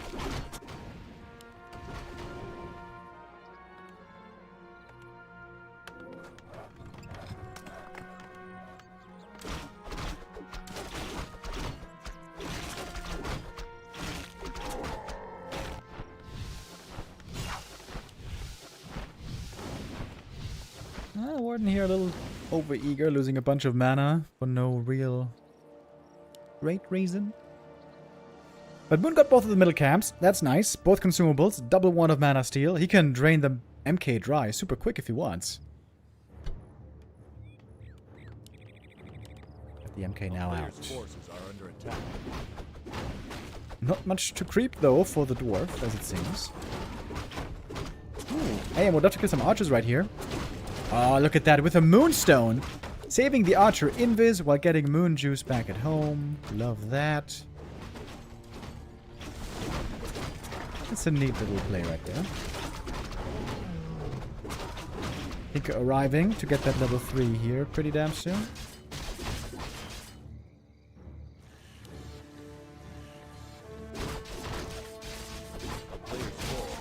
Good item for the Mountain King. Ring +5. Great for the frontliner.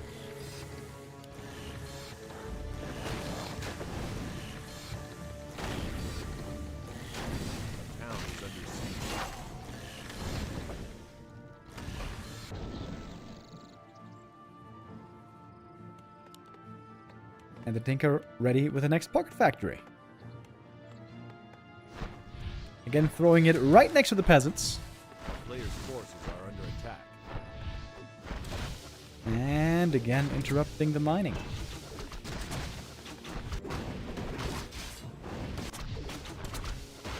MK may need to TP home here. Archmage is staffing to his friend. He's bringing the TP.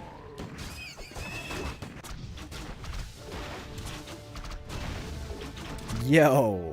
Well, what? Triple Chimroost? Okay, buddy.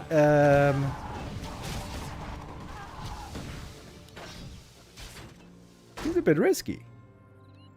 Moon could just be going for mass bears. Moon, you do know that you're not fully qualified yet, right?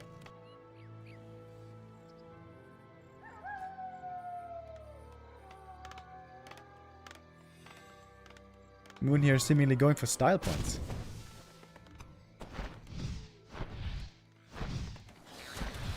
Oh man, this Pocket Factory is so annoying for Chaemiko. In the main base though, with Militia, you can fight it better. Moon again doing a great job. Commanding the attention on the map, playing the hit and run game, buying so much time for himself. This is what he is, the #1 best player, the true master of.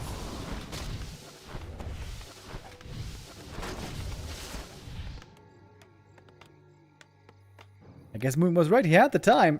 Here come 3 gyms.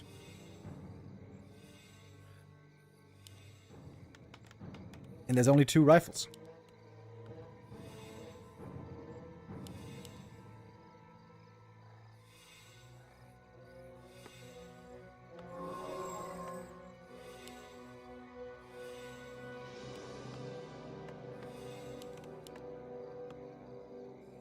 Chaemiko's towering up. He's expecting more dry to run. Forces are under attack. Gotta admire it. Moon, so extremely good with this. Now he has to go for Magic Sentry because the Warden is being annoying. And you can just blink away. Just as Magic Sentry is finishing. And we're getting up to 5 gyms. 6 gyms. Holy hell.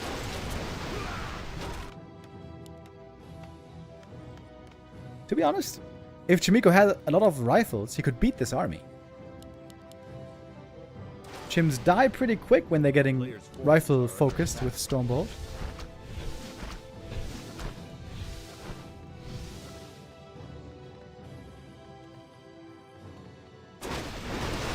Of course, you creep pretty fast with gyms, as it turns out. And now the Tinker's almost level 4. Got a couple of nice items.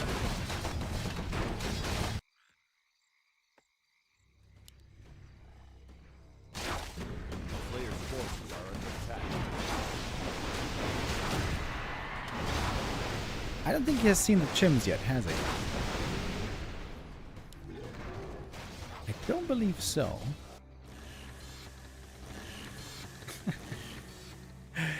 This reminds me of WGL 2018, when we had the Keeper patch. There was a game on Concealed Hill where Moon on the Keeper patch, which was a little bit imbalanced, you may remember. He defeated Cash, going just Keeper straight into tier 3 Chims. I think he made no other units except for like 2 archers. This game he made like 2 archers and 2 dryads. And Chims. A lot of Chims. 1-1 upgrades. He doesn't have Corrosive Breath, sadly. So, can't just blow up the Town Hall. Ooh, but look at the tower. Oh my god! Tower's getting one shot. Oh, the splash! Rip casters! Oh, ho, ho, ho, ho. Oh my god! Oh, he must have the biggest smile on his face. Holy macaroni! That splash damage after the TP, everything clumped up. GG it is, Moon, with extra bonus style points, many of them. Gets the win here, 3-1. Woo! That was some electrifying damage right there. That was kind of cool. Mooney's a master at this, dude. When it comes to delaying the opponent, buying time for your tech, creating space, all that. He's the best. He's the best. Okay. Gotta change the game name here. Because we do have indeed one more game today, my friends. Moon. 3rd game in a row. He's gonna face another human here. This is gonna be Sok coming up next for him. Gonna send you guys into a quick break. I actually did that already. Oh wait, I think I forgot to do it. And it auto-played. Whatever.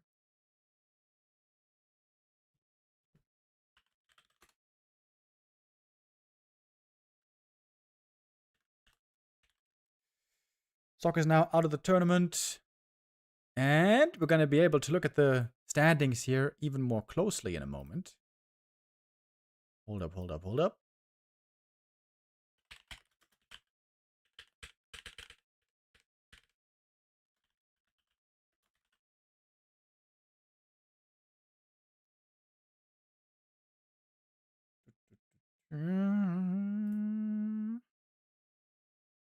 Okay, here we are. So, do we have everything updated already? Guys, we need this updated. Someone on Wikipedia, please update this result. It's going to make us clearer for us. Okay. So, 4 wins are enough to get you into the top 4 guaranteed.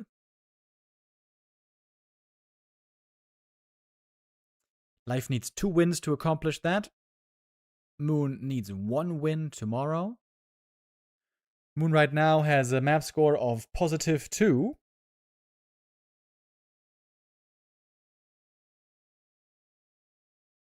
And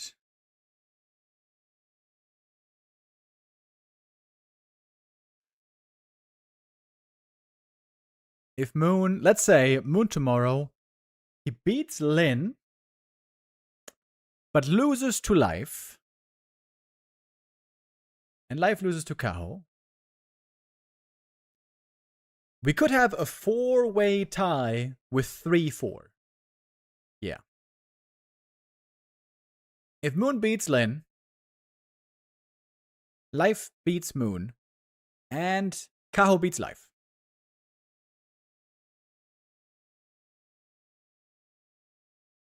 One Deserve versus Kaho, banger game actually tomorrow, but it doesn't matter at all. These two are top 2 guaranteed. But all the other games are going to be very important. So the map score could be really crucial there as well. At the moment, it seems like Lin is the best map score. But the final count hasn't come in yet. So Lin is guaranteed. Gonna have a better map score than FoCuS though. Chaemiko is out, as we know. Life. He's got a pretty bad map score. Lin seems to be through almost guaranteed. There must be... Wait. Is Lin through guaranteed already? Oh, this takes some math now. So if loses, worst case scenario tomorrow, 0-3 against Moon. Moon beats him and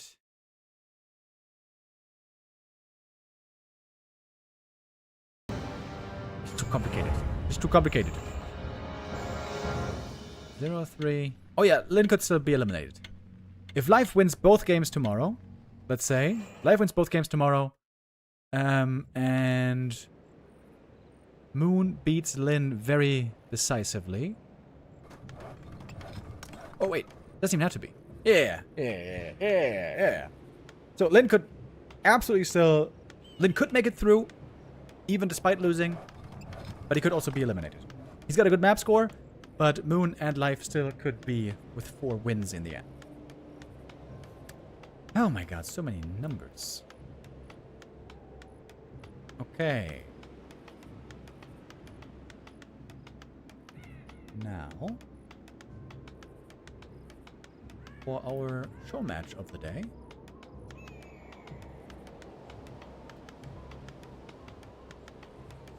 Gladiator Cup number 344.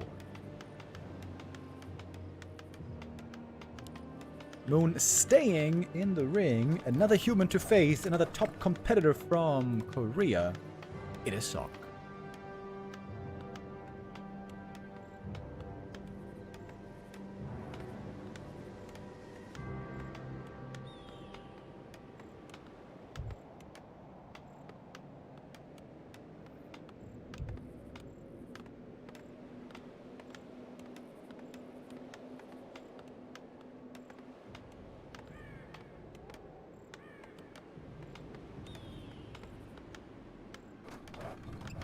Thank you for the people on Wikipedia, by the way. Updating our standings here. And now we have a bit of a clearer look. All these 4 players will have a chance to make it through. FoCuS, it's out of his hands. He's going to have to watch tomorrow. A player's forces are under attack. What has to happen for FoCuS to make it through? Oh, Jesus. So he has to wait and has to hope for Lin to be blowing Moon out of the water. Then Moon also beating Life. And Kaho owning. Wait. No. Life beats Moon. Lin beats Life. God damn it. Life beats Moon. Forces are under attack. Lin beats Moon. And Kaho heavily beats Life. Right? Yeah. And then FoCuS has a chance to advance in second place behind Lin. Because he's behind Lin no matter what. Alright. Gonna be a bit complicated tomorrow. Sorry, guys. Let's take a look at this game. We have Demon Hunter first opening by Moon, going for a level 2 creep. We had the AM here clearing the corner expansion, but not expanding. Moon is expanding already. Look at that timing. And we have a human tech against a Night Elf Fast Expo. That basically never happens. I don't even know what to expect here. This literally never happens. Oh, he cancelled, right? Yeah, he cancelled. Okay. Expo cancelled. Moon saying like, hell no. Don't want that. Don't want that smoke.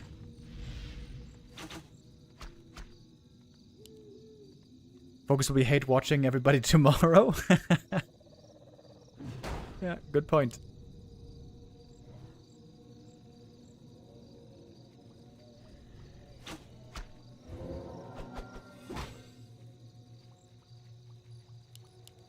Players' forces are under attack. Night of Tech is pretty late. That is not great news when there's a rifle push heading your way, which there will be at some point. Still, of course, taking a while till we get there. No, Berserker kind of low HP here. If this one is run down by the AM, that will be pretty painful. Ooh, Militia. Wow. Sock here. All over the place. All over the gaff. As the... Wait a minute.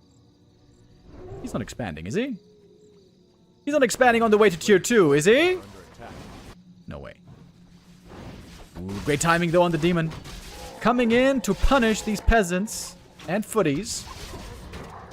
Great read by him right there. AM not even sweating anything. Last hit. Goes to the Archmage. Item on the ground though that is going to be stolen, and the tome. And the mercs get away. This was very scary for Moon, almost losing 2 of his mercs here. It seems like AM could have gotten more kills, though. It seems like he left quite a bit on the table. Archer got away. Shadow Priest got away. Berzy got away. Good job by Moon, of course, but also Sock could have chased here with more determination.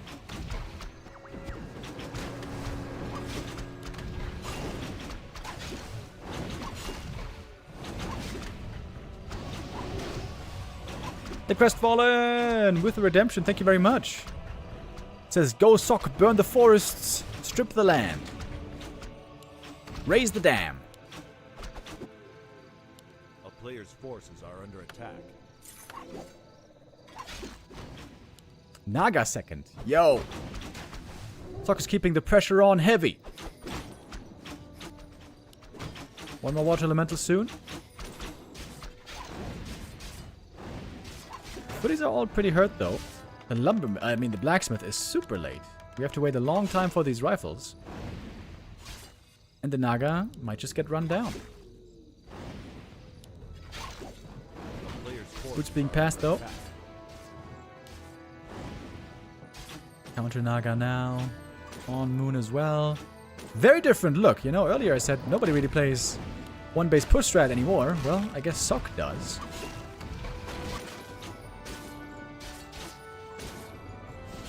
Lots of things to manage here at the same time. And now... Whee, Naga's almost dead. Barely getting away. Footies everywhere. Archers everywhere. AM, Water Elementals, Lures. Stressful early game. Archer now finally going down. I think this is the first real loss here from Moon. It's taken also a lot of Moon juice, however. It's going to be daytime soon, and we don't have too much left over in these Moon Wells. And the demon is notably still only level 2.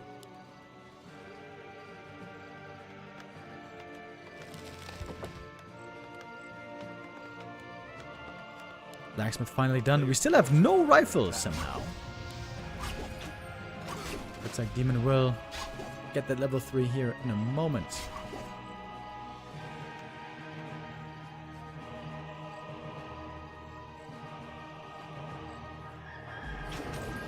Ah, the priest healed just a split second too late. By the narrowest margin. Level 3, bit of accuracy. Not the greatest item, I suppose. Only +1 on the archers.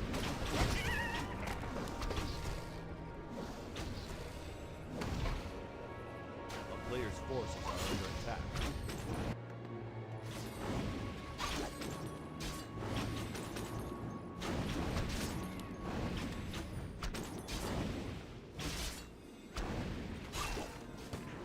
Naga again trying to get away with those boots. Ooh, she is leading a dangerous life. Seems to me like Moon is in a fine spot here. His tech seemed a bit late earlier. Oh, wait a minute. Does the demon have the staff? No, he doesn't. Uh-oh. Just as I say it. That was the perfect moment for a cast a curse. Oh, miss! On the cold arrow. Another game where the demon survives because of a miss.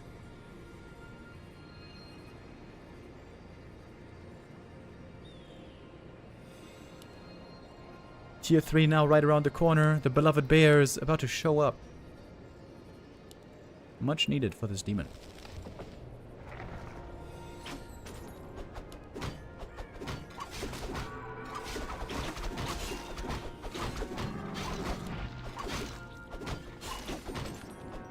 Time is ticking for Sok here. He needs to finish this game sooner rather than later.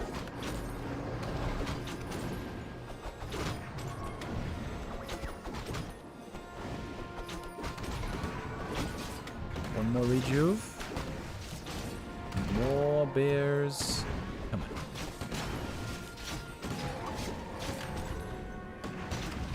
Alright, militia arrive. We're expecting some towers to be set up here. Rifle count is still fairly low on the human side, to be honest. All the venom now. Big addition. Moonwell goes down. That's really annoying. That means no more bears for a long time. Moon has to remake that Moonwell ASAP. This Wisp right here needs to make it right now. The human army here doesn't even seem big. But the timing apparently coming at the perfect moment just before the Knight of Army is truly fully ready.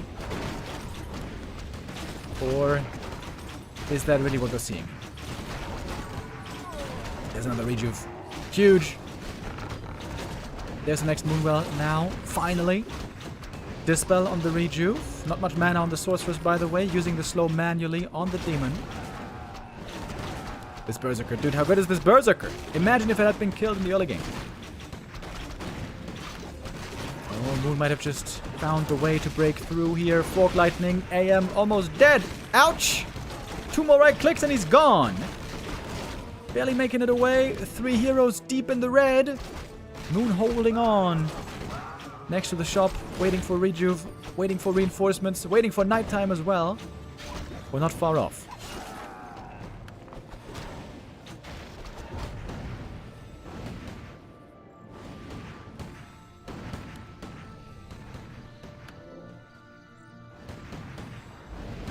I've lost quite a bit there, but he is also continuously healing up thanks to the priests.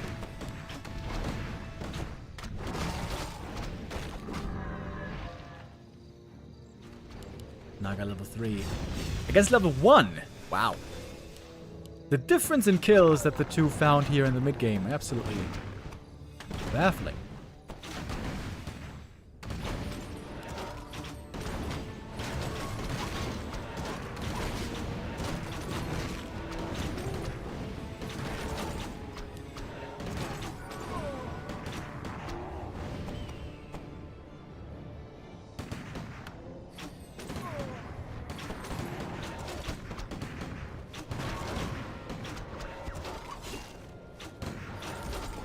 always very scary to face this bear army with just rifles and priests. And Zorks, no frontliners. You got a kite, of course, play around the slow.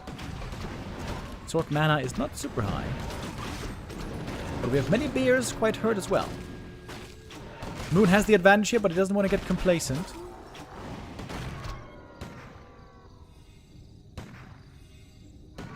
Still holding on. Supply still dead even. Nighttime now, of course, huge for Moon. Oh, Wellspring would have been so good here. Those Night Elves! Always forgetting about the Wellspring. Frustrating. 75 gold.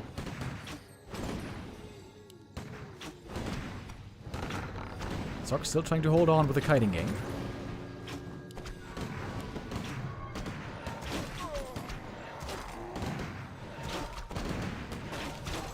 Not a little hurt. Got that heal potion. Needs it. There's another beautiful rejuve. Archmage. Tanking quite some damage right there. Water Elemental, the only frontliner. That one now gone. Fog Lightning is in. Heal Scroll might be necessary soon. Whis also joining in for some detonates. And nothing is slowed here on these bears. That's a terrifying sight for the human. Zork seem to be low on mana. Here's the heal scroll, but too late for one rifle. Demon now on level 4. Tanky bugger in the front line. Moon may have finally broken through. He's ready with more Fog Lightning. He's got 2 or maybe even 3 more on this Naga. Zippity zap, clickety clack, waiting for it. Boom! With that kill, and yet more to come. I think we've seen enough for map 1.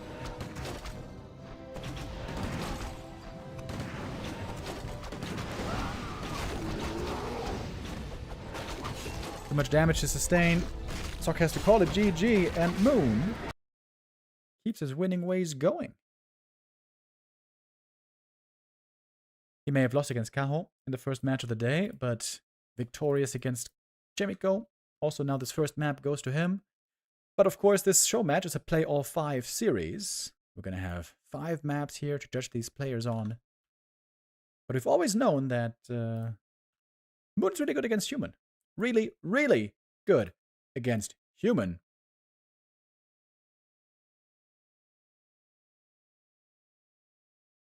Starting off with a 1-0 lead. Northern Isles will be coming up next. That is also quite the good Warden map these days, it seems. Moon showed a lot of willingness, eagerness to play the Warden today. I would expect her here to be presented once more.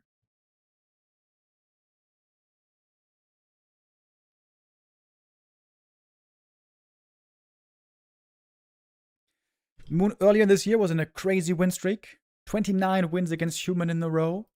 And it was Zoc, the one to break it. And then a little slump for Moon, where suddenly he was losing to all the humans. Seemed like it was a reverse streak going on there for a short while. But Moon seems to be back to his winning ways. So this was the crazy win streak that Moon was on for a long time. It broke finally in June, then 3 wins for Zoc.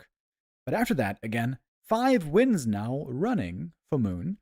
And when was it? Just 2 days ago. In the Gladiator Cup 342. I don't think we saw that one. It was a 5-0 for Moon. 5-0. 5-0, 5-0. Mainly Demon, some Warden.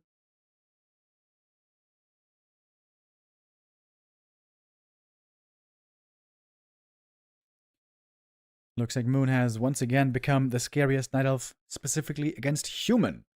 In other matchups, there's better elves.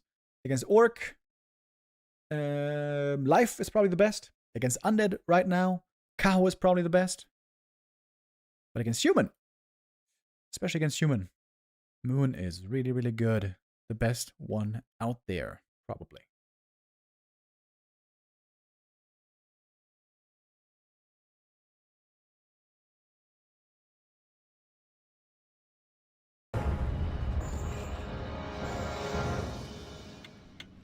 Here we go.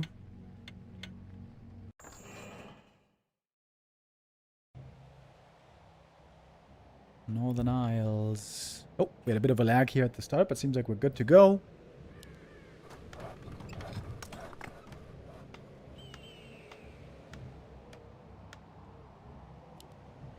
Moon is not going for the Warden here. If you play Warden, then you have to go for the Tuskar camp first. I'm actually very surprised he's not doing it. Going for the Ancient of War close to the natural. So this is probably going to be Demon Hunter Fast Expo. Can you do this with the Warden? Not really, right? You can't fast expand with Warden. You gotta get second Ancient of War up. You gotta be creeping heavy.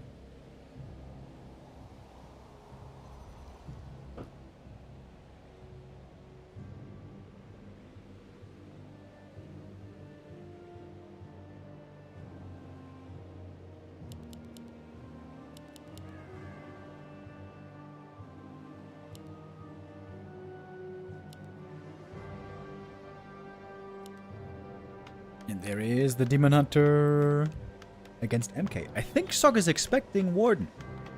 Maybe that's why Moon here isn't going for her, but rather for the Demon. Of course, Demon, amazing matchup, late game against MK.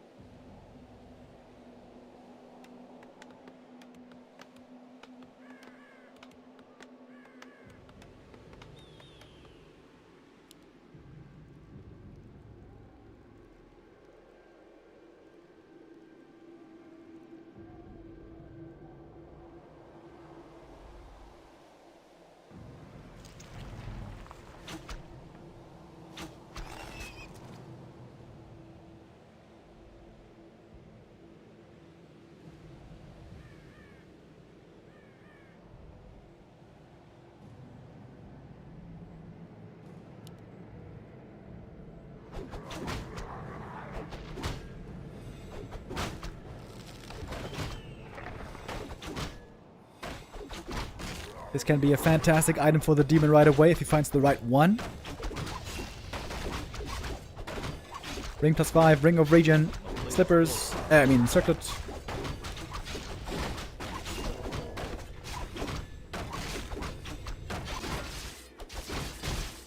Similar for the Mountain King.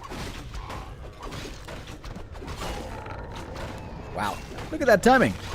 2:35 Expo, early as it gets. Circlet for the Demon, very nice. Ring of Regen for the MK, even better, I would say.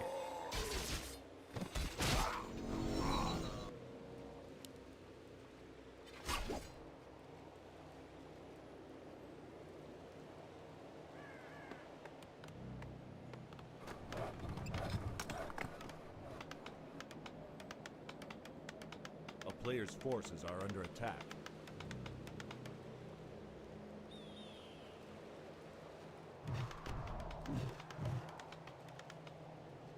But he scout across the map, seeing the expansion, but can he cancel it? We're pretty much halfway done already. MK moving, Footy's moving, Peasant's gonna be left behind. A little bit behind on the power build here, maybe.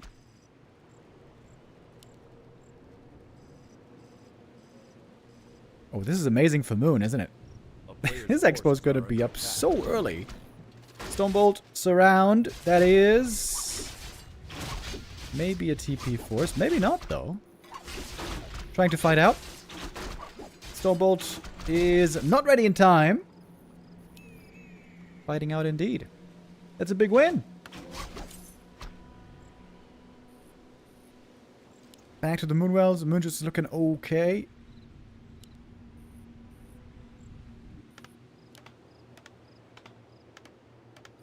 Moon's economy is going to be booming this game. He's on the way to tier 2 already.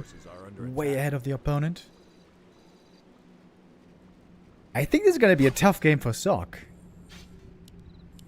This tree is up so early.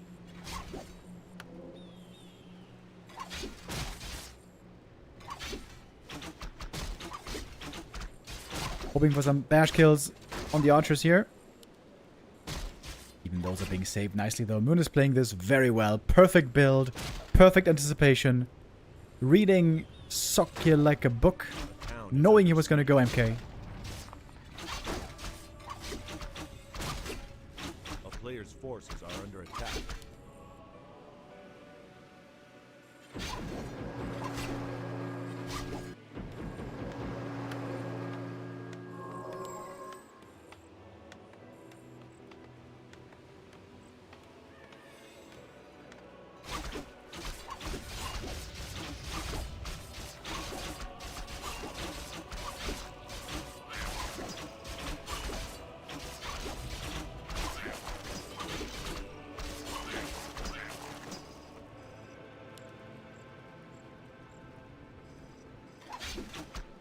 And can you start finding some kills here? Normally archers are such easy kills, but Moon is even protecting those so damn well.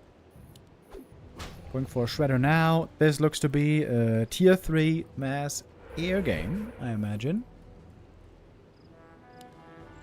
Oh yeah, Expo starts mining at 6 minutes. Wow, that is so good. That is so good for Moon. He is gonna be so rich.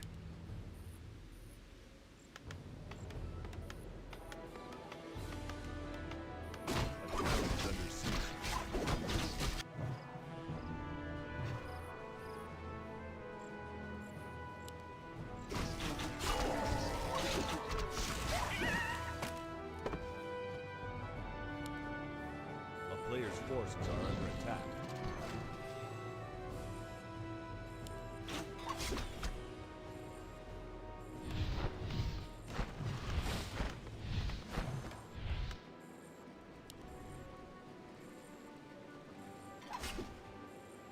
I wonder what Sock's plan is here. I wonder how he feels about this game. Because to me, it certainly looks like Moon's got the big lead right here.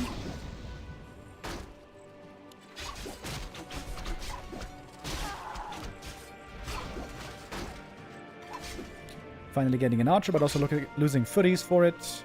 Losing his mana. Players' forces are under attack. Oh, didn't even get the deny. Level 3 now for the demon. We get the Naga joining. Dude, this is such a cool build by Moon. He is so bulletproof against everything. Lovely. It's a very easy thing to just randomly slam down an Expo at whatever timing. But if you have the perfect build, the perfect movement, and the perfect plan laid out to have the Expo come up early and safe, that is mastery.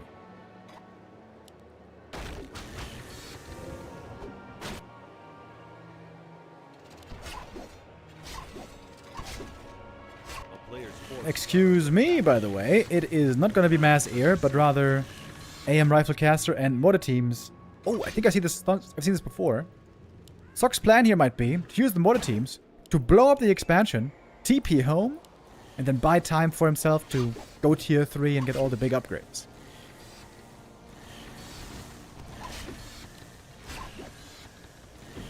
Certainly very interesting. But it does seem like Moon is just simply ahead. A player's forces are under attack.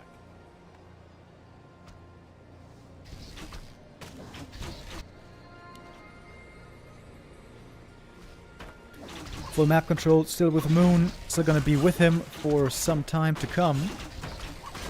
After this amazing early game.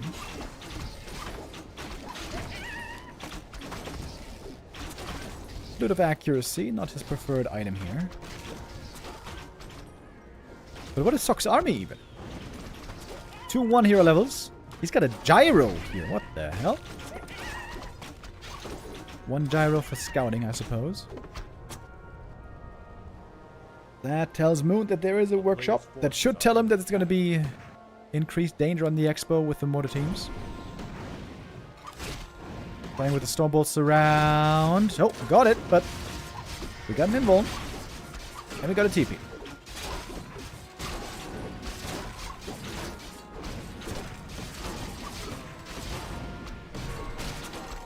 Using the heal scroll first. Waiting with the TP until now. First mortar team revealed. And Moon, so many kills. Look at all these corpses. This is all human corpses. Moon lost no units, just lost the TP. He's now lower in HP, but just as he is, we got Bears about to join. Third lore. So much money.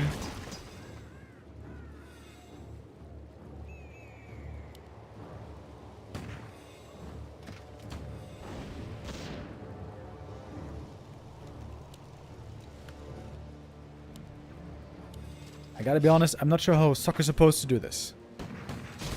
He's got terrible levels. Terrible upgrades. He doesn't have much at all.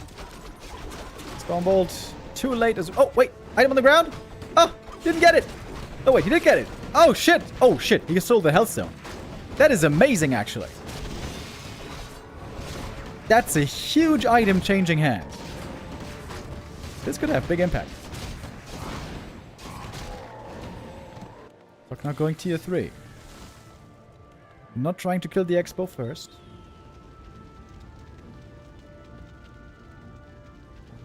Like I said many times before, the tier 3 human caster army has huge, huge potential if you micro it completely perfectly. But that is very, very hard to do.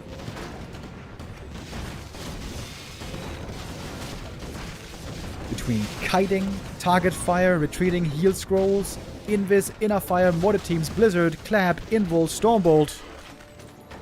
So many things. It's much easier for the Night Elf. It's A-click, mana burn, fog light.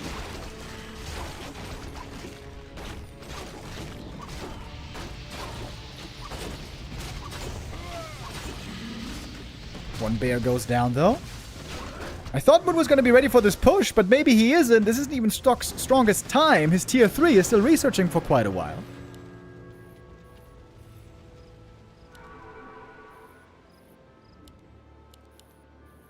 A player's forces are under attack. That's where part of the army is, of course. Moon, always ready with the Dryads. So great at intercepting.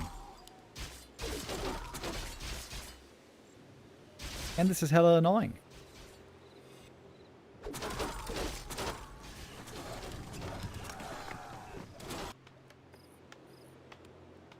Demon Hunter has no tele staff. If he did, he could maybe even go harass here on the peasants. Sock's army seems stranded out in the wild with enemies in every corner. Can he save the bear with the staff? Yes, indeed. Staff, quite the nice item.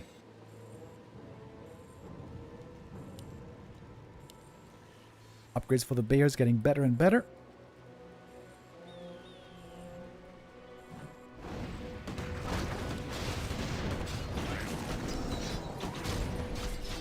Now Moon collapsing. Finally, this position is favoring him. Clearly. Little invis to save that rifle, reminding Moon that he wants to get some detection here. Pot him third with Owl would be amazing, actually. Would love to see that.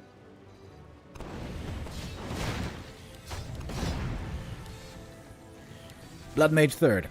Trying to counter the mana burn with mana drain. A player's forces are under attack. Moon looking for a creepjack here. He's expecting his opponent either here or maybe at the red. But Sock very, very humbly just took the green.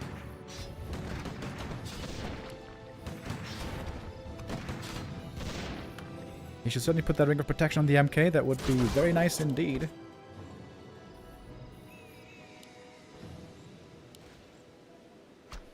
Naga can go creeping the red camp now. And again, Dryads on the hunt. And there's a mortar team popping out in a moment. Moves like a boa constrictor. Against human. Squeezing, squeezing, squeezing, giving him no room to move.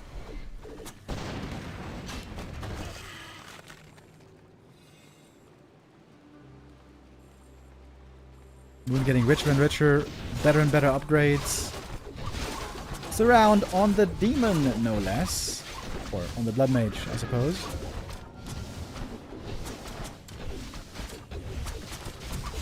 Demon having a hell of a time here.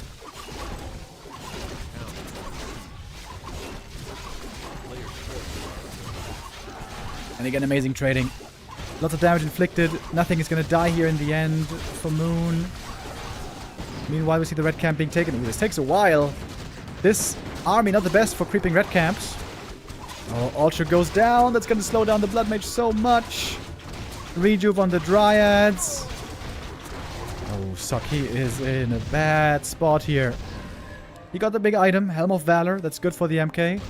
Not amazing, but good. A player's forces are He is under very attack. tanky now with these items.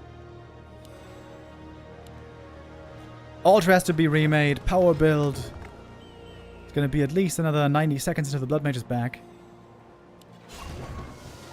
And look at the money on Moon. He is hella rich. 1200 gold because he's not been losing anything. He's been trading amazingly. He's been continuing to upgrade. Bear is soon to be on 2-3-3-3.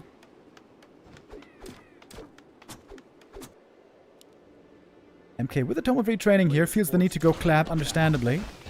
Clap really good against Bears.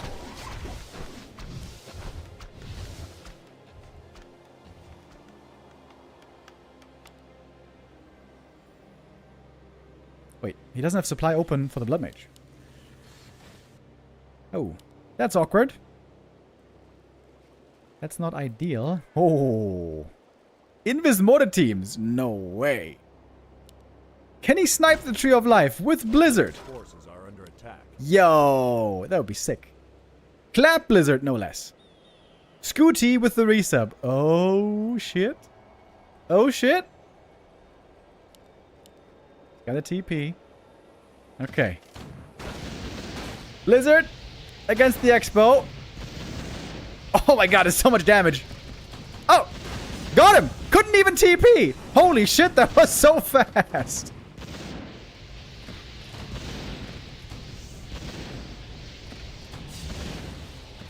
Okay, now we're talking. New Expo though coming up here. Mentioned earlier how amazing the gold was looking. That was a great strike though. Mortar teams had 2-0 upgrades, some with Inner Fire.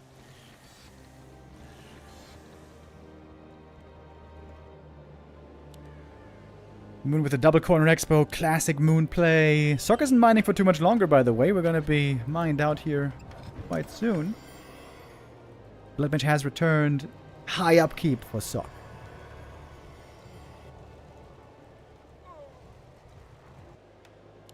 This doesn't look like 88 supply.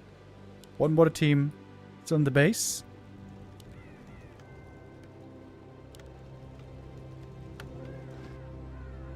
We're making 3 expansions.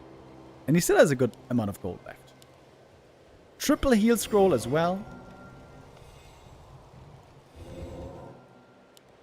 3 upgrades. A game of 3s. 3 expos, 3 heal scrolls, 3 upgrades. And Moon now saying to the opponent, yeah, go ahead. Kill my natural again. I'm in your main base. I got replacements. A player's forces are under attack.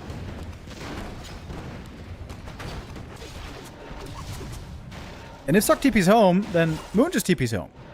How can Sok win this cat and mouse game? Not sure that he can. Looks like we are getting to a base race here. Holy shit, there's a lot of mortar teams.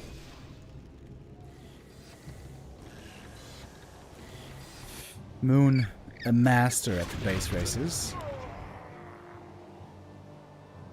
Well, Sok certainly has to defend this expansion. Can he kill the Tree of Life? Tree of Eternity? Player's forces are under attack. Before TPing? Maybe. Mass Repair, but Fork Lightning against it. TP home now. Okay. Now we are going. Clap Blizzard immediately. Big mana burn. Minus 150. MK basically dry right away. Mana potion. Clap. Naga in trouble, by the way. Giving him mana. Stormbolt is in. He's got another clap. Oh shit.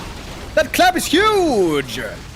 The human army is showing its full potential. It's kind of crazy here. The bear front line crumbling a little. 2 heal scrolls used already. Demon Hunter a bit hurt, but he has the big info potion still. The mortar teams are fragging away. Fragmentation. Oh my god, the Dryad's getting absolutely blown the hell up. Level 2 on the Blood Mage. Invuln gonna be over here on the Demon. Holy shit, these mortar teams. 2-0 with Inner Fire. Stormbolt comes in right before the mana burn. More mana being given. Jesus.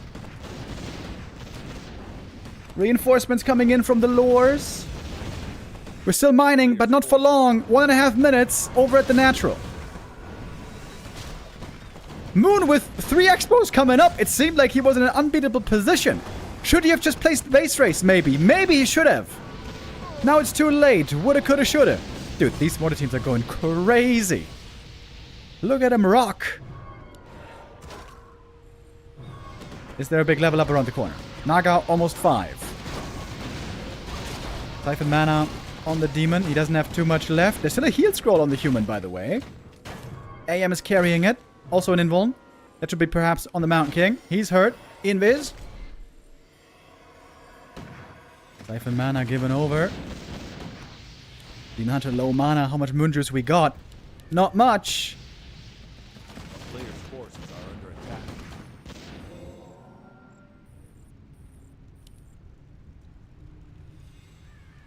Priest healing here, very valuable. Oh, little mistake. Didn't use the Stormbolt first. Now the Demon Hunter is dry. No mana burn. Blizzard against these bears. Slow, of course, on all of them. There's no hit scroll anymore, though. I guess he just used it. Oh, if the MK dies, the game is still over, I suppose. And the Blood Mage is the one to die. Oh, it seemed like Sok had it, but he didn't. Not yet. More and more kills all of a sudden. And the expos are running. He's rebuilding.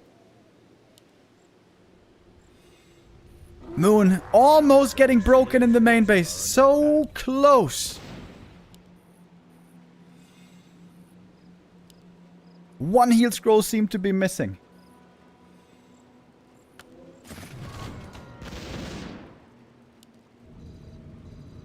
Retraining back into water elementals. Now that there's no Dryads anymore. But there could be Dryads returning. Indeed, yes they are. Yes they are. Triple lore. Moon just has so much income. So much income.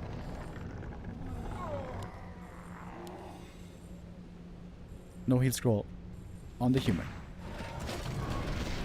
Big mana burn immediately. Only one water elemental. You retrain to have one single water elemental.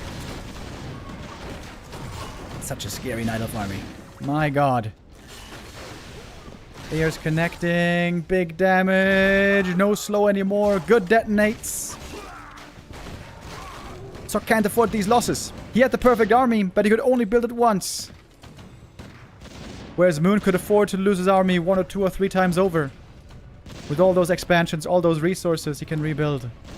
Again and again. Blood Mage finally back. Yeah, and now with the Dryads here, the Water Elementals are losing a lot of value.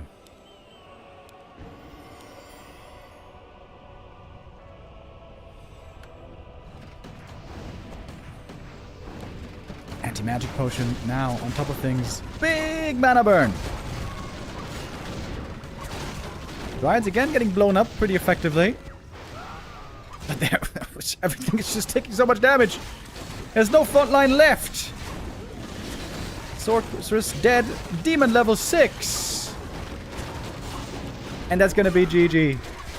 Seemed like Sok was close to having it. But the mid game was too good for Moon. The mid game was amazing. He got so many insane traits. He got so rich. He was sitting at 80 supply so long, not losing anything. And inflicting so much damage. He was unstoppable economically. Losing the expo didn't matter. Just more and more expansions. Could have lost the main, to be honest. I think Mass Drives would have been enough for him to win this, probably. With the high-level heroes. That was a cool game, though.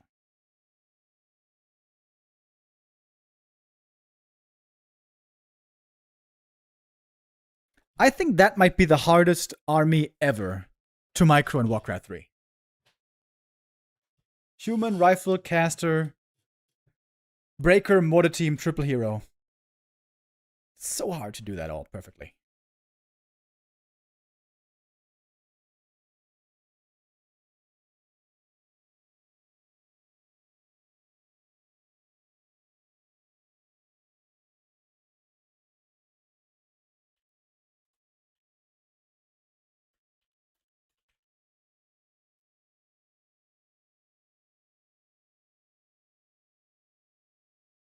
We have 3 more maps in this series. We're going to play out all 5, of course, in the Play All 5 show match. Hammerfall is coming up next for us.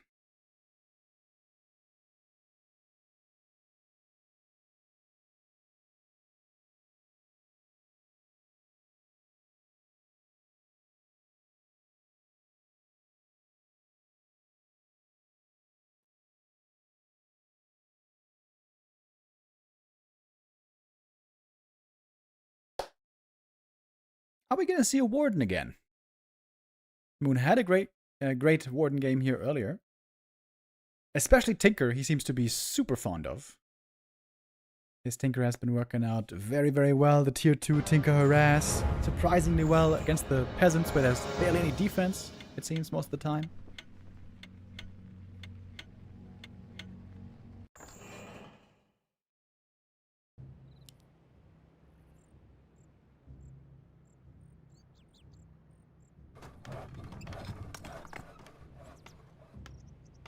Moon off to a hot start. As I mentioned before, the last encounter the two had was... Yo, Sumyana, thank you for the resub. Last encounter they had was in Gladiator Cup 2 days ago. There was a 5-0 for Moon. Before that, in a bigger tournament, in the Taigu Cup, it was a 3-1 for Moon. In the 3rd place decider, so both got pretty far there. The one map that Talk won there was Hammerfall.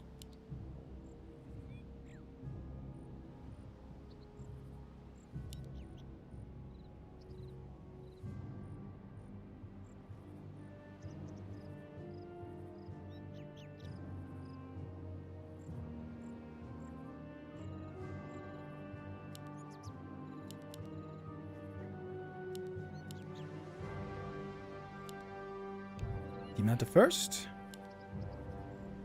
Sometimes in the past we saw a Keeper here, but Keeper is just simply bad. So, rather go with a good hero. One of the best heroes in the game, indeed, the Demon. He also did amazingly on the previous map.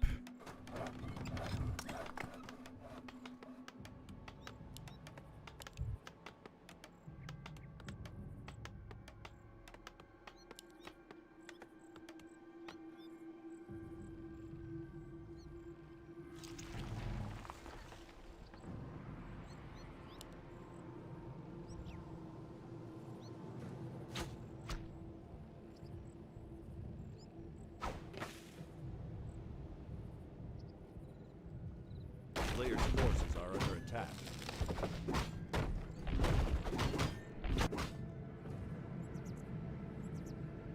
So the difficult thing for Moon here will be to get his own expansion up early, have it not be cancelled, while also trying to threaten and punish the peasants if he can. But if he can get up his own expansion early and get no peasant kills, that's a trade he's going to be willing to take. Sok, his priority is going to be to keep the peasants safe, get the expo up, and get this cancelled. First item for the Demon Hunter here is okay. Periap is decent for him, but there would have been better drops. Ring of Regen, other forms of damage mitigation.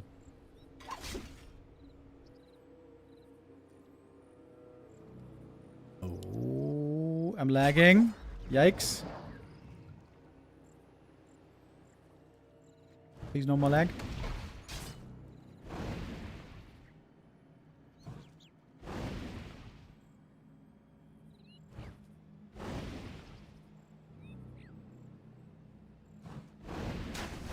One more Gamba? Alright, alright.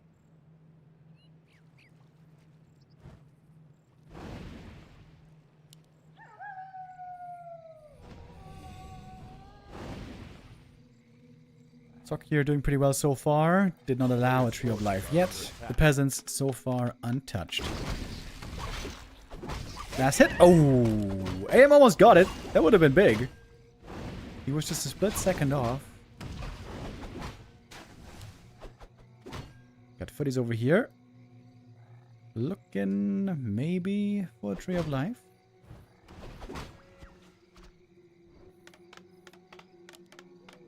And the expo comes up at a good timing.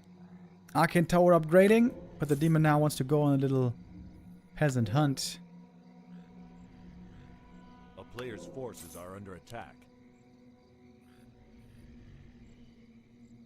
Boots and staff for AM and demon. Both want to be very mobile here.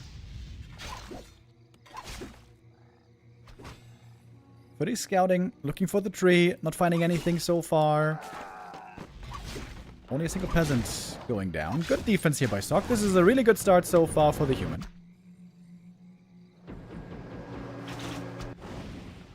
Clean play by Sock.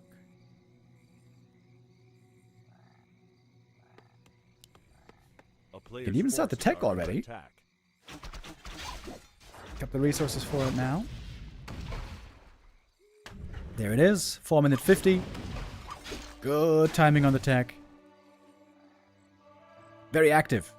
Always looking with the footies. Always moving with the AM. Love to see it. Keeping an eye on what's going on at all times.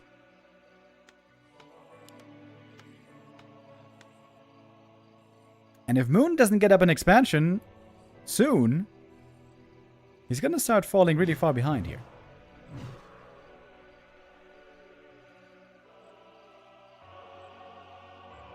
A player's forces are under attack.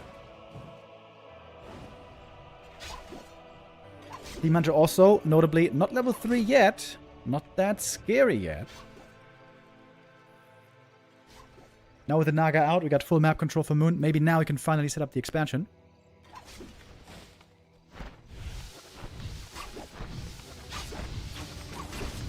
Demon Hunter, willing to take fire from the Arcane Tower. Gonna run out of mana here pretty fast.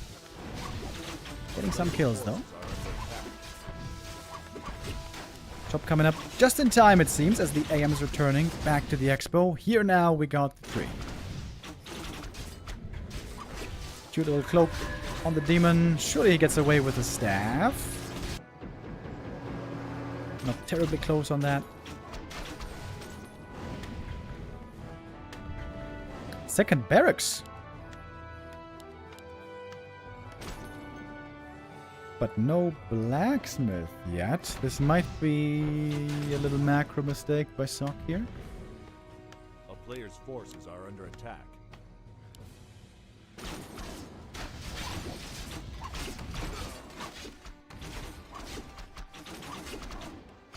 He's just making mass footies for the time being. It is good against archers, and I guess, in theory, against dryads as well. But they are pretty limited units, as we know. Lot of mana drained. It'll be hard for Moon to get back to decent mana again.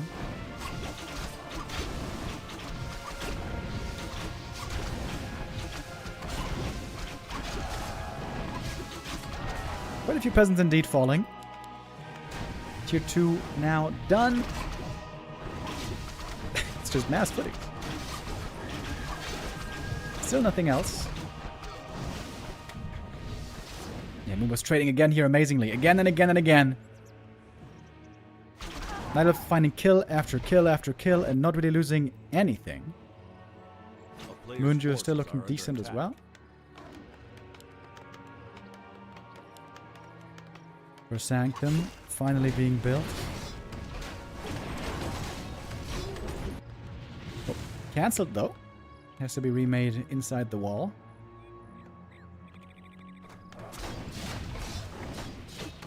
Ah, great denies on the archers here. AM still not close to level 3, really. Now the blacksmith is coming. Seeming pretty damn late. The player's forces are under attack. And by now, the Knight of Tier 3 close to finished.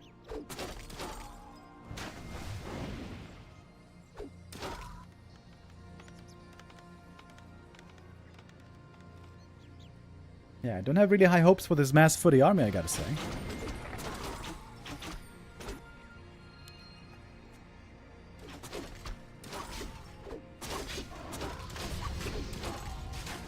Level 2 immolation by the demon. Here's a Stormbolt, but only level 1. Doesn't hurt him that much. Oh, the foot, they're taking so much damage here. They're all being burned to a crisp, little by little. Mage has to TP away.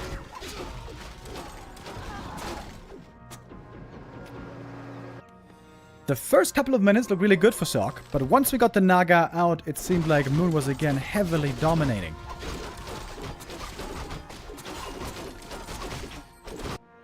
Moon juice is now very dry, but we're gonna have beers coming up next. Shop being made. Moon very active.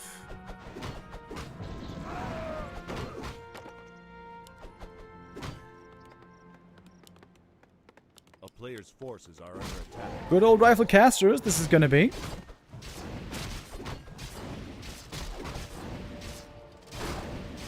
It's gonna take a while until Sok gets that big death ball rolling in earnest.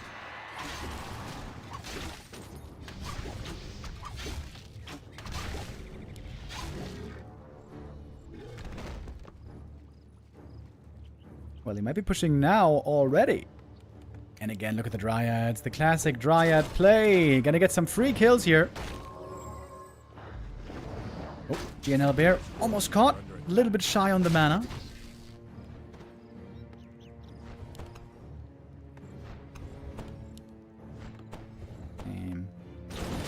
Okay.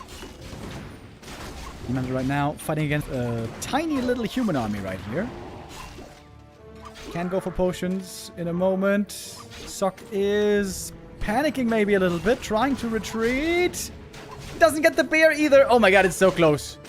It is so close, but Moon now seems to be in full control. All these little exchanges going in his favor. Even gets the priest with a bear. BD Young Fang with the resub. Thank you.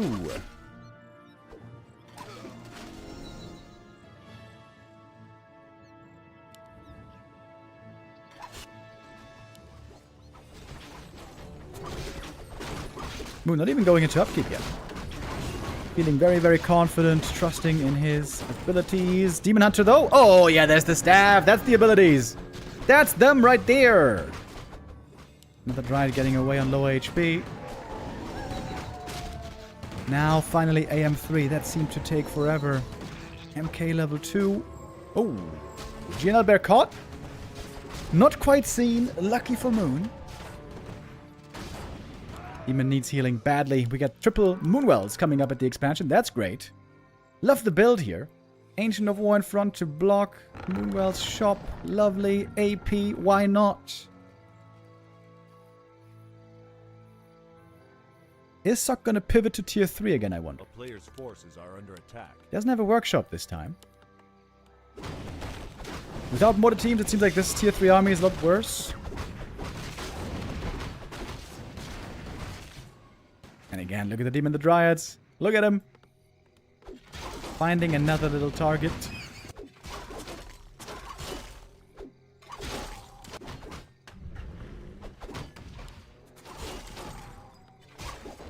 And that's one kill for free. Demon is fast. Forces are under attack. Dryads are magic immune. No way to punish. Oh, okay. Actually, one Dryad does fall.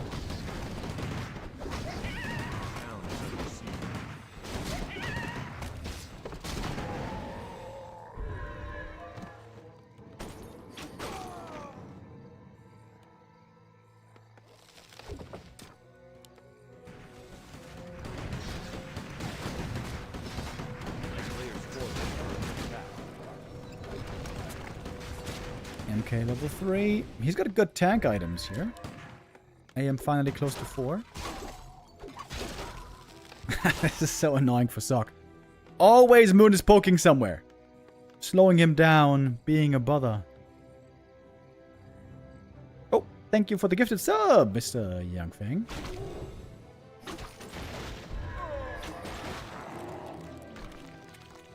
A player's forces are under attack.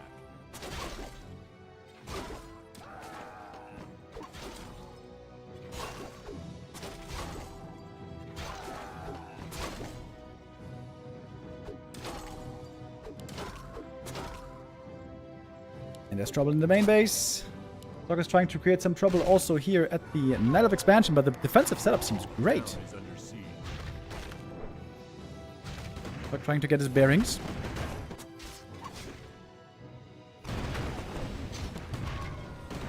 about the bears here in the front line. We got Blizzard now, but maybe not too much mana on the AM. Speaking of mana, we got level 1 mana burn only on the demon. Some of retraining here might not be a bad idea. Oh, clap Blizzard. It's gonna be only 2 claps though, if that. Only 1 actually. Stormbolt on the Naga right there. Dries in the back, struggling a bit. MK hurt as well. He's gonna go for the Invo Potion. Trying to reposition. AM did get level 4. That's nice to have for the level 2 brilliance. Oh, almost surrounded though against the trees. AM has to TP right before the electrocution. Many bears hurt, but they all survive. 70 supplies still for Moon at the end of this. So now going for a workshop. It does seem a bit late, however. And what's Moon doing? Right back to counterattacking, of course. The Demon Dryad hit squad.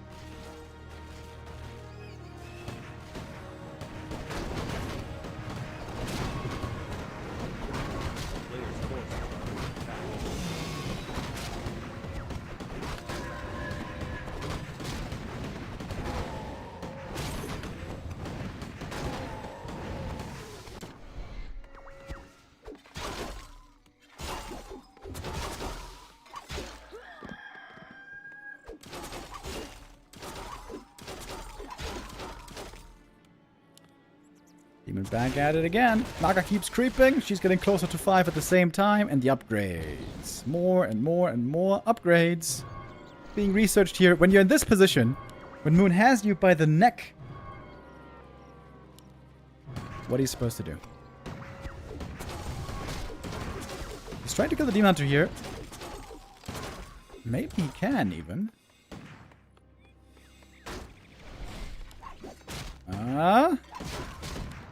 I guess he's dead, actually. But honestly, I don't even think it's that bad. He created a lot of space. Tons of time.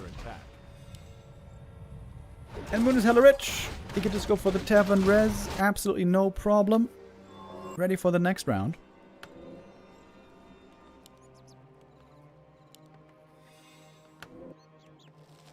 Demon is not deterred. Going right back to his old stomping grounds. This was a great wall off here, by the way, but now the wall off is open, I think. Yep. Naga cornered, but she's got the TP. Back home she goes. She got the level 5, meanwhile. Demon Hunter shouldn't die again. That would not be ideal. He gets away. Players' forces are under attack. Is under siege. Sok, though, he's not at 80 supply. Not really. He doesn't have tier 3. 2 heal scrolls, though, to his name. Let's see if that changes something.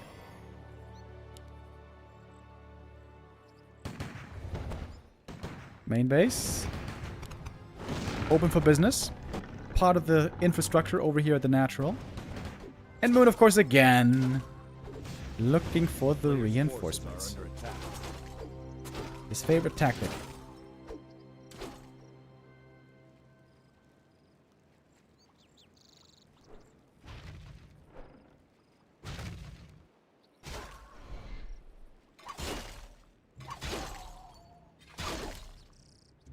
Kind of weird, to be honest, that he didn't retrain. This is a very scuffed Demon Hunter build. 2-2-1. There's no way that is correct.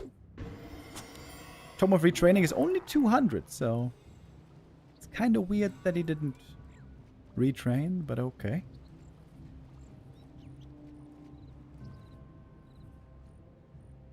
Moon's still in a commanding lead, thanks to the tech lead.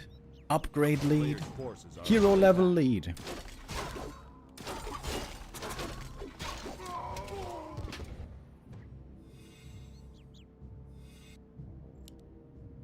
Expanding again. Why not? It's not like he can't afford it. The town is under siege.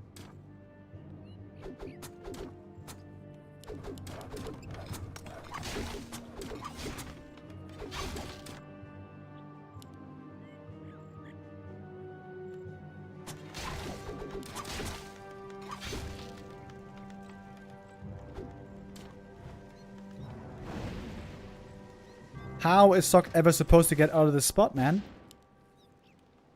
He's getting counterattacked all the time.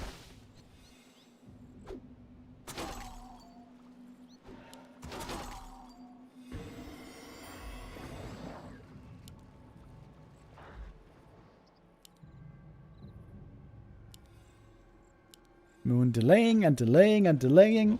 Getting richer and richer by the minute. Getting better and better upgrades. He's at 3-3 already. He is maxed out. And he found another opening. To be honest, this game seems pretty over. Fog Lightning, TP away. Moon here not giving the fans what he wants. Doesn't give him the big fight, but he gives him the win. 3-0. He is victorious today, again against Sok. And again, a strong display. Again, signature Moon playstyle. Laming, hit and run, buying time, creating space. That's his thing. That's his strength. I wonder how frustrated Sok is feeling. Playing these games often. Not the most fun you can have. We are going to play the last two maps, of course. This is our Play All 5 show match series.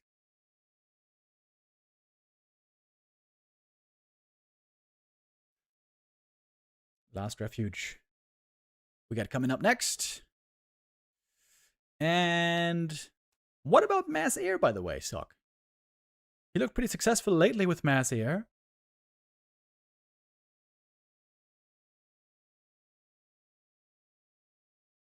Haven't seen that so far today. Last Refuge has many different possibilities. Last Air is one, Fast Expo another, even Rifle Caster push, one base. But Moon right now seems so good against just everything. Got the right counters, got the right movement especially. The Demon and the Dryads always in the right spot, finding kills, slowing the opponent down, giving scouting information as well. And there's very little risk.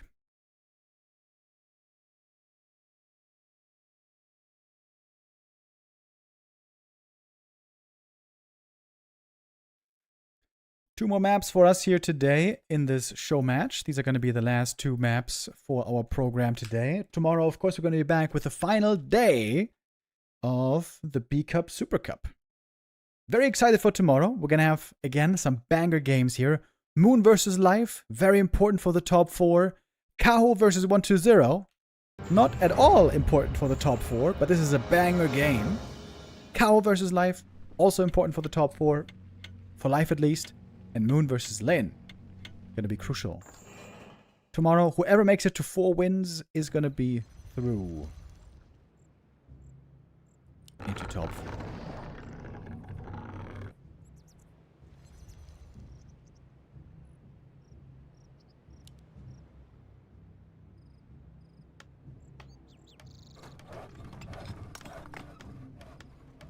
Chat is saying time for Warden.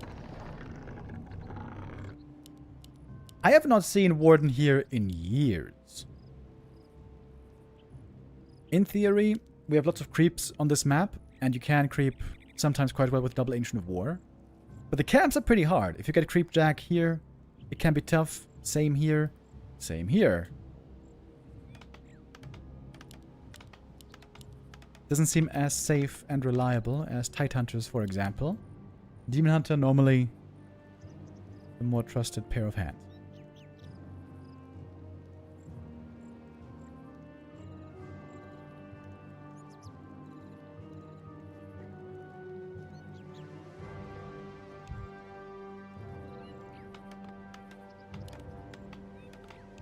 MK first versus Demon indeed.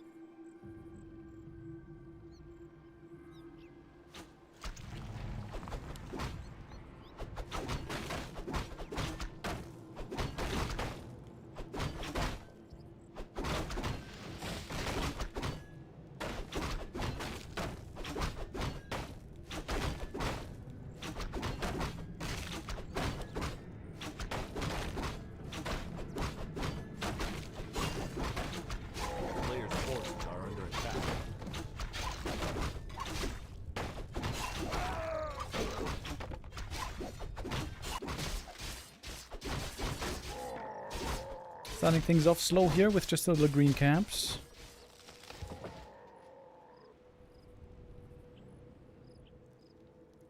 Sometimes we see the Demon Hunter just creeping up on his side, leaving the MK alone. Sometimes we see a bit of harass. If you get aggressive, of course, the danger is you might just get Stormbolt surrounded, lose your HP and mana, lose your TP, and then you'll be playing the rest of the early game from behind. But here Moon is on the move.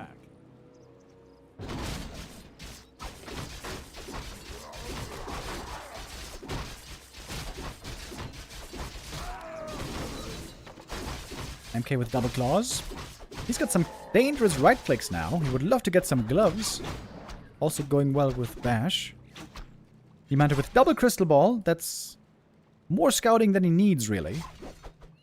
And here we got the counter expansion coming up. This is a very early one, once again. 2 minute 40, roughly.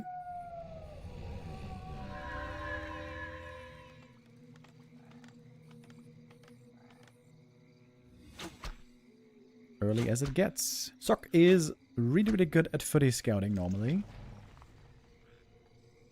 He might be on the way to find the expo. But it's probably going to be too late to stop it. Oh. Okay. Target acquired.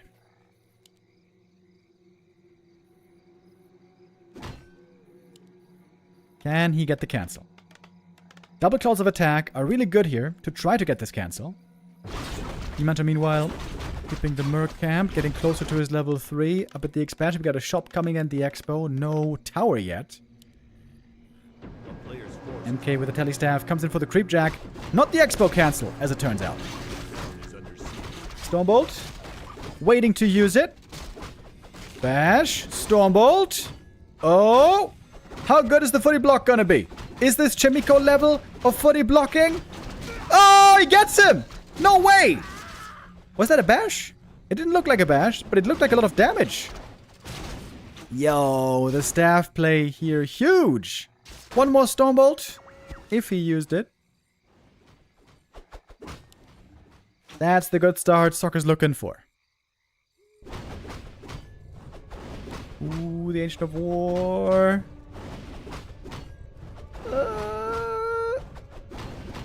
Oh my god. 4 hit points. Never mind. Down it goes. Demon's benched for a long time. He's creeping without a Demon Hunter here in a moment.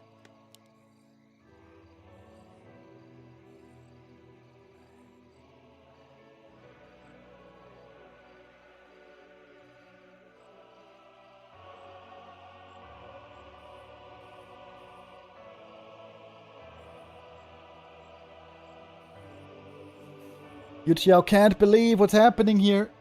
Having a nervous breakdown.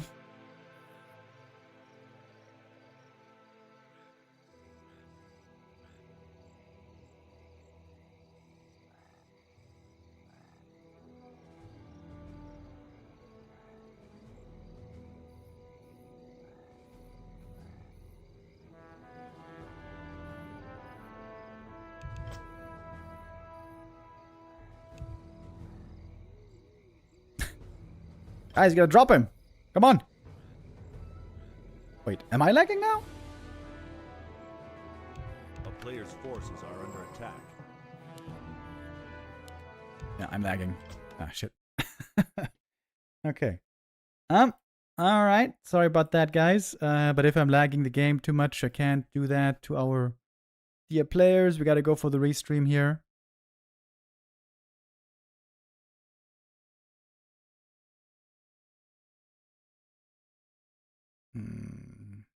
Give me a second.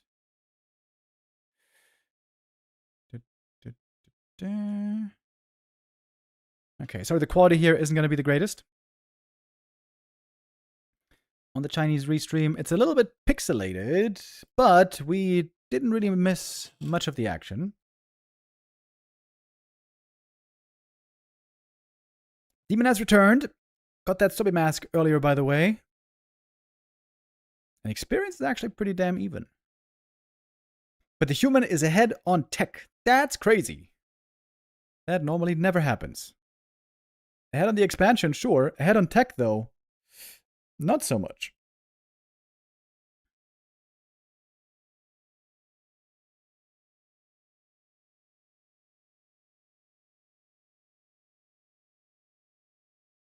Couple of bashes here from the Mountain King. His right clicks have been fierce. Led to that Demon Hunter kill earlier.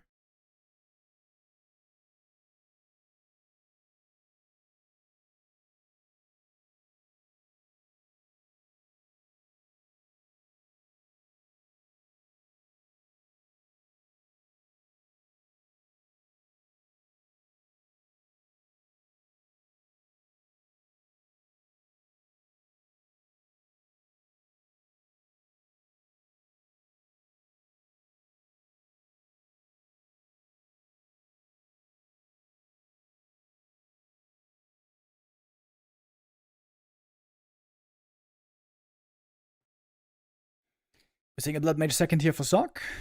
It's going to be a Rifle Caster game again. What happened to his mass air games, by the way? Just like 2 weeks ago, the mass air games I saw by him, they were looking so good. MK Fast Expo, Tier 3, Dragonhawk, Griffins, heavy upgrades, triple hero. That army is so much more easy to micro than the Tier 3 caster army. But Sock wants to master this style. If it isn't, if it even is Tier 3, I wanted to say. This might just be Tier 2.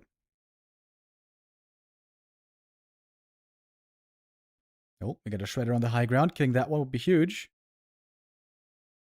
But there is a Zeppelin. Clean escape.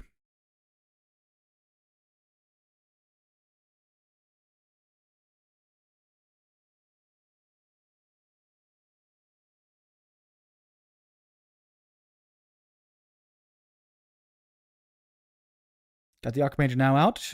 Most of the time we see the AM second going for the Aura first, being a little bit of a moving mana fountain, but he's going Water Elementals actually.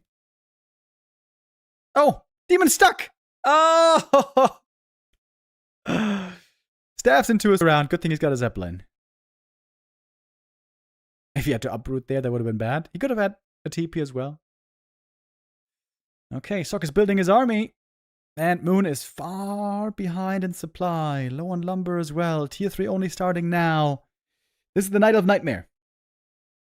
Way behind tempo here. Ooh, Demon getting away barely. Low HP again. Praying for some rejuve.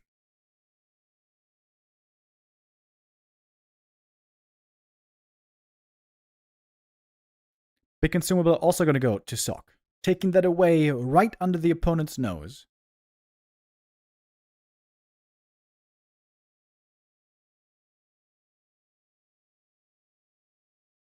One of mana stealing. Nice item also for the Mountain King. You wait for 25 mana, you go for the Stormbolt, the Demon Hunter almost dead. TPing away, sliver of HP. Yeah, I think Moon is just dead to rights here. Too much danger, barreling down towards him, 20 supply down, doesn't even have anything to heal at the moment. Where are those damn bears? Here come the sappers as well. Let's blow up some moonwells.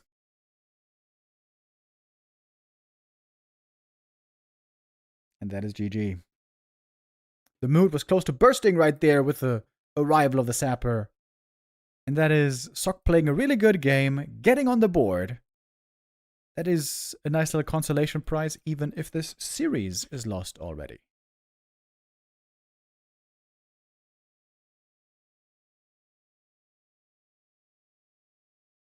All right. I had the wrong game name there. There we go. One last map for the day. Springtime. It is going to be for us.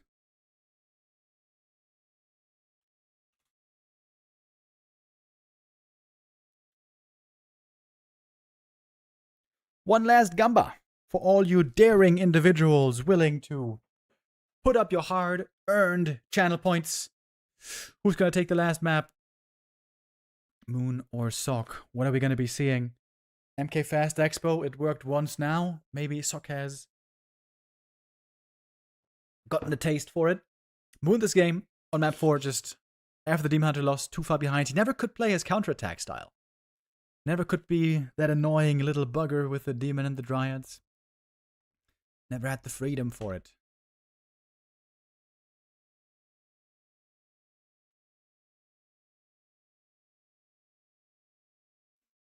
Like I said, tomorrow we're going to be starting the Super B Cup once again at the same time, 1 p.m. Final day of Stage 2. Final decision for our top 4.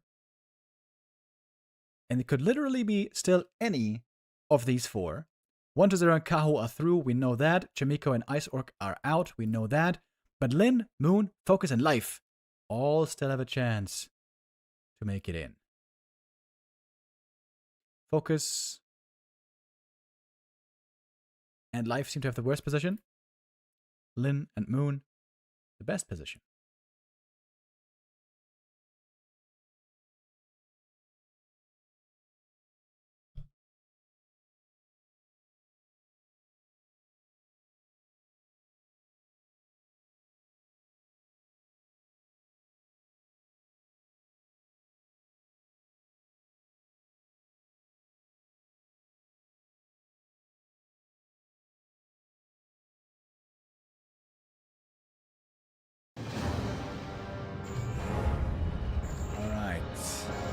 Here we go. Springtime.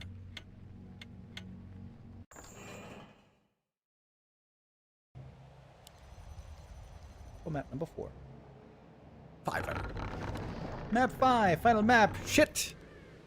Overlay's bugged again. God damn it. Okay. Sorry about that. Sometimes that happens. Gonna have to go with the Blizzard overlay here.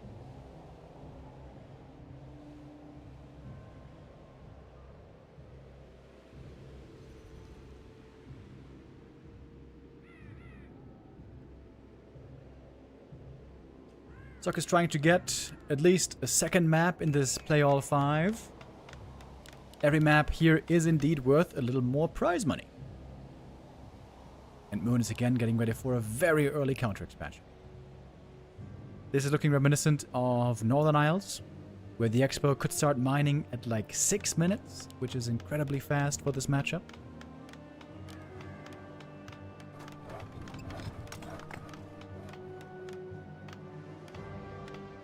MK first once more against the Demon.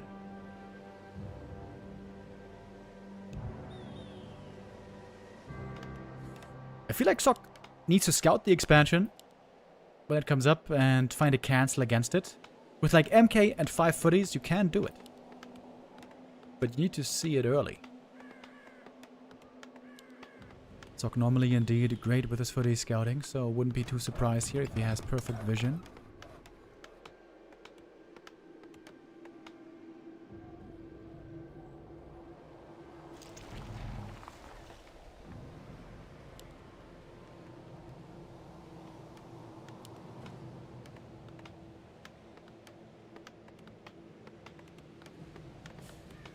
Dude, it is so warm in my apartment, by the way.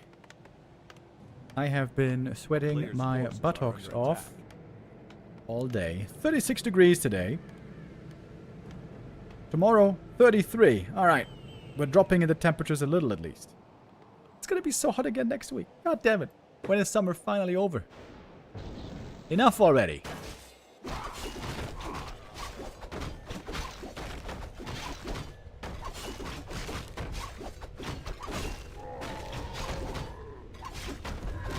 Nice emulation creeping here. Great efficiency. Keeping it faster, in fact, than the human. Wow, Expo on the spot. 2 minutes 35. Whoa! This would be insanely fast if this finishes. Can't get any quicker than this.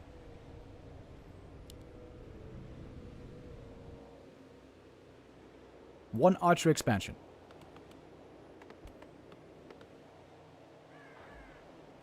But the MK has to stay home. Demon is approaching. Losing peasants here would be very painful. Losing plenty of them, at least. The player's forces are under attack. Detonate. Oh, nice detonate. Now we can mana burn again. This was a great wisp. Mana burn, hello? What? Okay, there we go. So, 70 seconds on the tree. We have 4 footies up here. 1 MK. Peasants untouched across the map. Ooh, big moment. Sock not sure if he wants to go in here.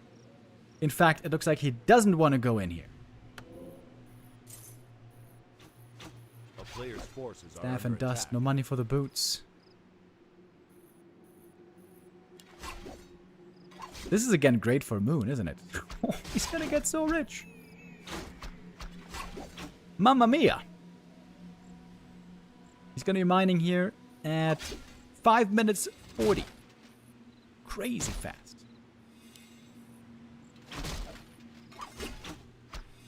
Very good build again. Same as it was on Northern Isles.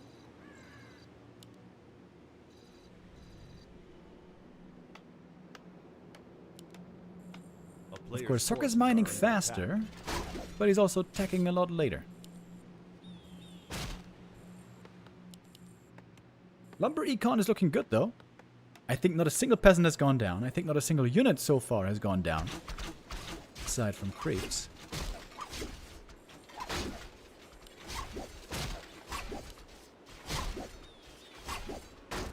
Little man fight over here.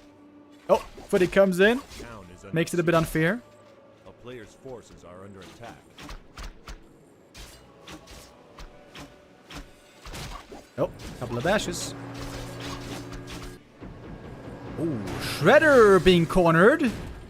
Oh, but the Shredder's fighting back. Shredder slowed, getting bashed.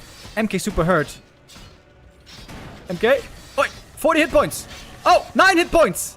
Oh, oh, oh, Shredder running away. Shredder is the what? No, MK, what are you doing? I was hoping for the bash. He was hoping Moon wasn't looking. Oh, that's a painful loss. He has to get the Shredder kill now. He has to get it. Hoping for the bash. Hoping for the bash. No bash. Oh, got him. Okay. Alright. Recovered. That is a big kill. Shredder still taken away from the human, though.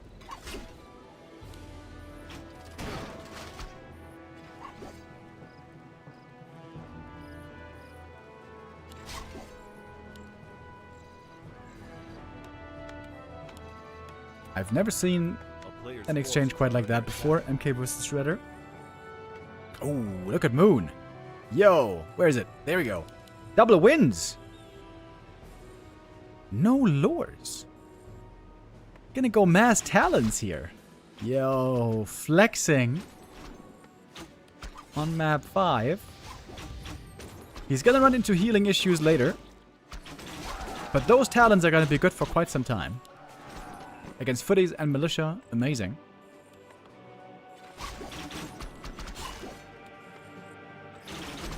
Unless he goes Fairy Dragons, that would also be kind of crazy.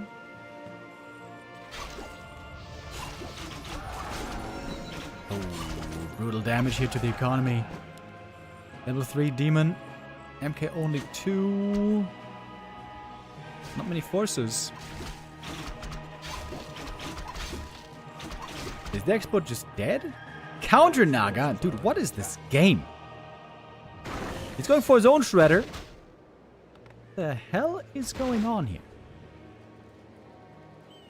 He could cancel, or rather kill the wins pretty easy.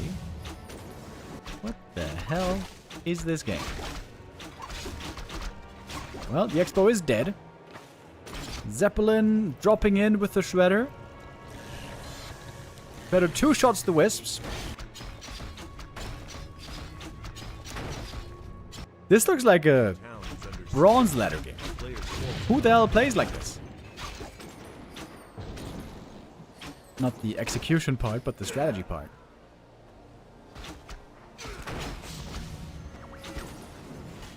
I mean, Moon is mining though. I feel like he should be pretty satisfied with his position. Keep it back home.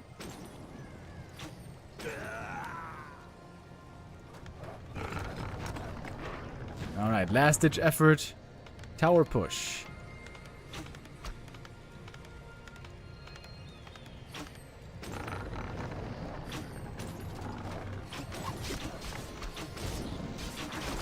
the last Stormbolt right there. MK with not the most amazing inventory. Demon Hunter healing up one more time thanks to the Moonwell, but now the juice is gone. If Sok wins this game, that would be pretty wild. Towers coming up. Shop being built. Demon is taking quite a bit of damage. Oh! He's almost surrounded here, the Demon Hunter. Naga with the right clicks. Oh, the Moonwell's almost finished. Almost finished. The Wisps are blocking. Bash! And he kills him. Double level up. No way. No way. Is he winning this game? Stormbolt doesn't even have boots, this MK. Oh, no bash. 8 hit points, Naga. She's running away.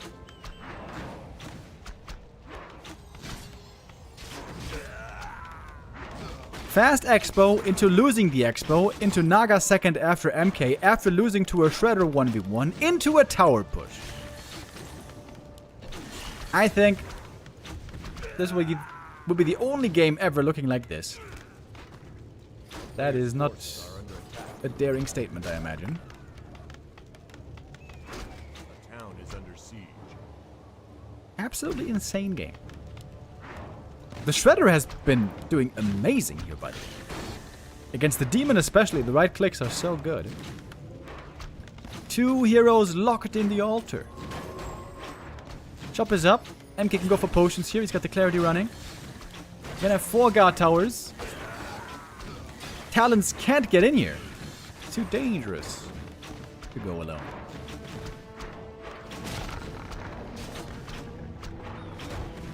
Moon does have the Expo running, though. So, we got lots of gold on Moon. Money he can't spend too easily. Oh, Shredder goes down.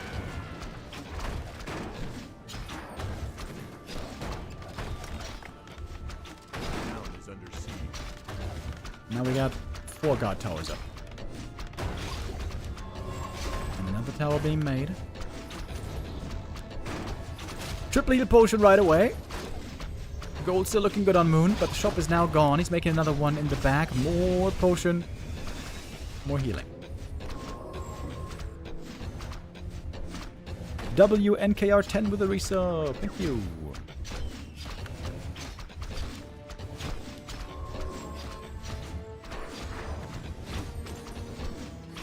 I mean, if the Talons at some point attack the towers properly with the magic, we have a lot of Talons. Hold up. Hold up. 1 Stormbolt now. Wants to make it count. On the Demon, is there a staff? Yes, there is. Both heroes hurt. MK dead and Demon alive still. TP away to the expansion. And there's some moon juice there in the shop.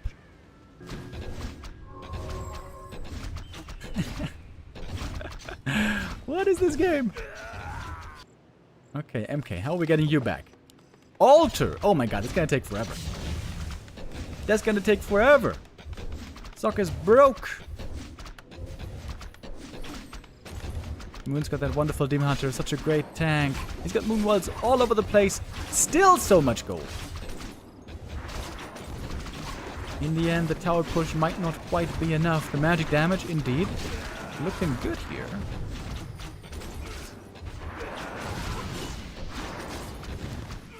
Gonna be another tower taken out. Can't repair against all this magic. Ain't no way. And it's GG!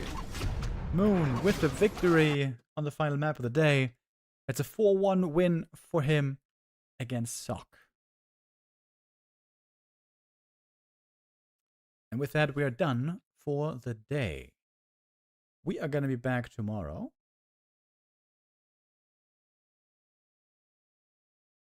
With more B Cup, Super Cup. Tomorrow, the final day of the group stage. Looking forward to that. I just realized earlier, by the way, either Lin or Moon will make it through. Guaranteed. Because one of them is going to have 4 points. I'm going to crunch the numbers again before we get to the final day tomorrow. So get your calculators out for that. when our top 4 are going to be determined for the B Cup Super Cup.